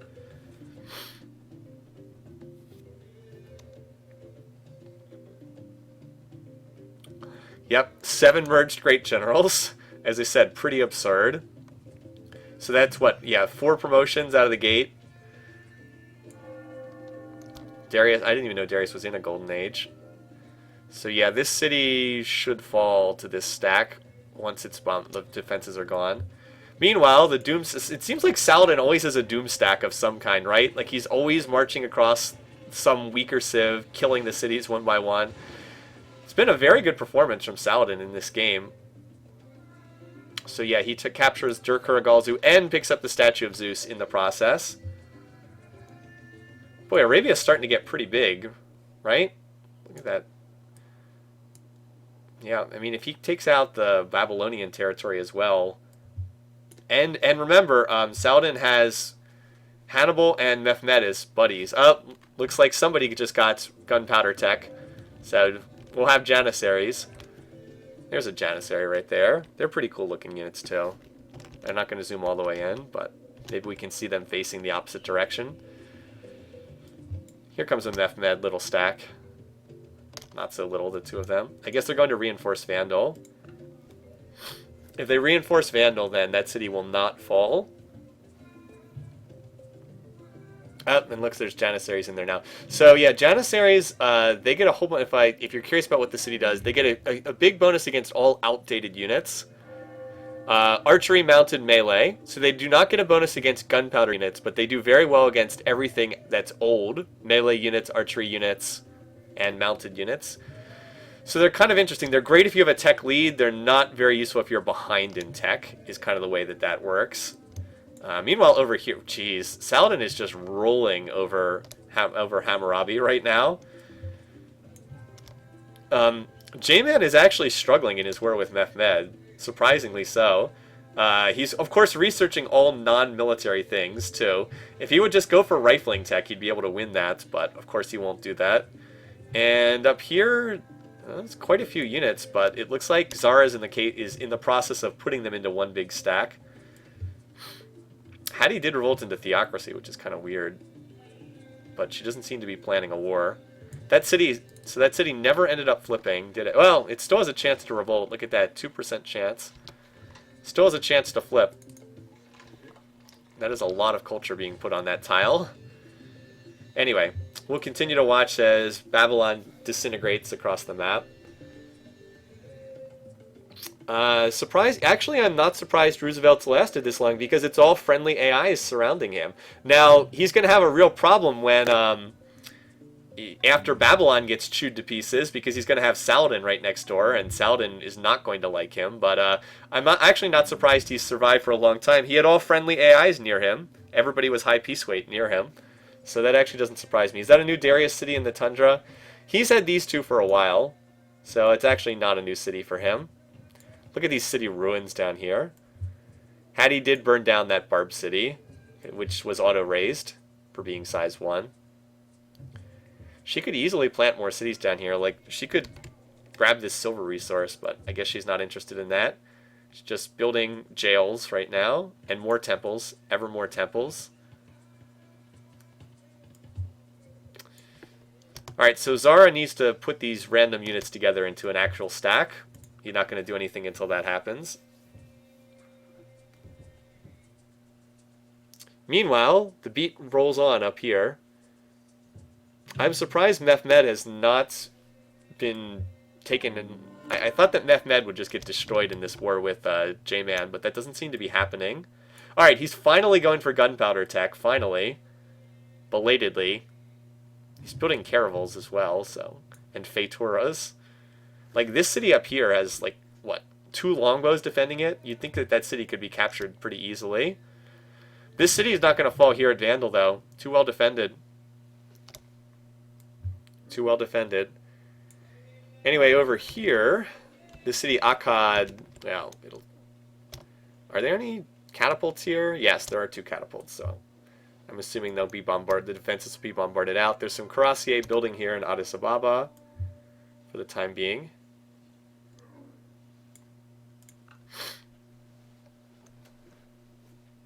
I'm the spectator. I'm India in the corner. We have set the game up so that the AI will not declare war on me, ever. Not that they can reach me, but Oh, 2 catapults. Well, we'll be here for a while. Gonna sit there bombarding. Here's the observer civ. So you have to be in the game to be able to watch what's happening. Otherwise, you can't see the game. Actually, Vandal took some more losses than I was expecting. I thought that city would hold out without much trouble. But the Maces actually did have some success attacking there. Well, that Methmed stack got cleaned up pretty easily. I don't know if they attacked Lagos. Yeah, they attacked Lagos and they just died. Yep, so note that Saladin's gonna sit here with his 2 catapults bombarding down at like 2% per turn, so that'll be a while before he takes that. Zara is putting something together, although Augustus has another stack too, so they're gonna clash over here, I would assume. Looks like Hattie is content to just build research. Who is at peace right now? Looks like I was gonna say it looks like Hannibal is thinking about a war. He is building some Numidian calves, which will be very useful at this stage of the game. Glorified horse archers are very useful when there are units with guns running around on the field. Alright, so Vandal was captured. Alright, I thought that was going to be a struggle, but I guess J-Man brought up another stack and was able to take it out. So that's a big pickup. Size 10 city right in the middle of the map. A nice win for him. And this city's going to fall shortly too, because there's only 2 longbows on defense, and Darius just did a big civic swap. Darius, don't look now, but Darius is getting pretty close to the lead of this game, despite having done precisely nothing the entire game. Darius is a very passive AI. That doesn't surprise me at all. Darius generally doesn't do much. There was some fight. Oh, I guess Augustus attacked some of these units, because these Romos and Karasi are low. But anyway, it looks like Augustus's units died, though, so that's not good for them. Up here, this city should fall, too. These knights should take it out easily. Well, when they actually attack, whether that's this turn or next turn. Yep. Oh, looks like they signed peace and it was given away in the peace treaty. Yep, so they signed peace and the city was given away in the peace treaty. Alright, and Zara's signed peace as well. So everybody's at peace now. No cities in that peace treaty. Alright, looks like the whole world's at peace now. Right? No, Saladin's still at war with Hammurabi. Alright, my bad. Wow, there's a lot of, that's a lot of annoyed faces. So on this is the glance screen. It's less about the numbers and more about the colors. So green means friendly. Friendly means they'll never declare war under any circumstances. Blue is pleased. Only some of the leaders will declare war at pleased. Some of them will and some won't. White is cautious, which means that they will declare war, but not that often. The purple is annoyed, and the red is furious. We've got a lot of annoyed faces on this map right now. Interesting. All right. So, yeah, as I said, if we get down to fewer leaders, I'll pay more attention to the relations with everybody. Geez, why is this taking so long? It's still slowly bombarding down this city. Very, very slowly. It's still at 50%. Maybe they built a castle here or something. Yeah, all right, that's it. That's why there was just walls in here, but they built a castle too, so that's why it's taking forever. Alrighty. So this is the only war ongoing right now. 2% more damage. Please bring up some more siege units. He's bringing up more chariots, but no siege units. Interesting. So Augustus just did a civic swap. Tipu! Tipu's been born. Tipu's the person I wrote my dissertation about. I mention that every time he pops up, but I know some of you probably haven't heard it before. Well, Mehmed's still building units even though he's not at war. This is where you want to scream at the AI. You're like, look, just attack the city. You don't need to bombard it down 2% every turn. Just freaking attack the city. At least in this case, there actually is a legitimate defense here. Sometimes they'll do this when there's like one defender. It's like, please bring up more catapults, build some trebuchets. It's taking forever. No, he needs more catapults. He doesn't need more camel archers. Oh man, he's bringing up even more units now. All right, there's no catapults in that force either. He has 2 catapults in all these other units. It's pretty hilarious. Very, very slowly. Yeah, Hammurabi's trolling building a bank. He's like, nah, we got this. Don't worry, we got this. We're not in any danger. We got this, boys. So Hattie is building a settler. So she's slowly settling this territory. Like, look, she put a city down here. She's very slowly settling this territory down here in the south, even though it's extremely low quality. But anyway, yes, this is the only fighting that's taking place is right here. I doubt it'll be too long before we see more fighting, though. Just too many AIs in the game.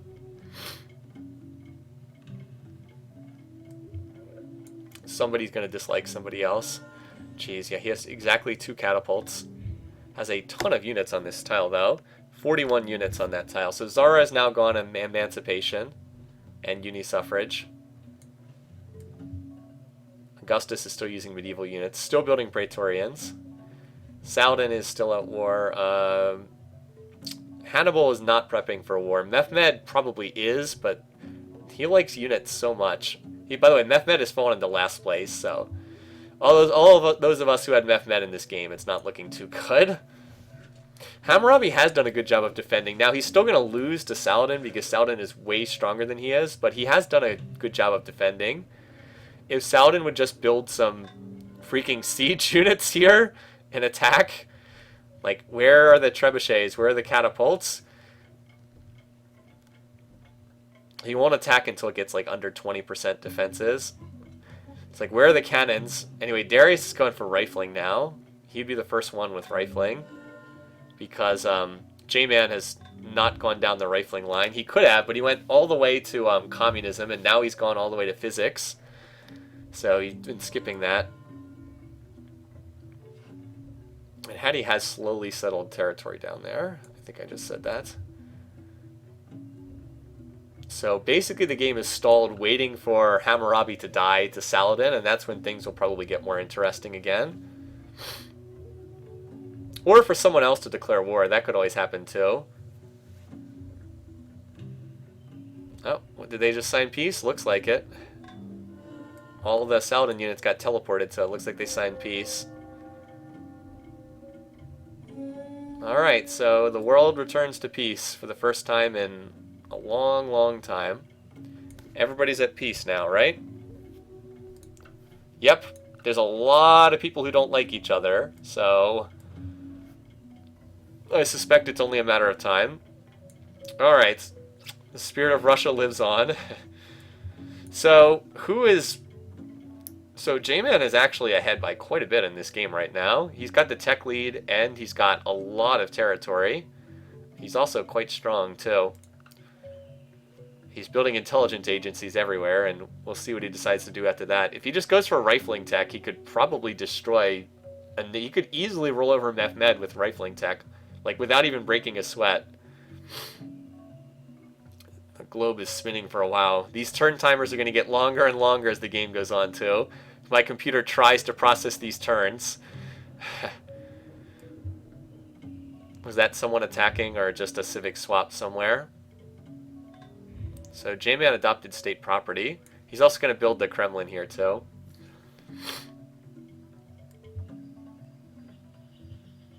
Research being built there. Saladin, hard to say. He's building some units, but not that many. Can we see true research rate? Yeah, sure. Why not?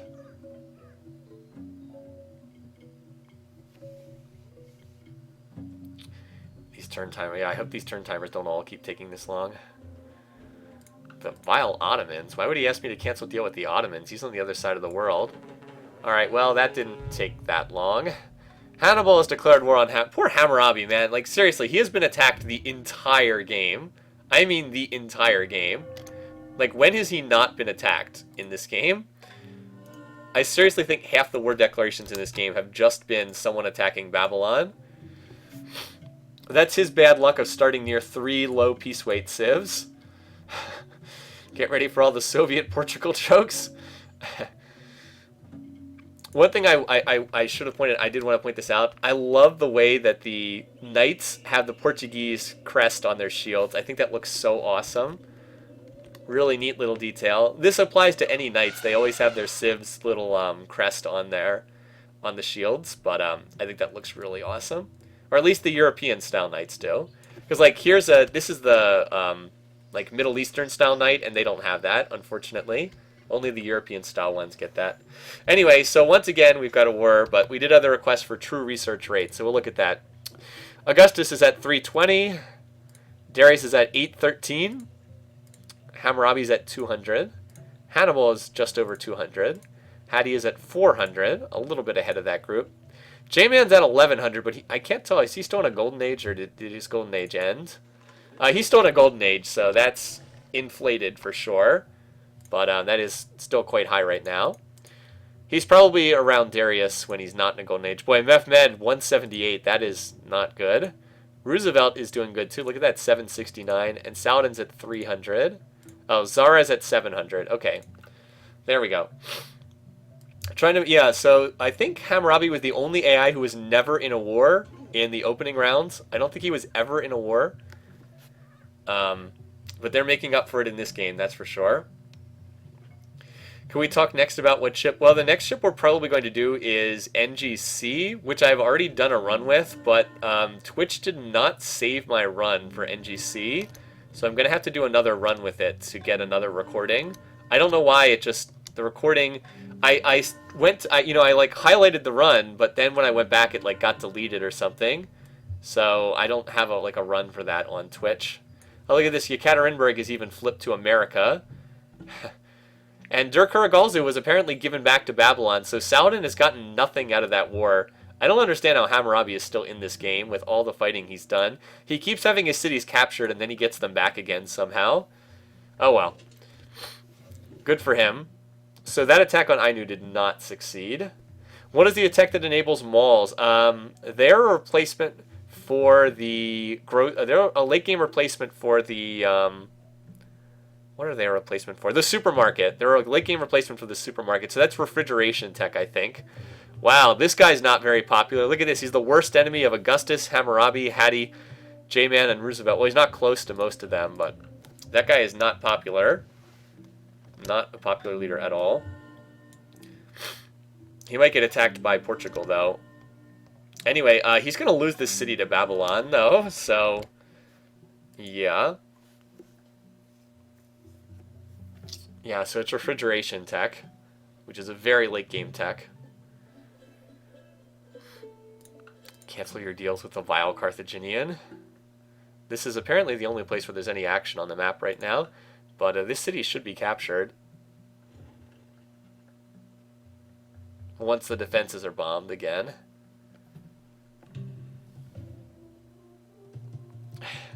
He's going to keep popping up and asking me to cancel deals. The vile Roman, well, that's interesting. Oh, look at this. Rome's got a big stack right here.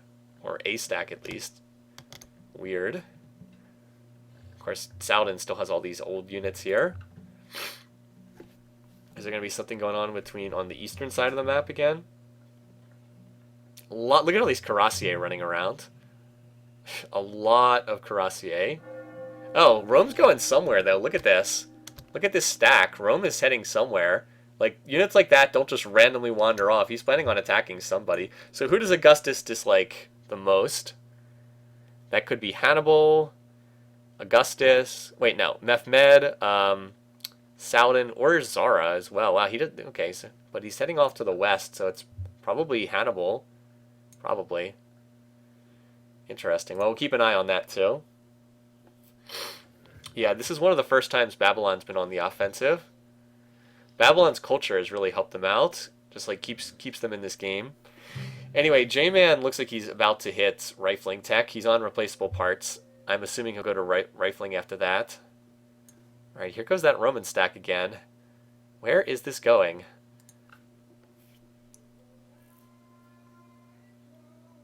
Your guess is as good as mine. Off it goes to the northwest. Wait, is he going to attack Darius? Because that would be weird. Augustus he's such a strange leader. Does the dumbest stuff. Anyway, Hannibal has held this attack on Hippo. I actually thought that city was going to get captured. By the way, check out these Mehmed units. They're stranded here because he doesn't have open borders with J-Man, and he doesn't have open borders with Hammurabi, so these units are stuck. They can't move. Anyway, I am really puzzled as to where these Roman units are going. Like, I am puzzled. Alright, they move back down to Babylon now. So I guess they're going for Hannibal or Mehmed, one of the two. Yeah, so J-Man's about to get rifling, and as soon as he does that, he will upgrade everything to rifles, and he will get a massive power spike. It's like what they talk about in League when they do the commentary. They talk about the power spikes on the champions. Well, that's Civ4's equivalent of that, a massive power spike. Saladin's got a big force right here. I wonder if he'll go after Hattie next. Because she's just building research in every city right now. That would be pretty terrifying for her.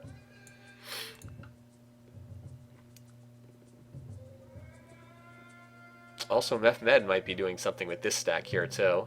I think Mehmed just declared war.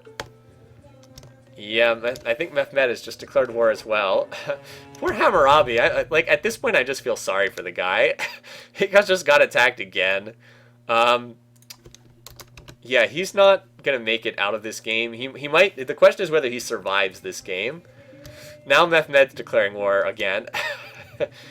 This poor guy. He's got all catapults in this city, so I don't expect that to hold. But there is this Roman stack coming down, so... We'll see who Rome is declaring war on.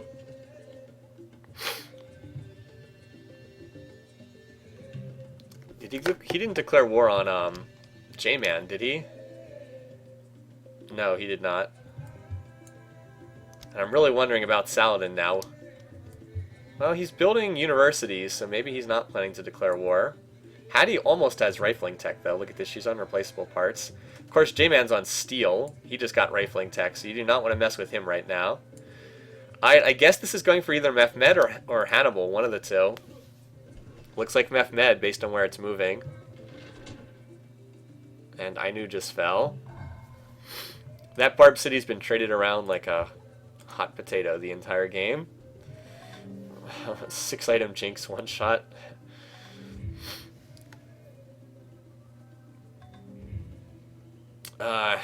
Nope. Unfortunately, good intentions are not enough to move on. People move on based on performance, not just good intentions. If you can't finish first or second, then don't get to move on. Also, Darius has taken over second place, so Darius, who has done nothing in this game, has actually moved into second place. Alright, so Rome's going to declare war. It looks like it's going to be against Mehmed. Rome doing another bizarre trolling war here. How is the random.org prediction going? I don't think we had a random.org prediction. Brian Shanahan stopped doing the random.org predictions. I don't think anyone else picked those up. Alright. That gets us up to 13. Still climbing.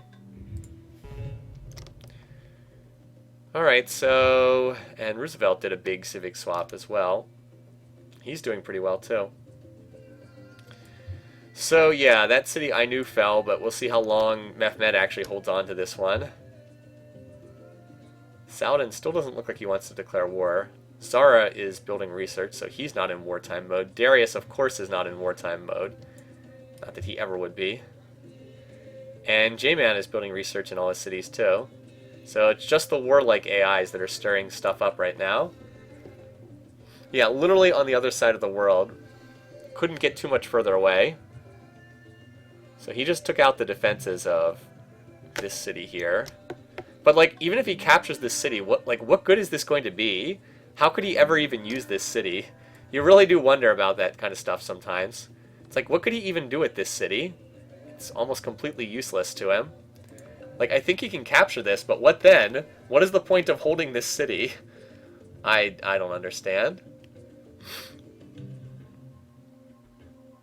Alright, so Augustus asked me to stop trading with someone.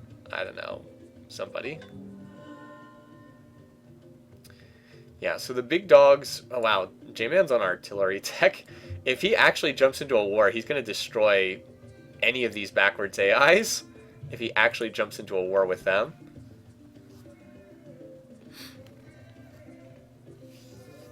What did Darius do in the first game? He had an amazing starting position. He barely expanded at all, and he got abused by Saladin. He was in the same game as Saladin. He kind of got pushed around by Saladin. Oh, look at this. And America's going off to attack too. Oh, well, Saladin's declared war on Hattie. Thought that might be coming. Well, so much for my Hattie to win the game prediction. That's not looking very good right now. Saladin's on the warpath. America's about to declare war too. Look at this. There's an American force heading over the... I don't think this is going to do anything, but there is an American force heading off. Probably to attack Hannibal. The city that just got captured was Samson. I don't expect much else to come out of that war. Saladin has a large army. Even though Hattie just got rifling tech, I don't think that's going to be enough to save her. Cuirassiers still do well even against rifles. Yeah, so there's J-Man. But notice even after he got rifling tech and upgraded all his units, Saladin is still higher in power, and Hattie's down here in power. So yeah, I think this is going to be pretty ugly. I think Hattie's going to get run over pretty badly here. Come on, I lost the mouse cursor. There we go. How many units are on this tile? That's 81. That's 81 units on that tile. Are people still in monarch? Yeah, some civs are still in hereditary rule, but not all of them.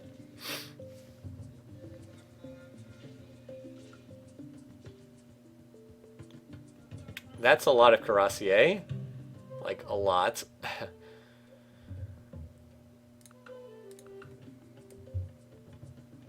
So there's so many wars right now, it's hard to keep track of what's going on. Like, here's Hannibal attacking Babylon.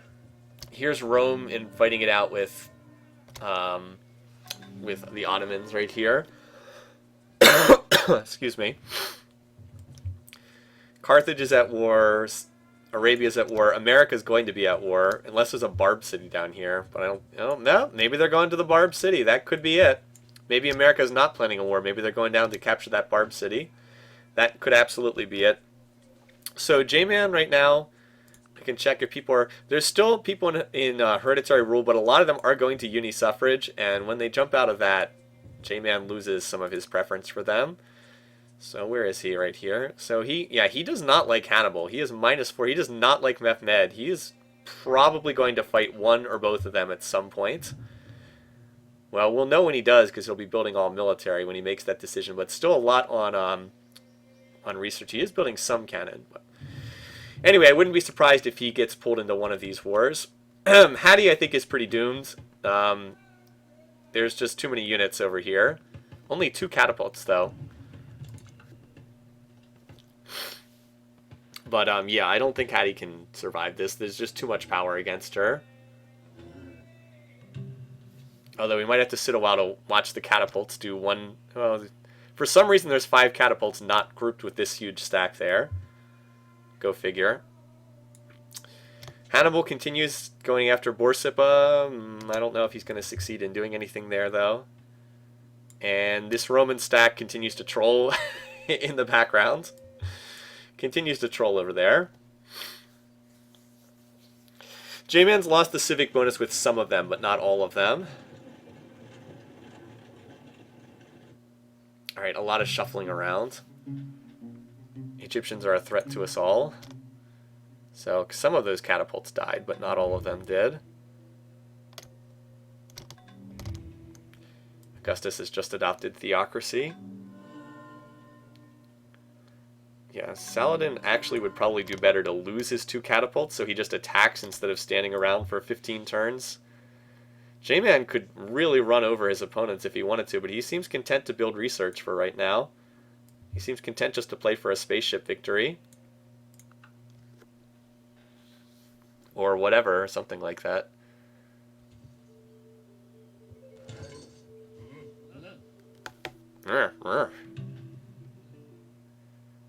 Arabia is a threat to you, that's for certain. I don't know about to us all. Yep, still just 2 catapults in this city, or in the stack attacking. Unbelievable that he would have that many units and only 2 catapults in that huge stack. So Borsippa is still being attacked. I don't think it's going to fall, though. Hannibal's pretty far behind in tech. Well, I guess he's not that far behind in tech. Oh, look at this. Look at this troll city that J-Man put down. He just planted it this turn, too. Look at this. He put it right on the border. What a jerk. Augustus is still running around doing Augustus things, but I don't think he's going to capture any more cities. I think he's going to lose this city too that he captured. Augustus just doing Augustus things.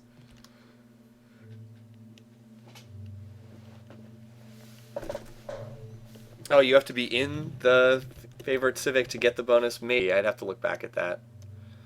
Alright, not much going on here. Let's just advance another turn. At least they're not getting slowed down too bad. My computer's handling this okay. The turn timers are definitely longer, but they're not too bad. Haven't been too bad so far yet. I keep watching J-Man to see if he's going to do something. He might. He's building some units.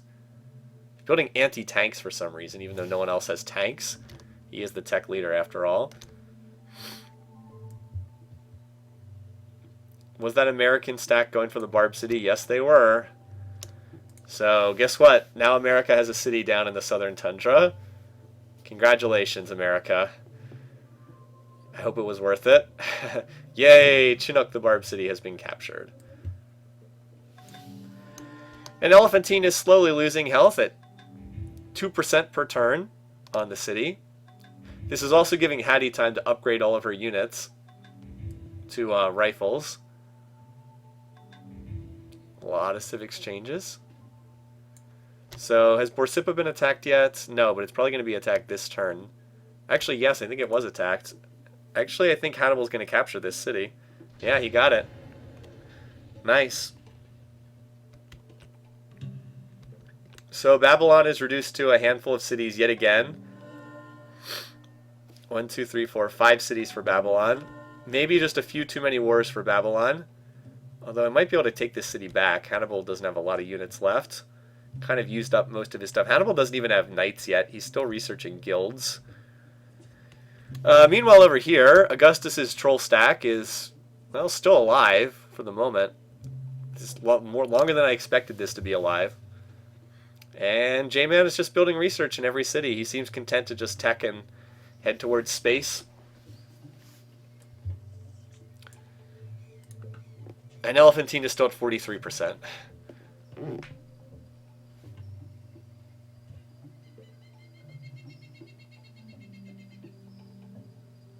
I should check in on Zara and see if he's doing anything.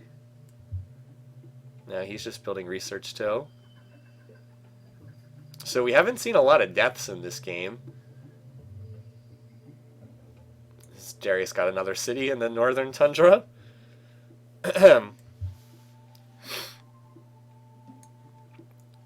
So Borsippa, I think that city's going to hold for the moment. Outdated as the units are for Hannibal. I think he's managed to hold on to that one.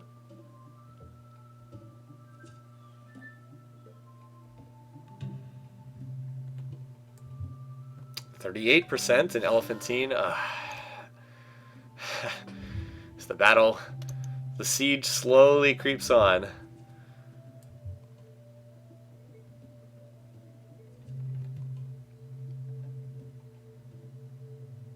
I'm barely even paying attention to Augustus because maybe he'll, I mean, if he takes out the capital, maybe we'll pay more attention to this. The Ottoman capital. I just don't understand why he's got units on the other side of the world.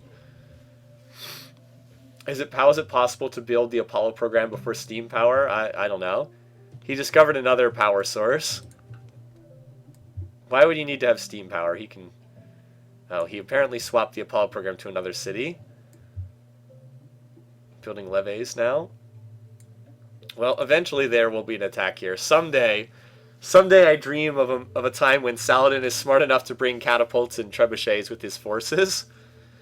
As I said, it would be better if he actually doesn't bring them, so that his stack actually attacks rather than spending this much time bombarding out the city defenses. Augustus was in a golden age. I didn't even realize that. Here goes those Roman knights. Boy, that's a lot of highly damaged units there.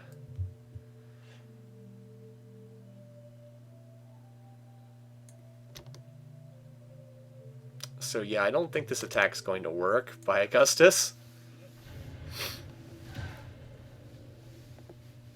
Maybe though, stranger things have happened.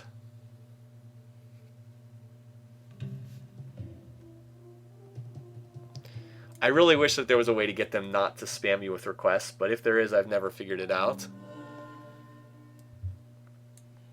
31%. Still slowly creeping along there. Well, we did finish bronze working, so that's cool. It took longer to finish bronze working because we're on a large map instead of a standard size map. Normally it's done on turn 201. That time it was turn 218. Oh, come on, J-Man. All you have to do is attack and you could kill somebody easily. I guess he just is not interested. Nor does Zara seem interested. Nor does Roosevelt seem interested. They're all just sitting there building research. None of them are very... They've all chosen to just sit back and tech, not being aggressive. But declaring war on everybody would mess up the AI's programming because the AI deliberately stops building infrastructure when they're at war. The AI builds units when they're at war. They stop building infrastructure, so I can't do that. That would mess up the AI. You can't do that. I mean, you could, but it would screw up the AI really badly. Yeah, considering how weak, like, Mehmed and Hannibal and Hammurabi have been, it's really shocking no one's tried to finish them off and attack them in this game. Look at how long this siege has gone on at Elephantine. It's pretty hard to believe that this stack is still sitting here outside this city. By now, Hattie's upgraded everything to rifles, so... like... And Mehmed made peace with Hammurabi. Oh, look at this.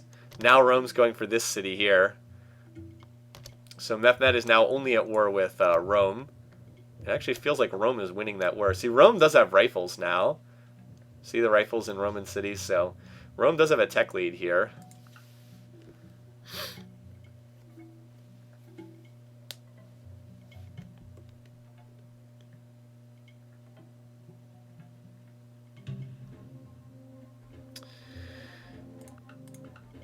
It's unfortunate that the game-leading AIs have been playing so passively.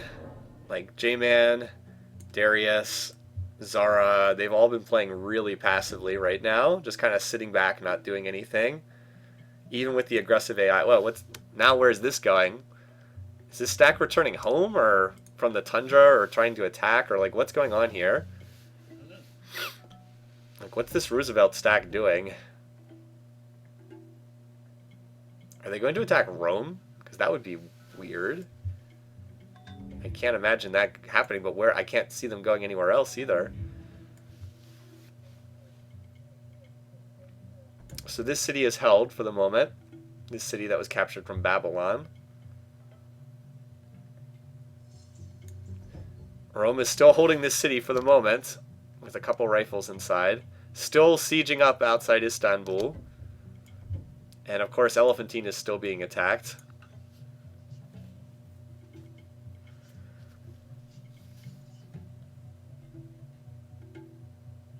I'm really curious about this American stack, what this is doing. Roosevelt's so peaceful. Not someone who you would expect to declare war on. Somebody else. Where did those units go? Oh, never mind. Well, they didn't declare war on Augustus because they just moved in here. As like a gazillion great people are born in other cities. This city is under siege as well. Man, you guys need to get to steel tech and get some cannons so everything doesn't take forever. Darius is on assembly line tech, so we'll be seeing factories from him soon. J-Man's on flight. Saladin's about to get rifling, so that's a pretty big military breakthrough for him. Yeah, he's actually been behind in tech.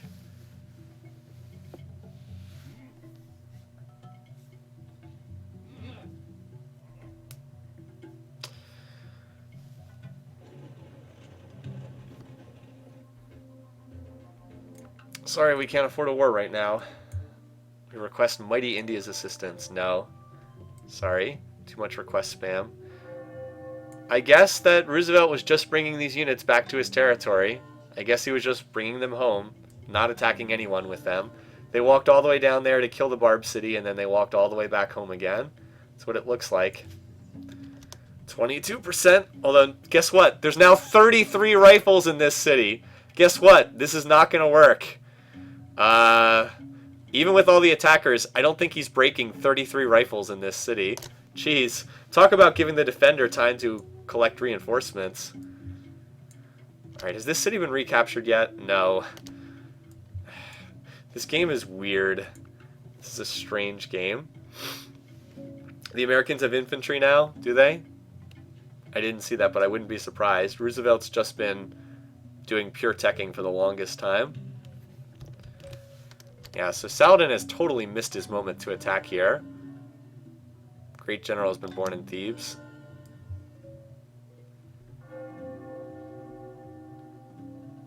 It's like no one is making any progress in any of these wars. They're all stalemated simultaneously.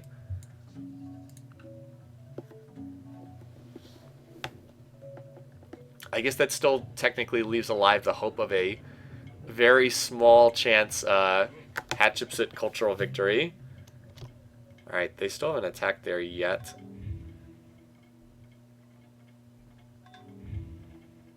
Or if they did, Saladin did not succeed. Yep, America definitely has assembly line, has the infantry, is building factories. Actually has had it for a little while now. We've got the battleships or destroyers out. I guess not just battleships yet, but destroyers out there. Still building catapults over here. Alright, so the Roman little stack did get cleaned up outside Istanbul. To no surprise.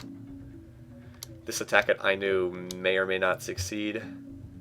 Borsippa is still holding out for the moment, and there's a new force of Carthaginians moving forward. Still need 33 more wars? Well, I think we'll see a few more. I don't know about 33, though. That would be an awful lot to ask. So Saladin does have rifling tech now. He's got calves and rifles on the field. Is this city ever going to get attacked? Like, seriously, is this city ever going to get attacked? There's only one catapult still alive in this city now. Or in that stack. It's mostly because the leaders in this game are playing peaceful. That's why we're not seeing more. When the leaders in the game decide to get aggressive is when we see more action. But like the leaders in this game are just sitting back on their hands, not doing anything. Like J-Man and Darius are just not doing very much. Zara is often more aggressive than this too, which is strange because there's a lot of people who are annoyed with other leaders in this game. And of course Saladin decided to take 35 turns to attack one city here. With the result that he's achieved nothing. Like he has 111 units on this tile. It's like, is he ever going to attack this city? It's at 16% now.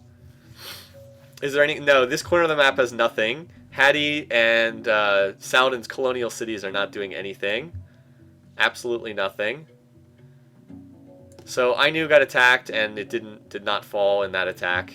No surprise there. This city was recaptured. So as is expected, the Augustus Troll declaration of war has not achieved anything. Nothing. I wish this game were a little bit more exciting, but it's just kind of stagnant right now. Yep, there are Praetorians and infantry on the same map. That's exactly right. Elephantine is taking 1% damage at a time. That's right. He has one catapult. That's it. One catapult. There's literally one catapult in this stack. No, now there's a second one. He moved up another catapult. So maybe he'll do 2% damage per turn instead of 1%.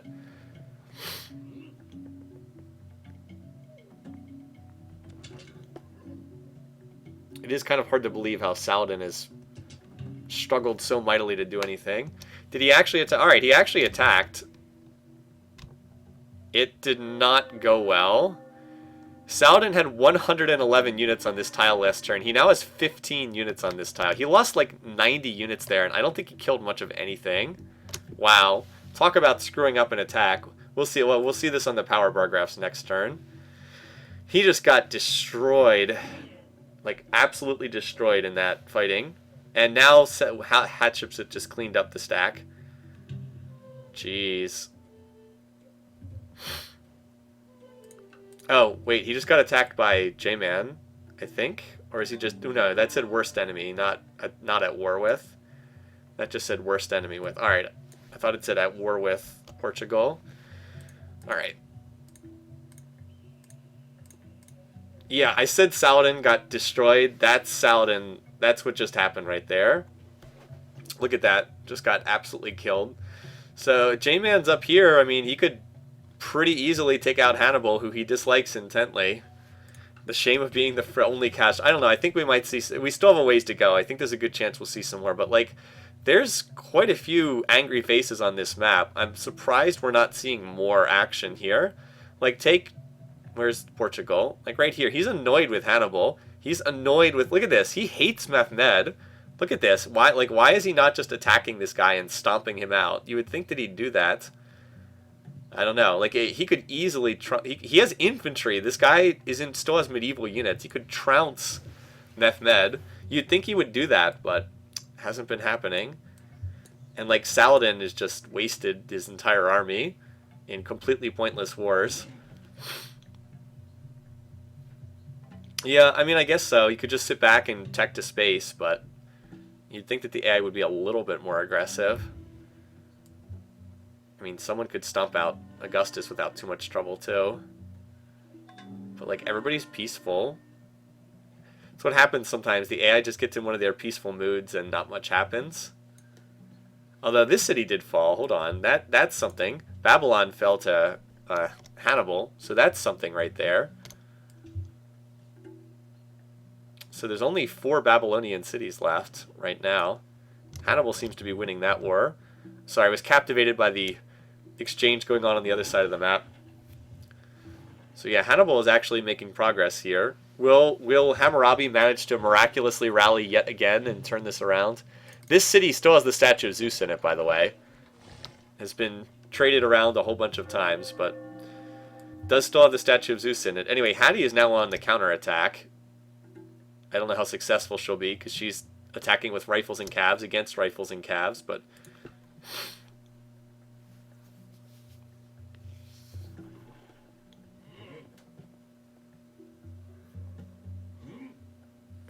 A lot of grunting taking place between the units here.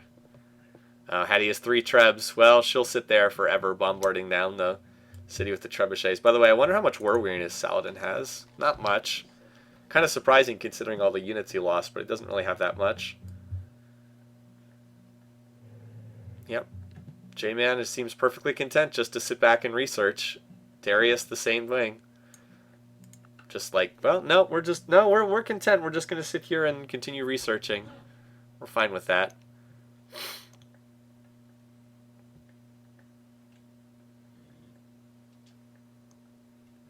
Same for Zara. Same for Darius. Although the spinny thing is going for a long, long time, so maybe someone declared war. Wait, did something just happen? Alright, so J-Man finished Broadway. Wait, Roosevelt declared war on Zara? That's unexpected. I thought I saw that on the screen. Well, that's not what I thought we were going to see. Roosevelt has declared war on Zara. Well, that's interesting. 2 of the leaders near the top of the scoreboard. Roosevelt doesn't have a lot of cities, but why is he building research in every city if he's planning on going to war here? I don't know. I have no idea what's going to happen here, but that was not expected. Yeah, so J-Man just got industrialism, so he can build tanks. Maybe if he ever decides to build tanks, he'll crush somebody. But I guess if he's in first place, he doesn't need to. I guess in theory he doesn't have to do so if he's winning. Yeah, so anyway, we do still have this conflict up here, although it looks like Hannibal might be running out of steam. Well, maybe not. He's still got a good, decent cuirassier force. And the new war, this one up here, which is just bizarre. I don't know. It's pretty tight in terms of score for that second place spot. So, you know, gaining or losing territory would be really important between these leaders. Remember, this is Roosevelt declaring war, not Zara, which is what I would have expected. Roosevelt is ahead in tech. Zara does not have assembly line. Yeah, he does not have infantry, and he doesn't have factories. And yet, FDR is still building research in every city. So I'm just like, what? What's going on here? I'm confused. Why declare war and then build research in every city? Hadi's attack is not going to do anything here. Also, Mehmed has... Oh, Mehmed's going to attack Rome. Now Mehmed's set to stack all the way around the world to attack Rome. I swear, this game makes no sense. So Akkad is the target over here. That's going to get bombarded down. And meanwhile, the top two leaders seem content to build research. But I actually think Lalibela is going to be captured here. This city that's right on the border. Yeah. A nice pickup for Roosevelt. Could Roosevelt actually finish in second place? I mean, if he captured a couple Ethiopian cities, he could probably finish in second. Of course, it would help if he built some units instead of building research in every city. Quick, blind him with science. I mean, he's on industrialism. He's got factories. You'd think he would just build infantry and go for it, but maybe not. Over here, they're still sieging at Yakutsk. By the way, that's the only action, is right at the northern side of the border. Akkad is still getting bombarded. I guess this is probably the next city that's most likely to fall, is this one over here.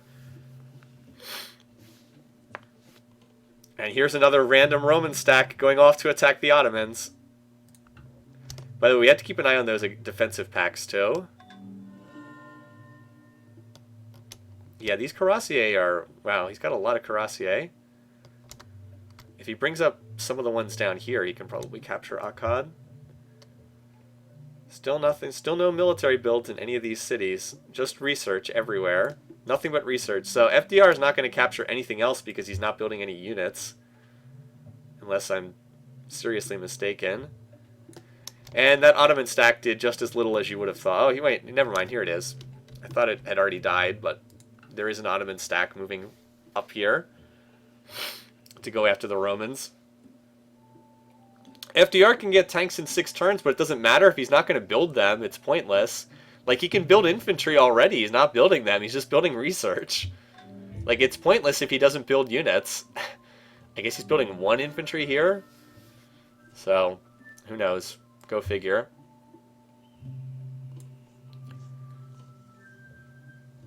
How close is Akkad to being attacked? Pretty close. Maybe we'll watch over here.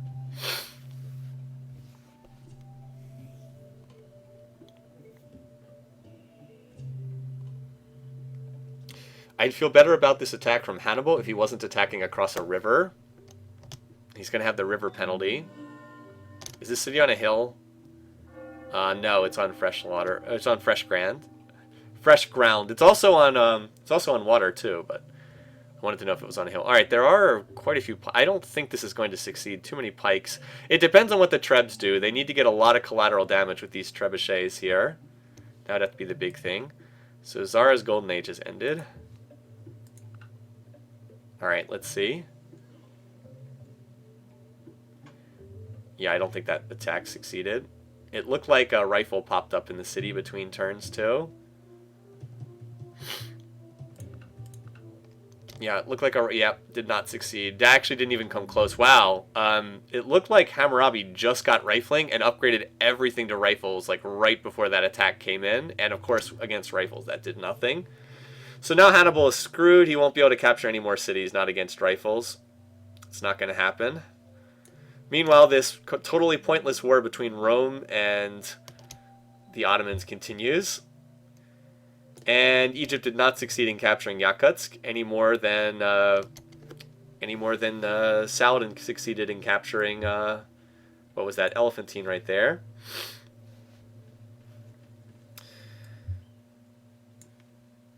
Lalibela was the only city that's changed hands up here. I guess there's another small force, but I don't think these elephants are going to do anything. Oh, wait, never mind. Zara's got a real force attacking Chicago.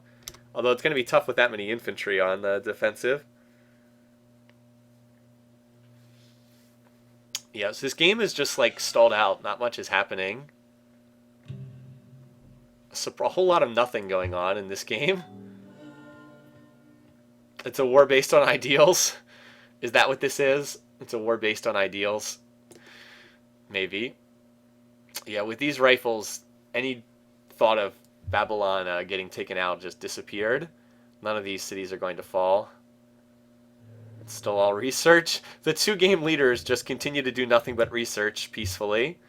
It's like that game where we had Gandhi as the leader and no one died. Well, we had 1 person killed in that game because Gandhi was the leader and he was just like, no, I will not fight anyone. I will be peaceful.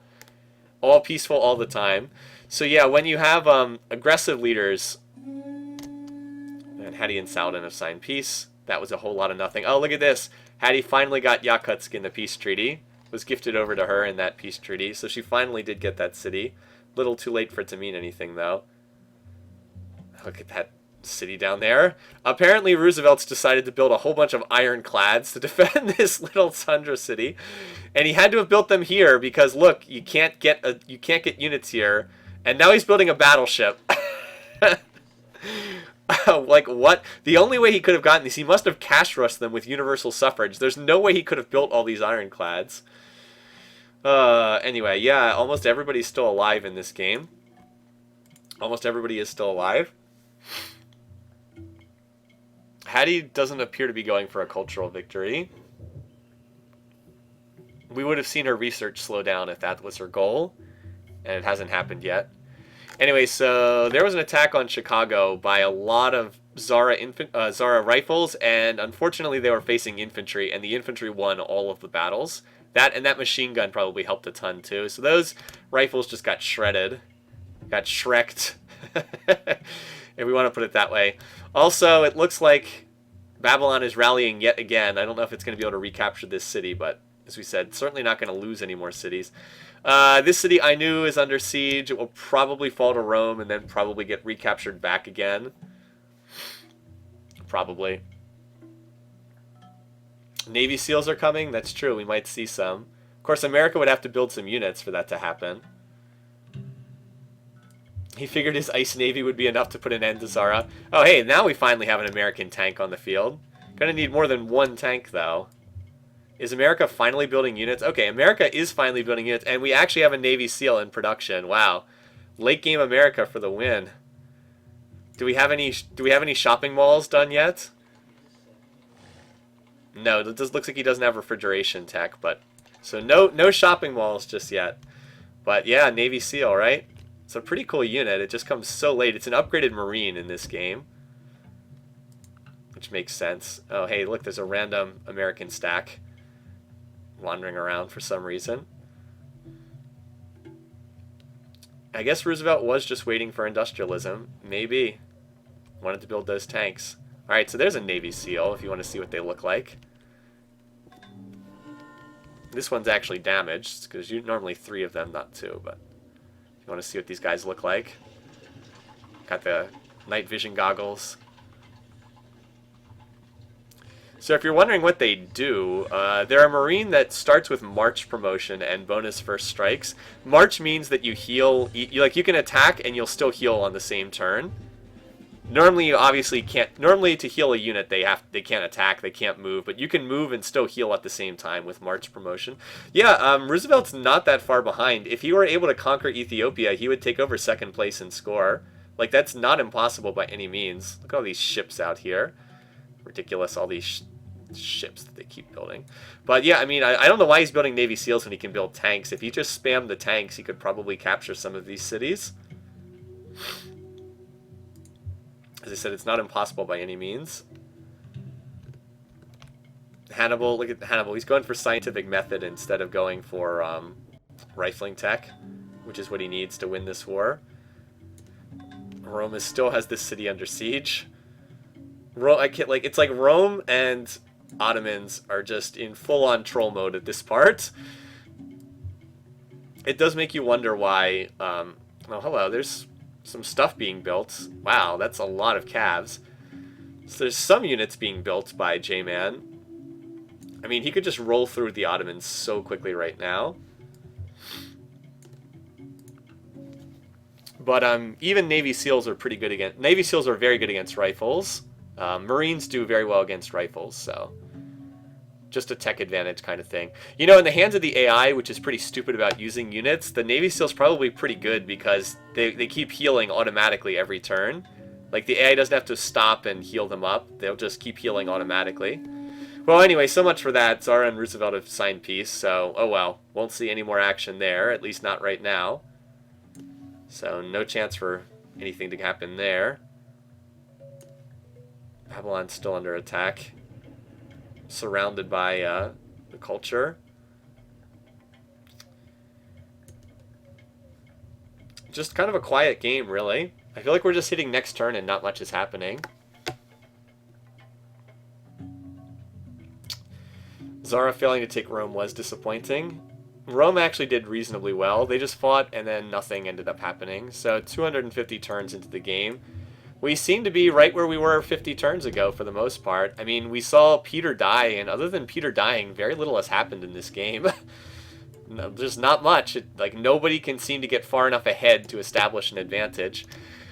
I guess Mehmed's attacking, but, I mean, even if he captures this city, could he ever hold it? No, definitely not. So, the early game was pretty interesting, but it's been an oddly disappointing wildcard game. Just, like, everybody's got a tiny little corner of the map, and no one's strong enough to take it away. And the AIs who are strong enough to take it away refuse to fight. Like, J-Man, who would be strong enough to take territory, he just refuses to go to war. Like, he's got these tanks, he's way ahead in power, but he just won't go to war. He just continues to sit on his cities and continue going for space.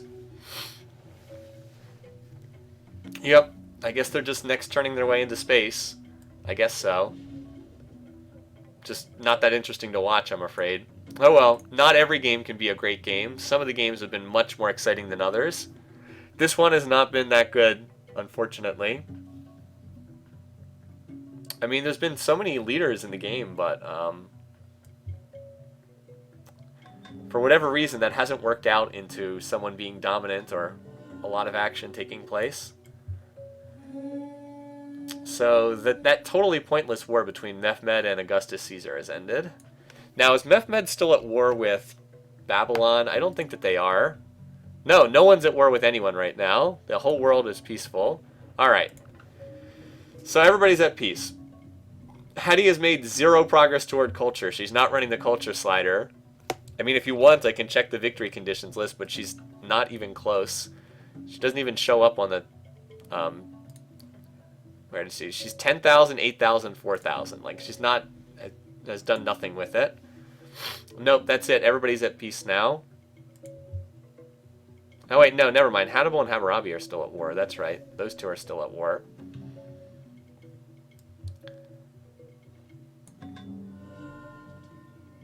So Babylon has been captured like 4 or 5 different times, but no one ever seems to be able to hold on to it. All right, and now that war is over too.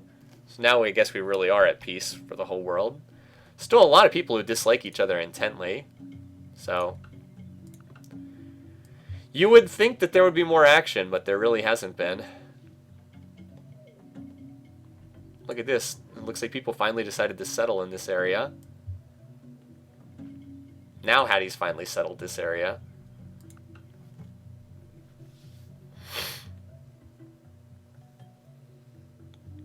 Hannibal's problem is he doesn't have rifling tech, so his units aren't strong enough to kill the units from Hammurabi. And as weak as Mehmed is, nobody has declared war. Like, the obvious person who should declare war on him is Portugal, but has not seemed to be going for it. Yeah, world peace is not that interesting. As we said, J-Man seems content to tech into space. Hattie is actually not that far in score now. Look, she's really been coming on since she got peace. She's finally living up to what I thought she'd do at the beginning of the game. But she's obviously not going to catch J-Man. J-Man's well into the modern age. Look, he's already researching the laser for tech. We demand some more pointless conflict, yeah.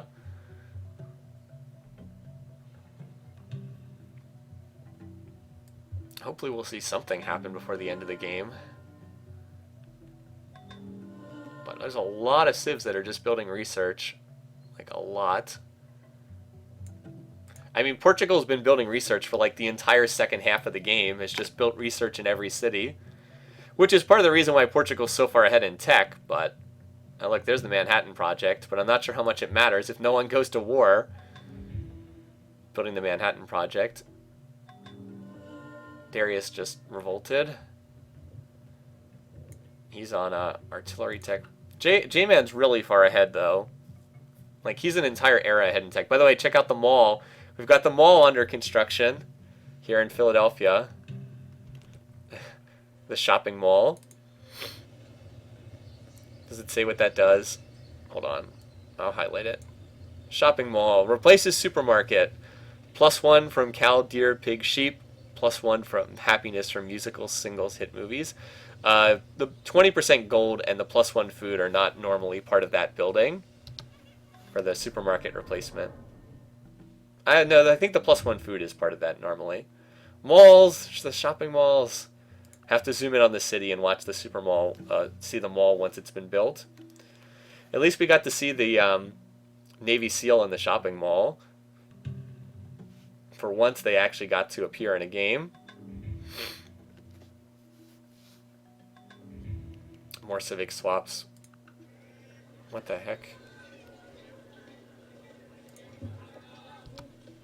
Okay. Don't know exactly what happened there. I must have hit a hotkey. The +1 food, yeah, I was going to say the +1 food I do think is part of the normal building, not the replacement. Alright. Zoom in and see that beautiful shopping mall. I actually don't know what that building looks like, because I never see it in game. Is that it there? That building there? I don't think so. I don't know which one the shopping mall is, because I never see this building. Look at it in the Civilopedia. Where is it? Buildings. Mall. Oh, that is it. Okay, that is it. So we did see it in there. I wasn't wrong. That was the shopping mall. Boy, what a bland-looking building that is. That's it right there. Your beautiful shopping mall. In high-resolution detail. That's it. That's the shopping mall. Not even a very interesting building to look at, though. Darius is going to advance by doing exactly nothing all game. Yep. Unless something happens, that's what it looks like. Unless Hattie can pass him in score. Or Saladin or Roosevelt. I mean, there's a lot. It's actually very close for second place right now. I mean, very close for second place. So... Hattie was apparently in a golden age.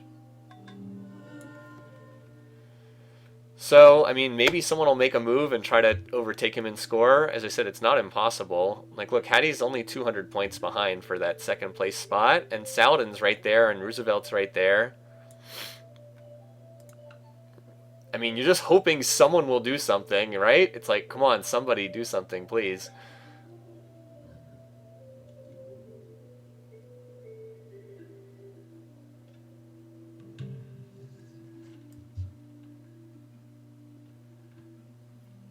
So, like, right now, Roosevelt just passed Hattie in score for whatever reason. I guess he discovered a new tech or gained some pop or something.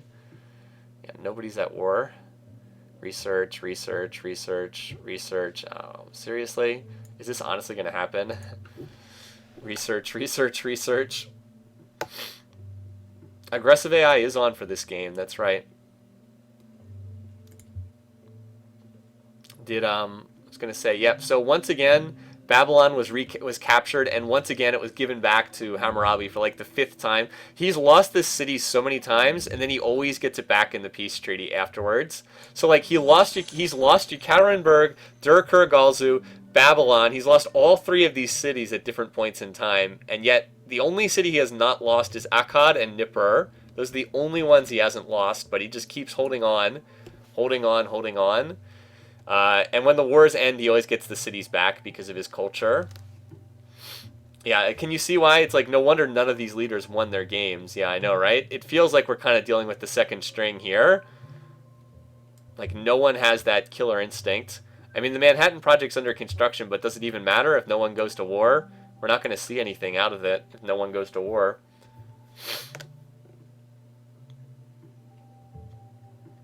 I should probably check to see how much more of the spaceship J-Man still has to go. Because he has most of the tech tree by now. Oh, he's still got a ways to go. I was going to say he's on fusion, but look, he's still missing quite a bit of the modern era. because he's going to need to get up to genetics to win, and he needs quite a few techs to get there. Oh, Augustus signed a defensive pact with Hammurabi, so that's kind of interesting. That means if someone declares war on either one of them, it'll pull in the other one. Alright.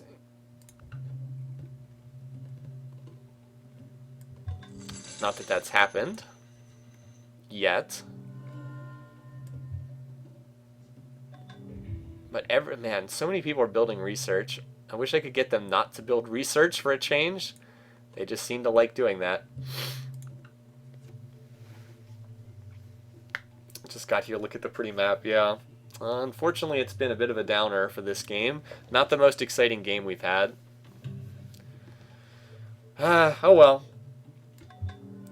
We're just kind of hoping someone will do something to make the endgame interesting. So far, that has not happened. What are we actually out on the war counter, by the way? We are at 15. That's a lot lower than we all thought. We're only at 15. I don't think we're going to get to 47 in this game. Don't see that happening. Yeah, the early game was pretty cool, but it's been really boring, like ever since we hit the mid to late game. Alright, so he's the worst enemy with 4 different people, but apparently no one wants to attack him, I guess. Apparently. Everybody just wants to sit there and build research in every city. Apparently.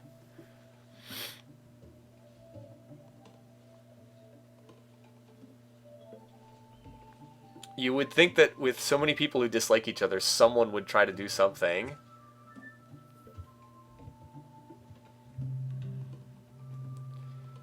Anyway, well, at least we got something going on. So Hattie has declared war on Saladin. Well, at least we've got something to watch now. That's an odd decision. Let's see the power bar graph, shall we? Yeah, they're basically dead even in power, so that's an odd war declaration, to say the least. Let's add it to the counter before I forget. Alright, well, at least there's something to watch now. Interesting. Well, if either one of them can pull ahead and conquer territory, they could pass Darius, but we would need one or the other to pull ahead. Darius has infantry. Does Hattie have infantry? No. Darius is actually... Darius. Saladin is actually ahead in tech. He has assembly line, and Hattie does not. So that was probably a mistake on her part. Rifles do not do very well against infantry. Infantry is the next generation of tech. Also, you really do wonder why she moved her big stack down here into Saladin's territory when she could just attack from a fort in her own territory. She does have cannons, but this is not going to work. This could end up backfiring really badly for her. You don't want to be fighting rifles against infantry. That's a bad matchup. She's on assembly line now, but might be a little too late there. She does have flight, and Saladin does not, so she does have the air power advantage. Although I think I'd prefer to have factories and infantry, personally. That Saladin attack at Yatkutsk is not working, though. That seems to have backfired. Yeah, that attack did not really work. Well, we shall see. At least, as I said, at least there's something to watch right now. Yeah, trying to make sure one of the two of them gets second place. Well, it could end up having no effect whatsoever on that, though. I have Hattie for second. Well, I have her for first. I don't think she's going to finish first at this point. I do not see that happening. She is bombarding at Basra, but yeah. So both sides that tried to attack got cleaned up pretty badly. What's with these? I saw some orange dots, and these look like they're just random wandering Carthaginian units. I'm still shocked that Babylon has not been killed by somebody.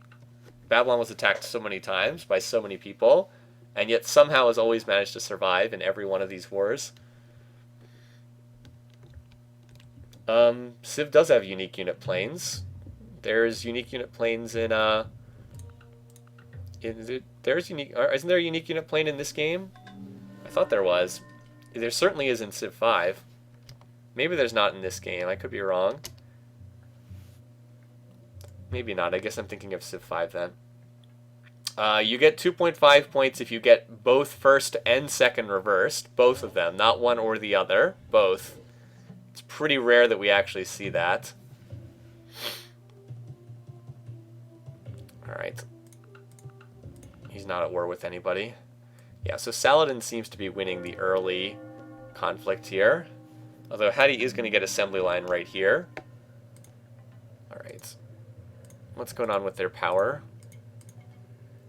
Yeah, so Hatshepsut definitely has gotten the worst of this so far. You can see has definitely gotten the worst of this. Oh, hello. Look at this. Darius is building a lot of units. Look, he's building tanks in every city. So Darius is apparently going to do something here. What? I don't know, but he's building units. So who does Darius hate the most? Boy, we've barely looked at him this game. Hannibal or Mehmed. One of the two of them. Apparently he's going to attack one of them. Well, we'll keep an eye on that when it actually happens. Anyway, Hadi just triggered a golden age. So she will be able to build factories and upgrade her rifles to infantry. But as I said, I think might be a little too late. She just lost this city to Saladin. As I said, you don't want to fight rifles against infantry. That's a mistake. Alright, the Manhattan Project is done now. So, yeah. That's important. So people can build nukes if they want to now. Yeah, Persia is definitely building units in every city. The question is, where will Persia send them? Of course, if Darius starts conquering cities, he could cement second place for Persia.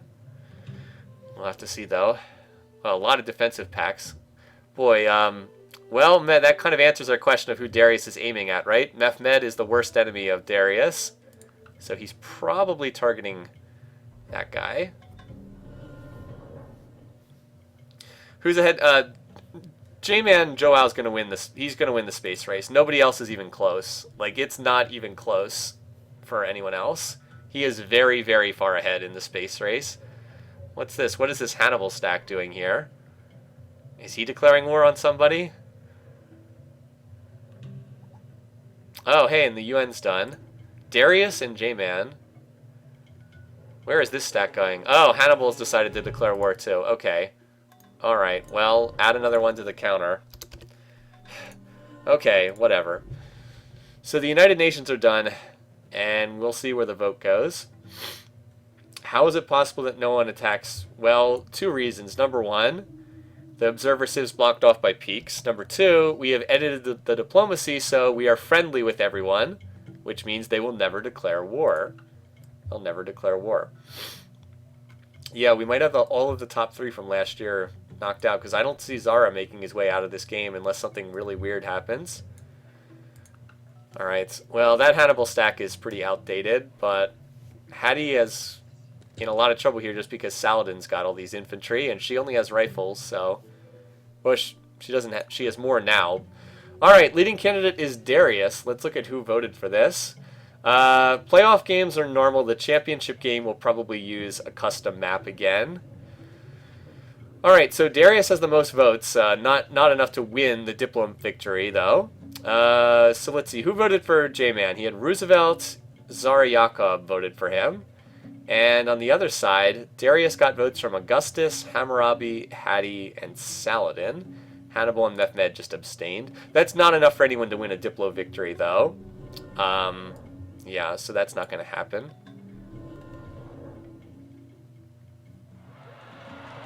Zara has signed a defensive pact with J-Man. That's probably neither one of them is going to get attacked, but in case one of them would, Zara is more likely to get attacked than J-Man. If Zara gets attacked, he has a defensive pact now. Also, Darius is still building units, but where he is planning on sending them is yet to be determined. I think... Oh, wait, here we go. Here's a little stack. Where is he rallying his units to? Oh, here we are. Here's his main stack right there. It's mostly gunships. He is... I'm sure he's going for Mehmed, so we should see another war declaration in a turn or two.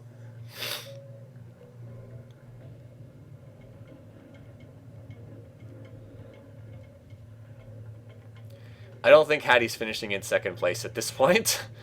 I don't think she's going to die, but, I mean, it's possible. Her colony is at... Oh, her colony is actually under attack, too. All right. Oh, wow. Hey, Augustus has declared war on Roosevelt. Darius has declared war on Hannibal.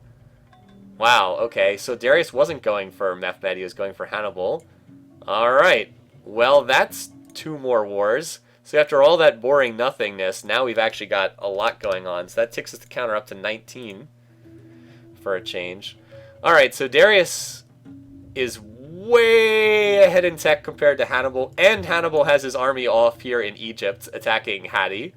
So who knows what that was about. I'm also not sure why Augustus is declaring war on Roosevelt. That sounds questionable, to say the least. Let's see where everybody is in terms of power. Well, J-Man is off the charts. Darius is almost caught up to him, though. Roosevelt is here. Augustus is here. Hattie is getting bushwhacked right now. She's losing her war. Hannibal is way down here in power. Looks like Hattie might lose her city over here, too. Well, maybe. She does have infantry to defend, although not many. Just, like, one infantry. So that city could fall. Just by weight of numbers, basically. Hannibal, though, is going to have bigger issues on his hands, though, with this Darius force. Anyway, there's a lot. Suddenly, we had a lot of action here in the late game. I'm surprised no defensive packs got triggered by all that. Seattle, no, not the mall. Not the mall in Seattle.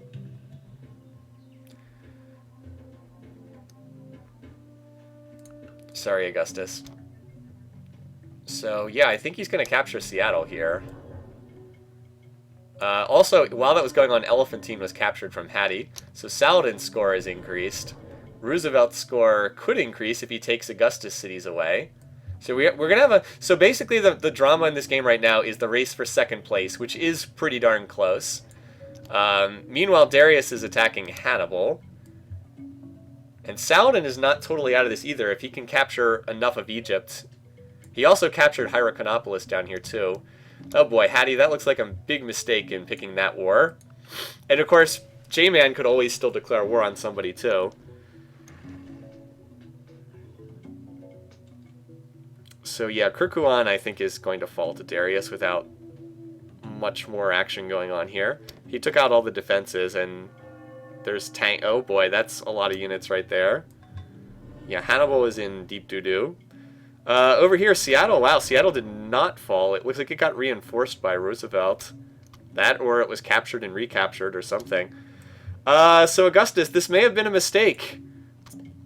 This may well have been a mistake. You are fighting someone who is more technologically advanced than you are. Navy SEALs and tanks on the part of America. Guided missiles, fighters, paratroopers. Maybe you should just build some freaking tanks, dude. That's the strongest unit you can build. Although I guess the air support's nice, too. Every leader in the race for second is at war right now. I know, right? It's basically who can make the most gains. I still think the smart money's on Darius, though. Hannibal is very far behind in tech. I don't see much resistance being put up to these tanks and gunships. And that'll get Darius more score there.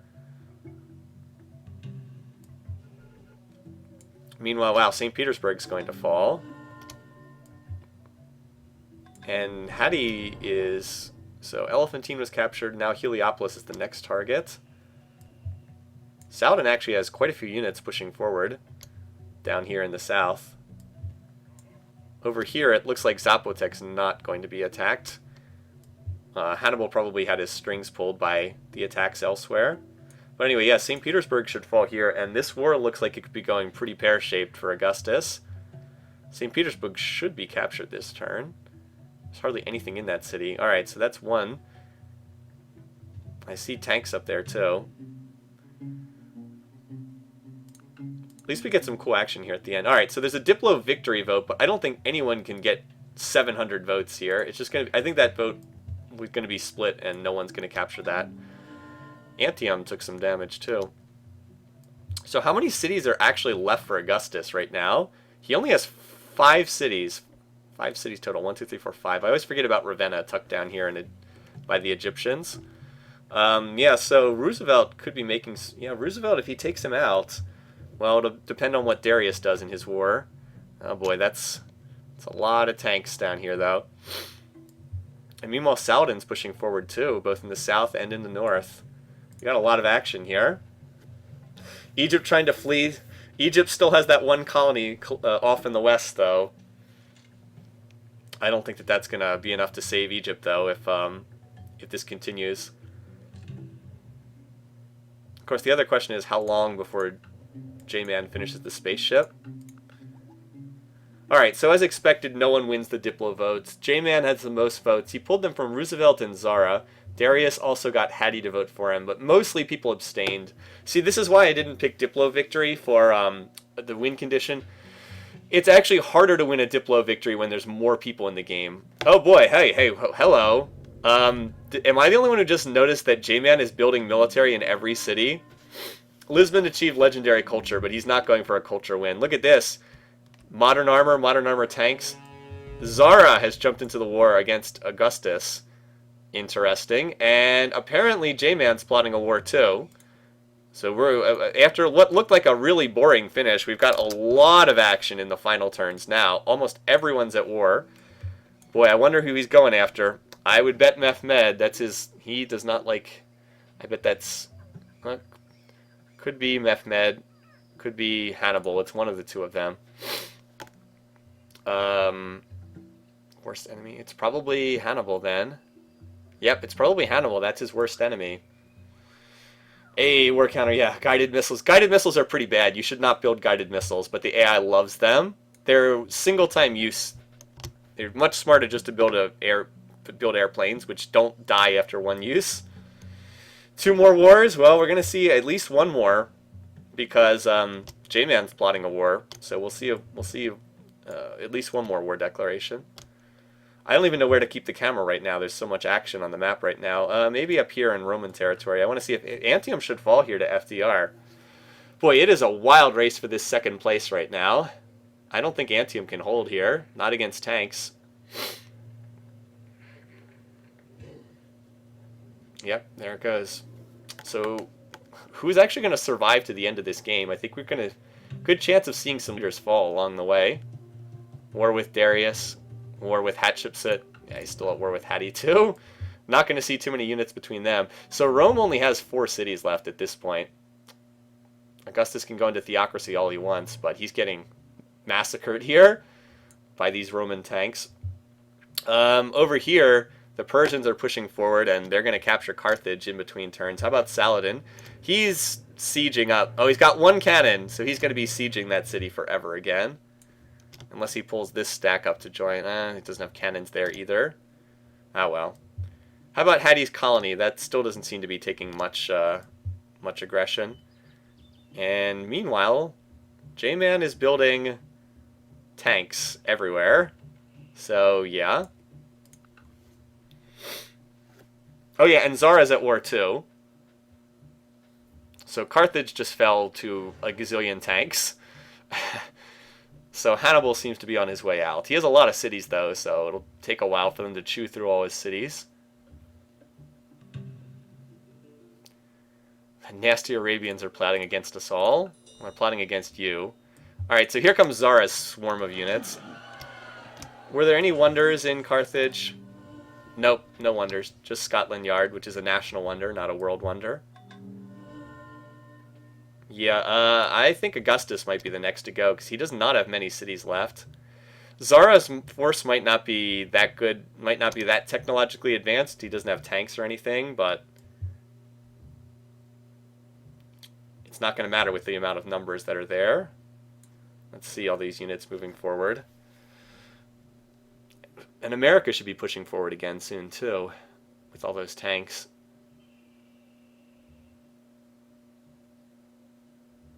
Yeah, there's tanks and gunships moving forward, too. Rome just lost all of its cultural defense. Oh, I see. There was a destroyer out here that bombed out the defenses, so Rome should fall to Zara next turn. Over here, the tanks and the gunships are pushing forward again on Hippo, and I guess that's the main attacking vector down there. Heliopolis is slowly getting bombarded down. Slowly. There are now artillery here, though, so this will be much faster with artillery to join in onto the assault. And the other thing we're waiting on is we're waiting on J-Man. When is the hammer going to fall? It will be sooner or later. Where's he rallying his soldiers? He's got to have a place where he's building his stack. Got to have... It's probably in one of his cities. Where's he rallying his... Alright, here it is. Here's where he's rallying his units, right here. That's a lot of modern armor. This is his rally point right here. Building modern armor. Yeah, modern armor do nasty things to rifles. Anyway, so Rome should fall here on this turn.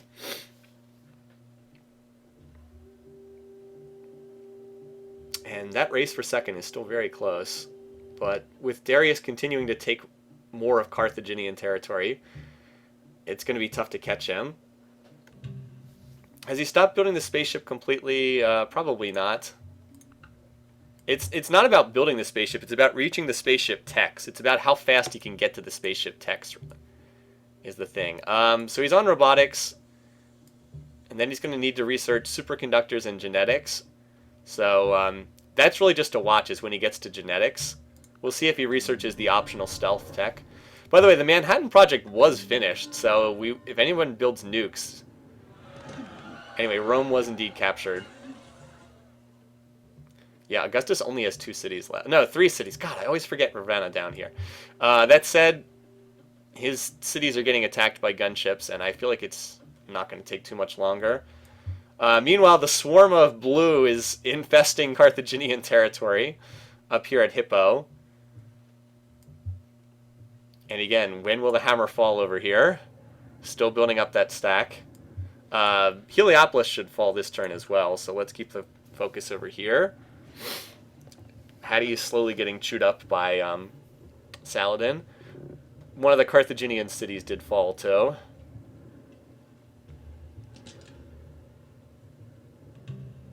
No, Heliopolis wasn't attacked. That's weird.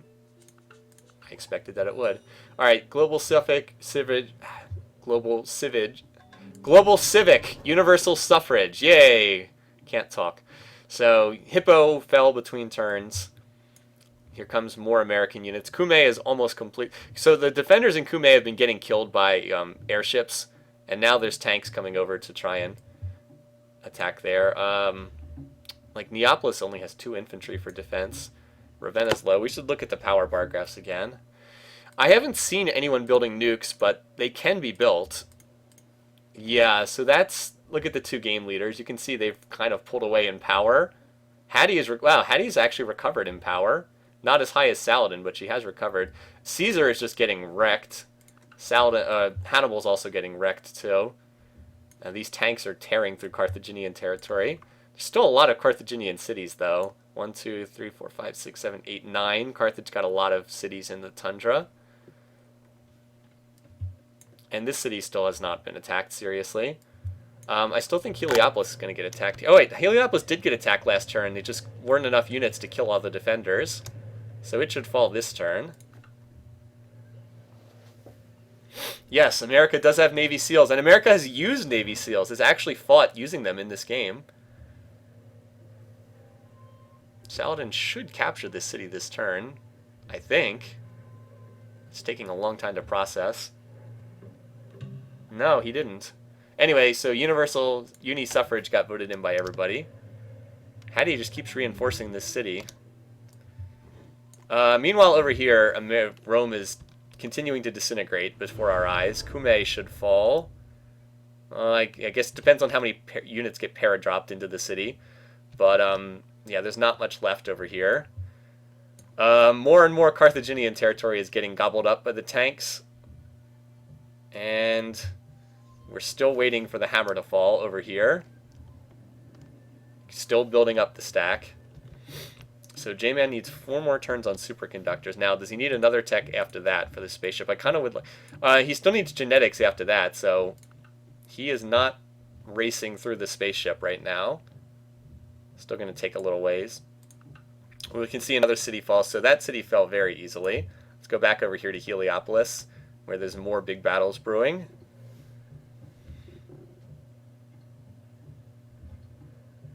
I still feel like the city is going to fall every turn, but I guess Hattie keeps reinforcing it. Alright, Saladin's moving his units forward. Nope, still hasn't fallen yet. Wait, Babylon? Did Hammurabi just declare war? That should be another war declaration, because Hammurabi was not at war. Kume fell between turns. Neapolis is going to die between turns. Yeah. Mehmed is declared on Hammurabi. Interesting. Well, that's another one for the counter. Some of you are probably very happy about that. Up to 21. I have 25 war declarations, so that's good for me, too. You need superconductors and genetics. That's right. That's it. Wow. That's a lot of units being built over here. When is J-Man going to toss down the hammer? It's got to be soon, right? Anyway, Carthage is still self-combusting. Carthage is like literally on fire right now. Gunships and tanks just continue to plow through. Rome is almost completely destroyed too. There's almost nothing left over here. I think Neapolis is going to fall to those American tanks. To say the least of any paratroopers that could be dropped in as well. Elephantine was captured finally. So there's Neapolis. Now there's only one Roman city left, Ravenna. And here comes the force to take it. But yeah, Elephantine was finally captured. Oh no, wait, no. Elephantine was captured a while ago. It's Heliopolis where the big fighting is taking place. Never mind. Should fall soon, though. Oh, I keep saying that every turn. Leptis has fallen over here. Why in the world did Mehmed attack Hammurabi? I don't see him making any progress. Okay, so Mehmed attacked yet again, but I don't even see a Mehmed force right now. That looked like a pure suicide word declaration. By the way, this stack is getting awfully large now. There's like 40 modern armor in this stack. No ancient civs allowed. Maybe not. Anyway, we have to keep the focus here to watch in case Rome actually dies on one of these turns. Also can see if there's a battle at Heliopolis too. It looks like Hattie keeps attacking that Saladin force. Hattie's stabilized pretty well here. Oh, that's it. Augustus will not be making it to the end of this match. Augustus has fallen. And there it is. There's the hammer falling. J-Man has finally decided to drop, as we said, we were waiting for him to drop the hammer, and there it goes. Alright. That gets us up to 22 war declarations. Will we see another one? Will we get to 23 for this game? That I don't know. But anyway, so Rome is eliminated. Let's mark that in the score list. Great. It's the very last one. All right. Augustus.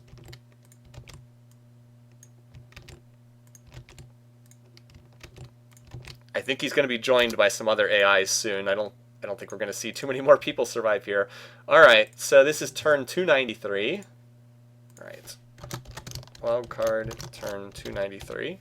In fact, if this game went on for another 50 turns, I think we'd see a lot of eliminations. That was actually Roosevelt who got that kill. Can you believe it?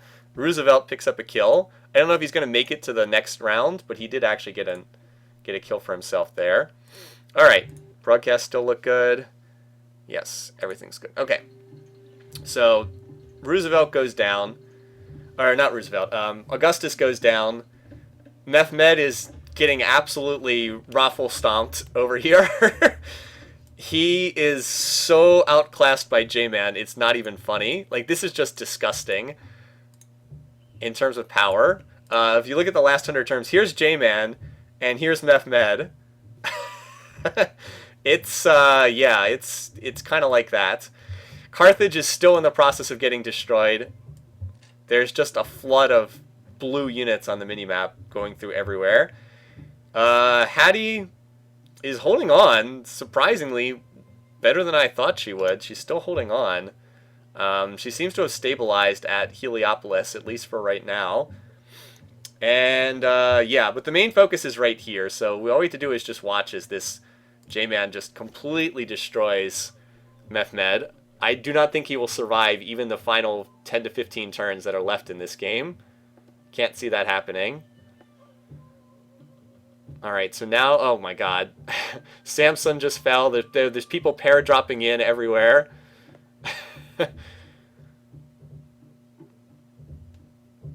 in the late game, it actually shifts from the defensive being dominant to the offense being dominant. That's a lot of units. Zara has declared on Mehmed as well. Alright, so we are going to get another war declaration. Nice. Can we get 2 more and get to 25, which is what I picked for this game? Nice. Anyway, so J-Man's on the last spaceship tech, but he still needs a little bit longer to build that spaceship. Over here, Hattie's borders have swallowed up Ravenna. That's kind of funny. Heliopolis is still holding for the moment. Still holding with all those infantry in it. And over here, yeah, we're just seeing Mehmed and Hannibal get absolutely devoured. Absolutely devoured. So it looks like Darius is eating up enough territory that he's probably not going to get passed for second place, but I'm definitely enjoying watching the evil civs, the low piece weight civs, are just getting steamrolled by the high piece weight civs in this game. Also, Portugal has done so much better than I ever expected in this game. So Istanbul just fell, and we'll see if Bursa is the next to go. Stop the war against Zara Yakob. I will just abstain from that. I don't even know. I guess Zara was bought into this war. I don't think Zara's units are going to get down here to fight Mehmed. So Istanbul is captured, and no wonders in that city. Meanwhile, it looks like, for whatever reason, it looks like Darius is cutting through... he's capturing the cities on the eastern side of the map first for some reason. He's going from like east to west, even more so than north to south. I guess he's going to pick up Hadrumetum here, but I guess we'll see. So Darius, yeah, he picked up Hadrumetum. Let's see how much gets carved out of the Ottomans this particular turn. Darius is not going to be able to sneak out a spaceship victory. Maybe he can. I don't know. I still think that it's J-Man is going to have that. I'm pretty sure Darius is not as far on the tech tree.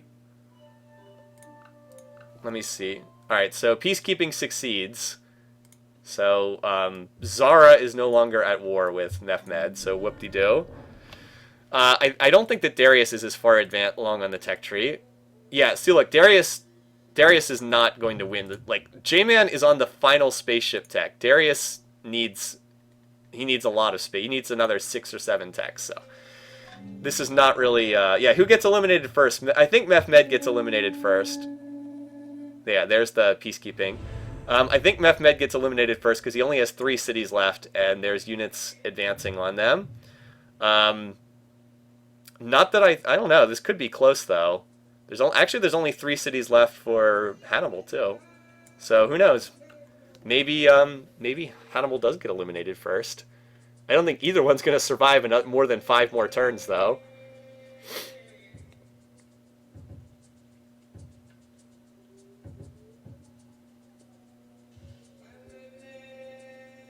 It's actually kind of frightening watching the AI run over these cities once they have this big of a lead. Anyway, the vile Carthaginians. The vile Carthaginians are almost dead. Got 1, 2, 3.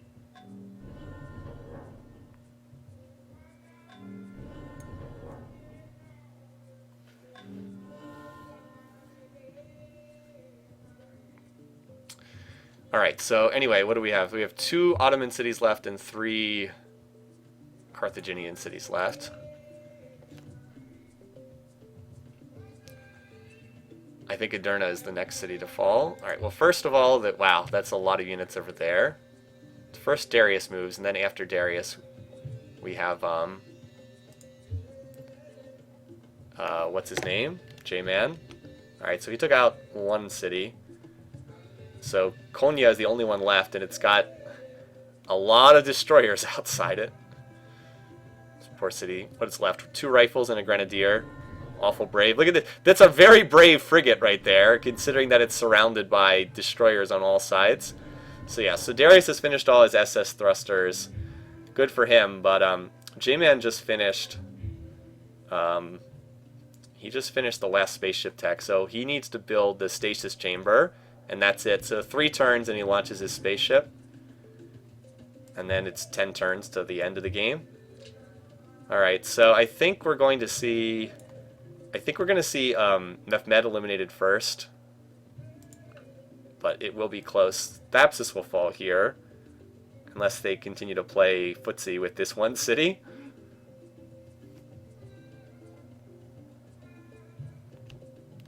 Alright, nope, that city didn't fall. If I say that's a lot of something often, it's because I look at the map and I just see so many units. It's just like, wow, that's a lot of tanks. Not deliberately. Not deliberate, but just a natural reaction. So I don't even understand how Thapsus still has units inside it. Really don't understand that. Anyway, over here, not only is Heliopolis still held, Saladin seems to have lost a lot of his attacking forces. So that offensive has not achieved much of anything. I think that Konya will fall. No, wait, that's an Oasis tile. It will take another turn for it to be captured. Because the tanks lose the movement when they move on to the Oasis. Yeah, there's no units in this city. Well, unless the paratroopers can capture it. So Konya will definitely fall next turn, with all these paratroopers ready to walk into an empty city. The gunships killed all the defenders, but gunships can't capture cities. I don't think I'm going to make any deals with you. You're going to die next turn, so that'll be that. Also, the spaceship is also going to be launched next turn. Roosevelt has declared on Saladin. What WTF? Okay. Now we only need one more war to get to 25, which is what I have. Alright. 24. I'll take that. I was like, what?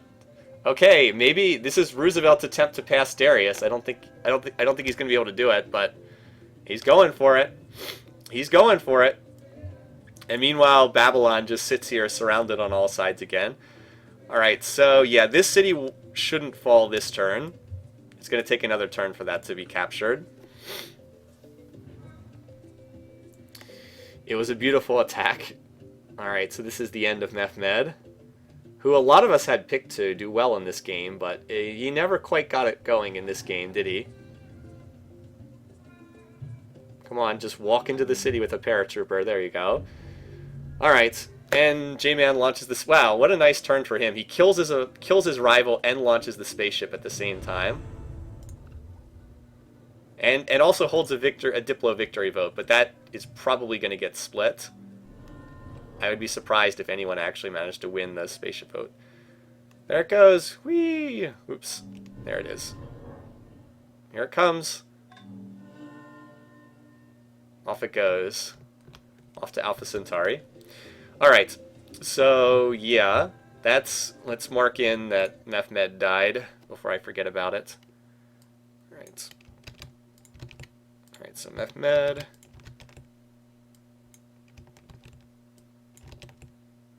And Roosevelt.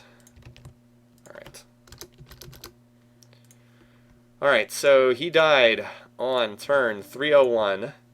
Mehmed. Wildcard, turn 301. Just for a reference sake. And the killer was J-Man. He picks up his first kill of the competition. Might not be his last one. He'll have another chance. God, I can't believe I'm going to have to say his name again in the next playoff rounds. Anyway, so now we're down to just 9 AI leaders. 1, 2, 3, 4, 5, 6, 7, 8. No, 8. What? Oh, no, 8, because that's the third elimination. And we're going to be down to 7 in another turn or two. Yeah, I didn't think he had it in him either. Meanwhile, Roosevelt, where is his main force? Oh, he's over here, heading south towards Yakutsk. Well, that helps Hattie, that's for sure. Not going to be enough to have her do anything, though. Alright, anyway, so, yeah, here. This is the last Carthaginian city. Boy, the map looks a lot different than it did a few turns ago.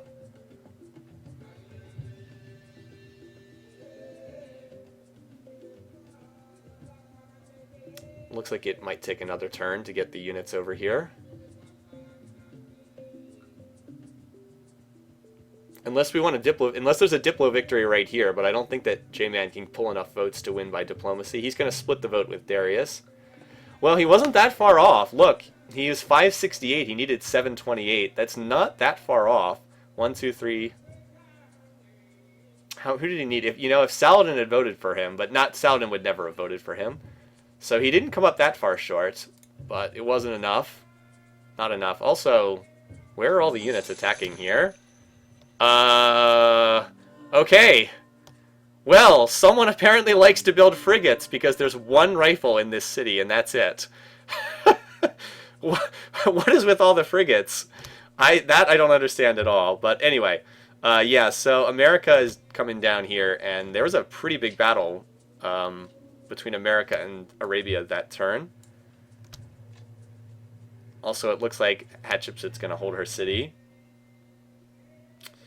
Anyway, though, let's watch this final battle here. There's one rifle left, and it was just killed by a gunship. So all he has to do is walk into that city, and all the frigates die. And there you go, Darius. So he did do something in this game. Darius did do something in this game. I've actually tried to learn to pronounce this leader's name, but every time I say it, everybody says I'm wrong. So I can't quite do it. The AI doesn't understand Pangea maps, but it does better on them than it does on water maps. So anyway, that means our map looks a lot different. We now have, like, southern Persia down here, and then meanwhile we've got Portugal is taking over this side of the map. That's probably it in terms of eliminations. Okay, so that was Hannibal, got taken out there. Alright. Alright, Hannibal. It's easier when they're all in one column. Zara. Alright. So Hannibal managed to survive, what, 2 turns longer than Mehmed? The two of them were always kind of linked together in this game. Alright, so Hannibal, is that turn 303? Yep. Hannibal. Yeah, I think I'm off the Hannibal bandwagon. I think he's not a good AI. I've seen him perform too poorly in too many games. I'm off the Hannibal bandwagon. I think I'm off the Mehmed bandwagon too. Just too many poor performances. And Darius actually got that kill. So, alright. Save. Alright, so. Minimize that. Make sure it looks alright on the broadcast. And there we go. Alright. So we only have a couple more turns until the spaceship victory. So we'll just watch this ongoing America and Egypt versus Arabia conflict now. I think if this game went on longer, Saladin would be eliminated because his peace weight makes him not well liked by the other leaders. Like if you look here, he's cautious towards Darius, he's annoyed towards Hammurabi, he is pleased towards J-Man, but he's annoyed with Roosevelt, he's furious towards Hattie, he's cautious towards Zara. His low peace weight means all the other low peace weight leaders have died. He's like the only low peace weight leader still in this game. So that's the... And where do people feel about him? Yeah, like this is how people feel about him. Cautious, annoyed, furious, annoyed. He would probably be the next one to go if this game continued much longer. But it's going to end in about 5 more turns with the spaceship win. The real question is how much does he lose before that happens? I don't think Roosevelt can pass Darius. Darius is going to be growing his newly captured cities, and I don't see much happening there. The only other thing would be, can we get one more declaration for 25? That would be good for me in the scoring. That would be worth some more points. But I'd be happy being 1 off, too. That's a pretty good prediction to be only 1 off. Yeah, Darius is getting there with his spaceship, but... Oh my god. Oh my god. War declaration number 25! Ah! I'll take it. Now, no more. You have to stay at 25. No more. Just 25, okay? I can't believe it. Hammurabi's declared war on Saladin. Wow. Right there at 25. Jeez. Alright, no more! No more war declarations, please.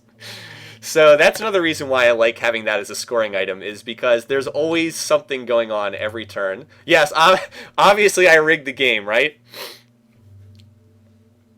I mean, my first place prediction is in next to last in score, and my second place prediction is already been eliminated. So it shows what I know, but I'm actually doing pretty well in the other categories. Not first and second place, but the other ones. Alright, how many more turns until that spaceship gets there? I think it's like 4 more turns until it reaches it. It's not far off.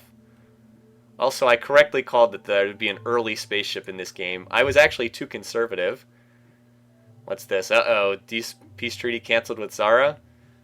Uh-oh, I hope that's not another war declaration.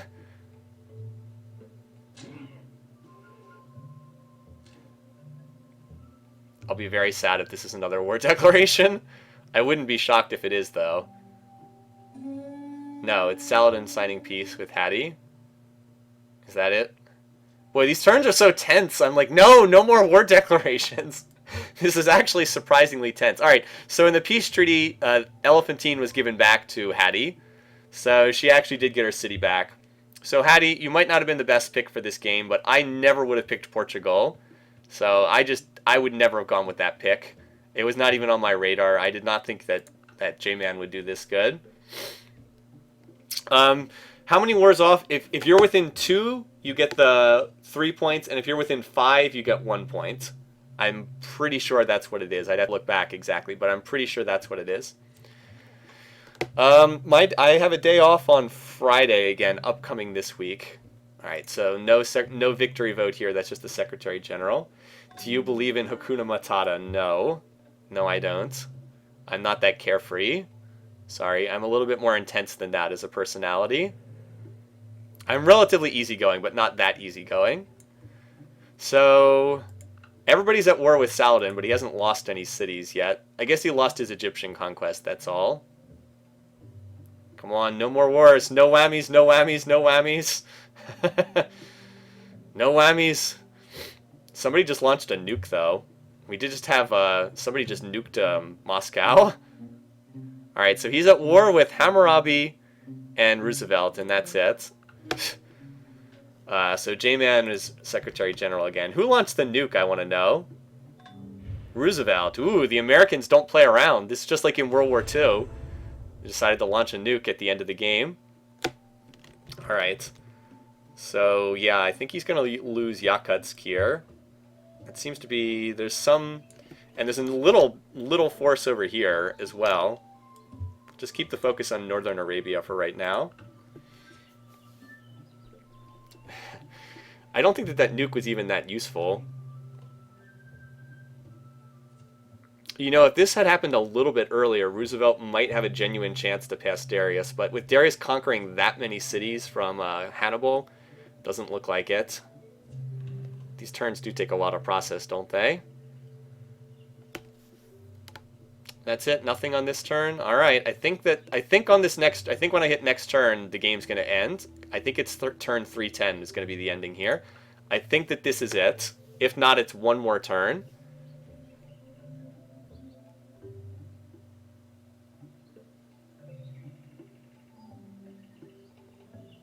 Come on.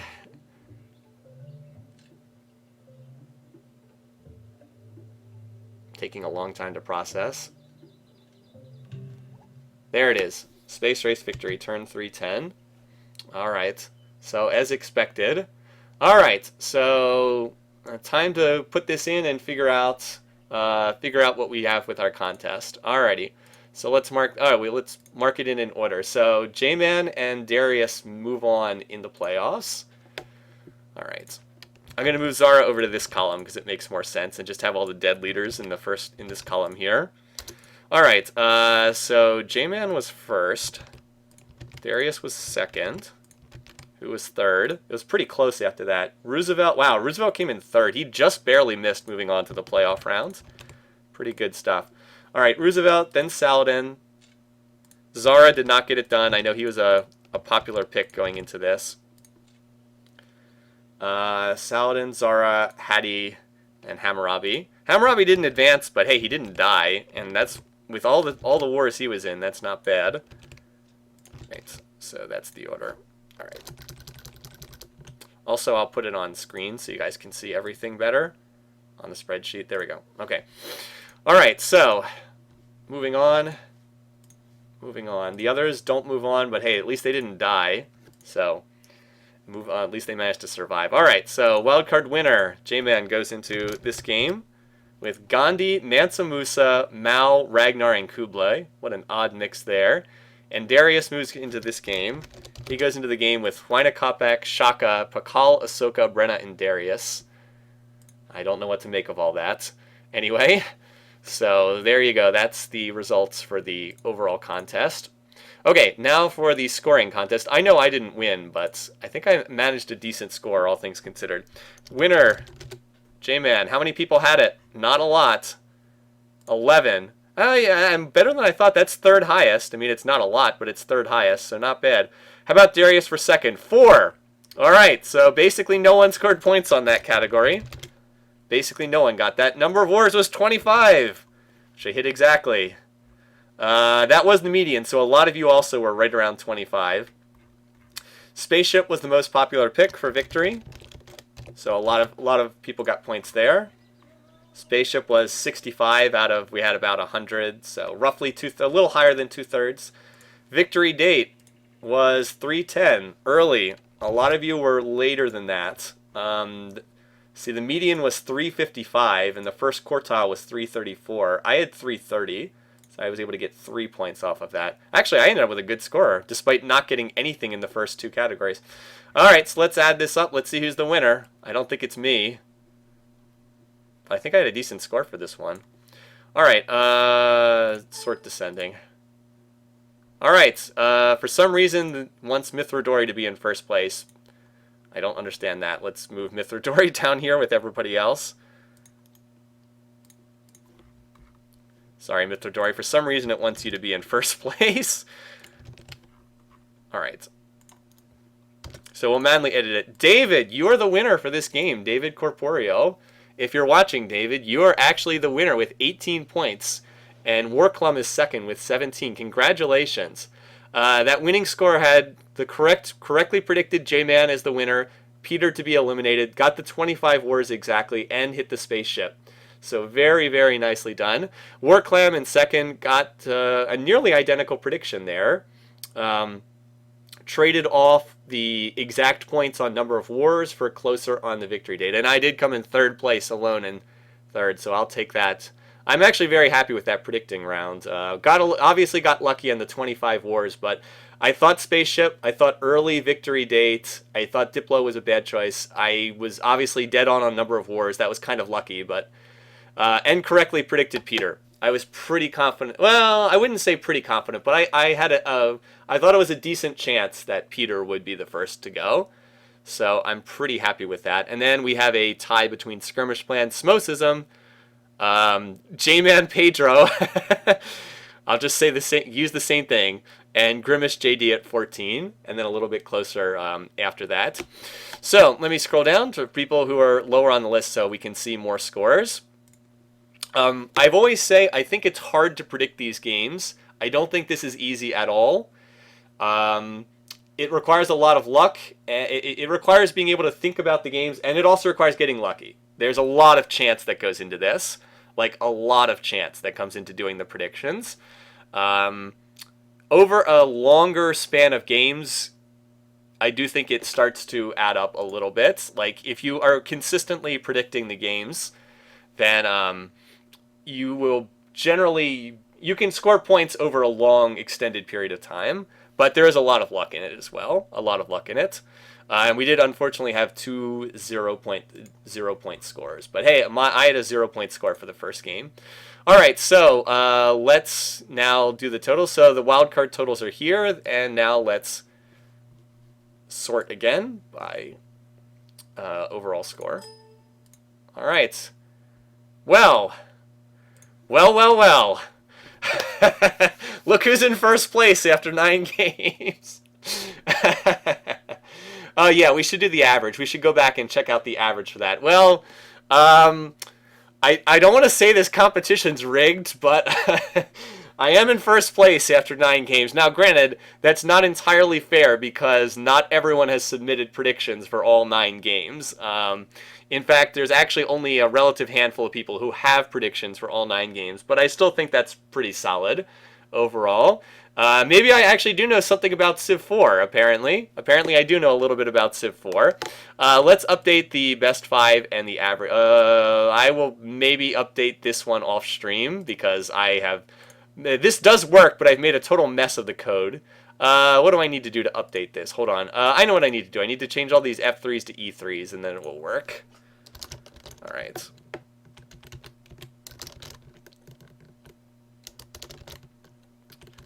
I know some of you are better at Excel than I am, but this is a hideous mess of code, but it does work. What it does is it takes the largest, it asks you to look at the top, basically to take the top 5 scores, and it said, the reason why there's all these if statements in here is not everyone has 5 games to look at, so it says if you only have 3 games, look at the top 3, if you only have 2 games, look at the top 2, etc., etc.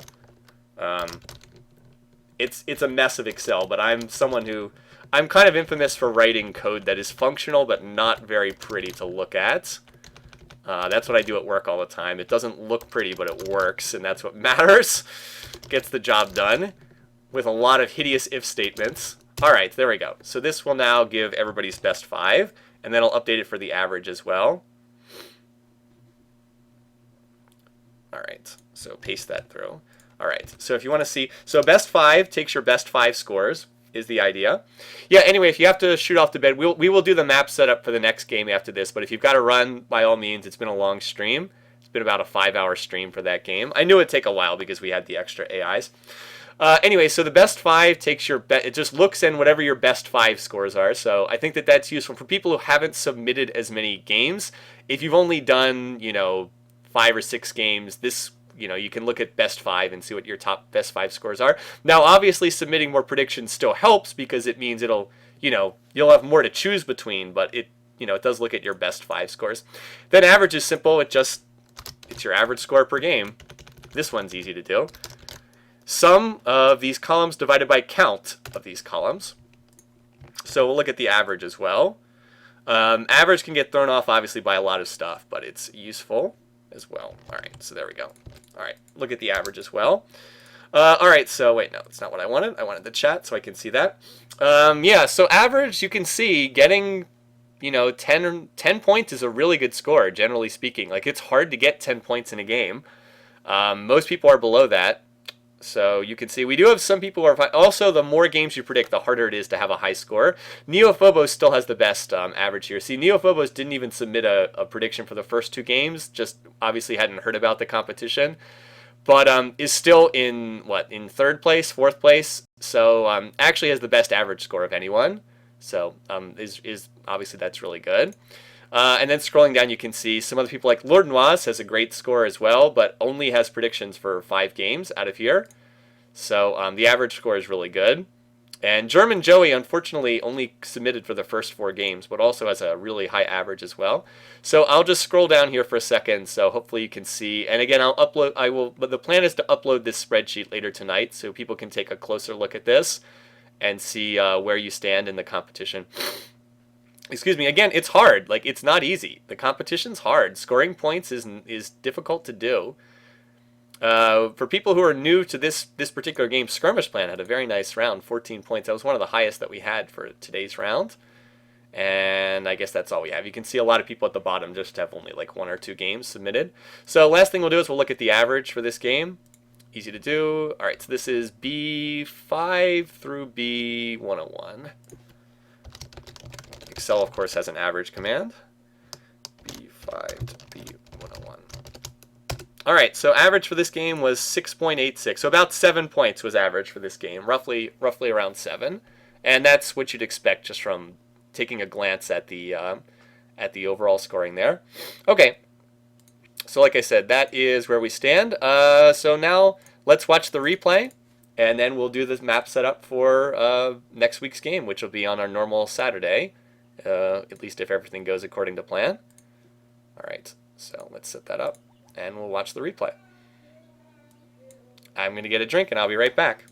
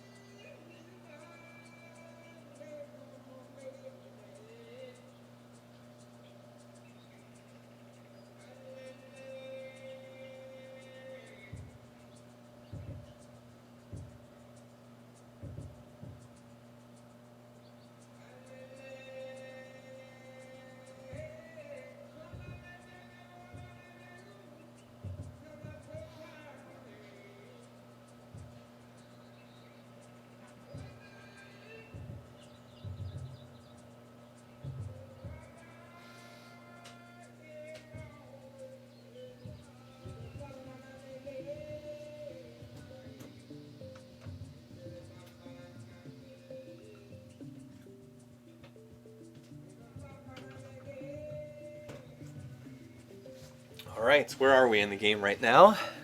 So right now we're in the very long period where nothing was happening. I'm glad we got to see an exciting finish though, because as I said, there wasn't much going on for ages and ages and ages.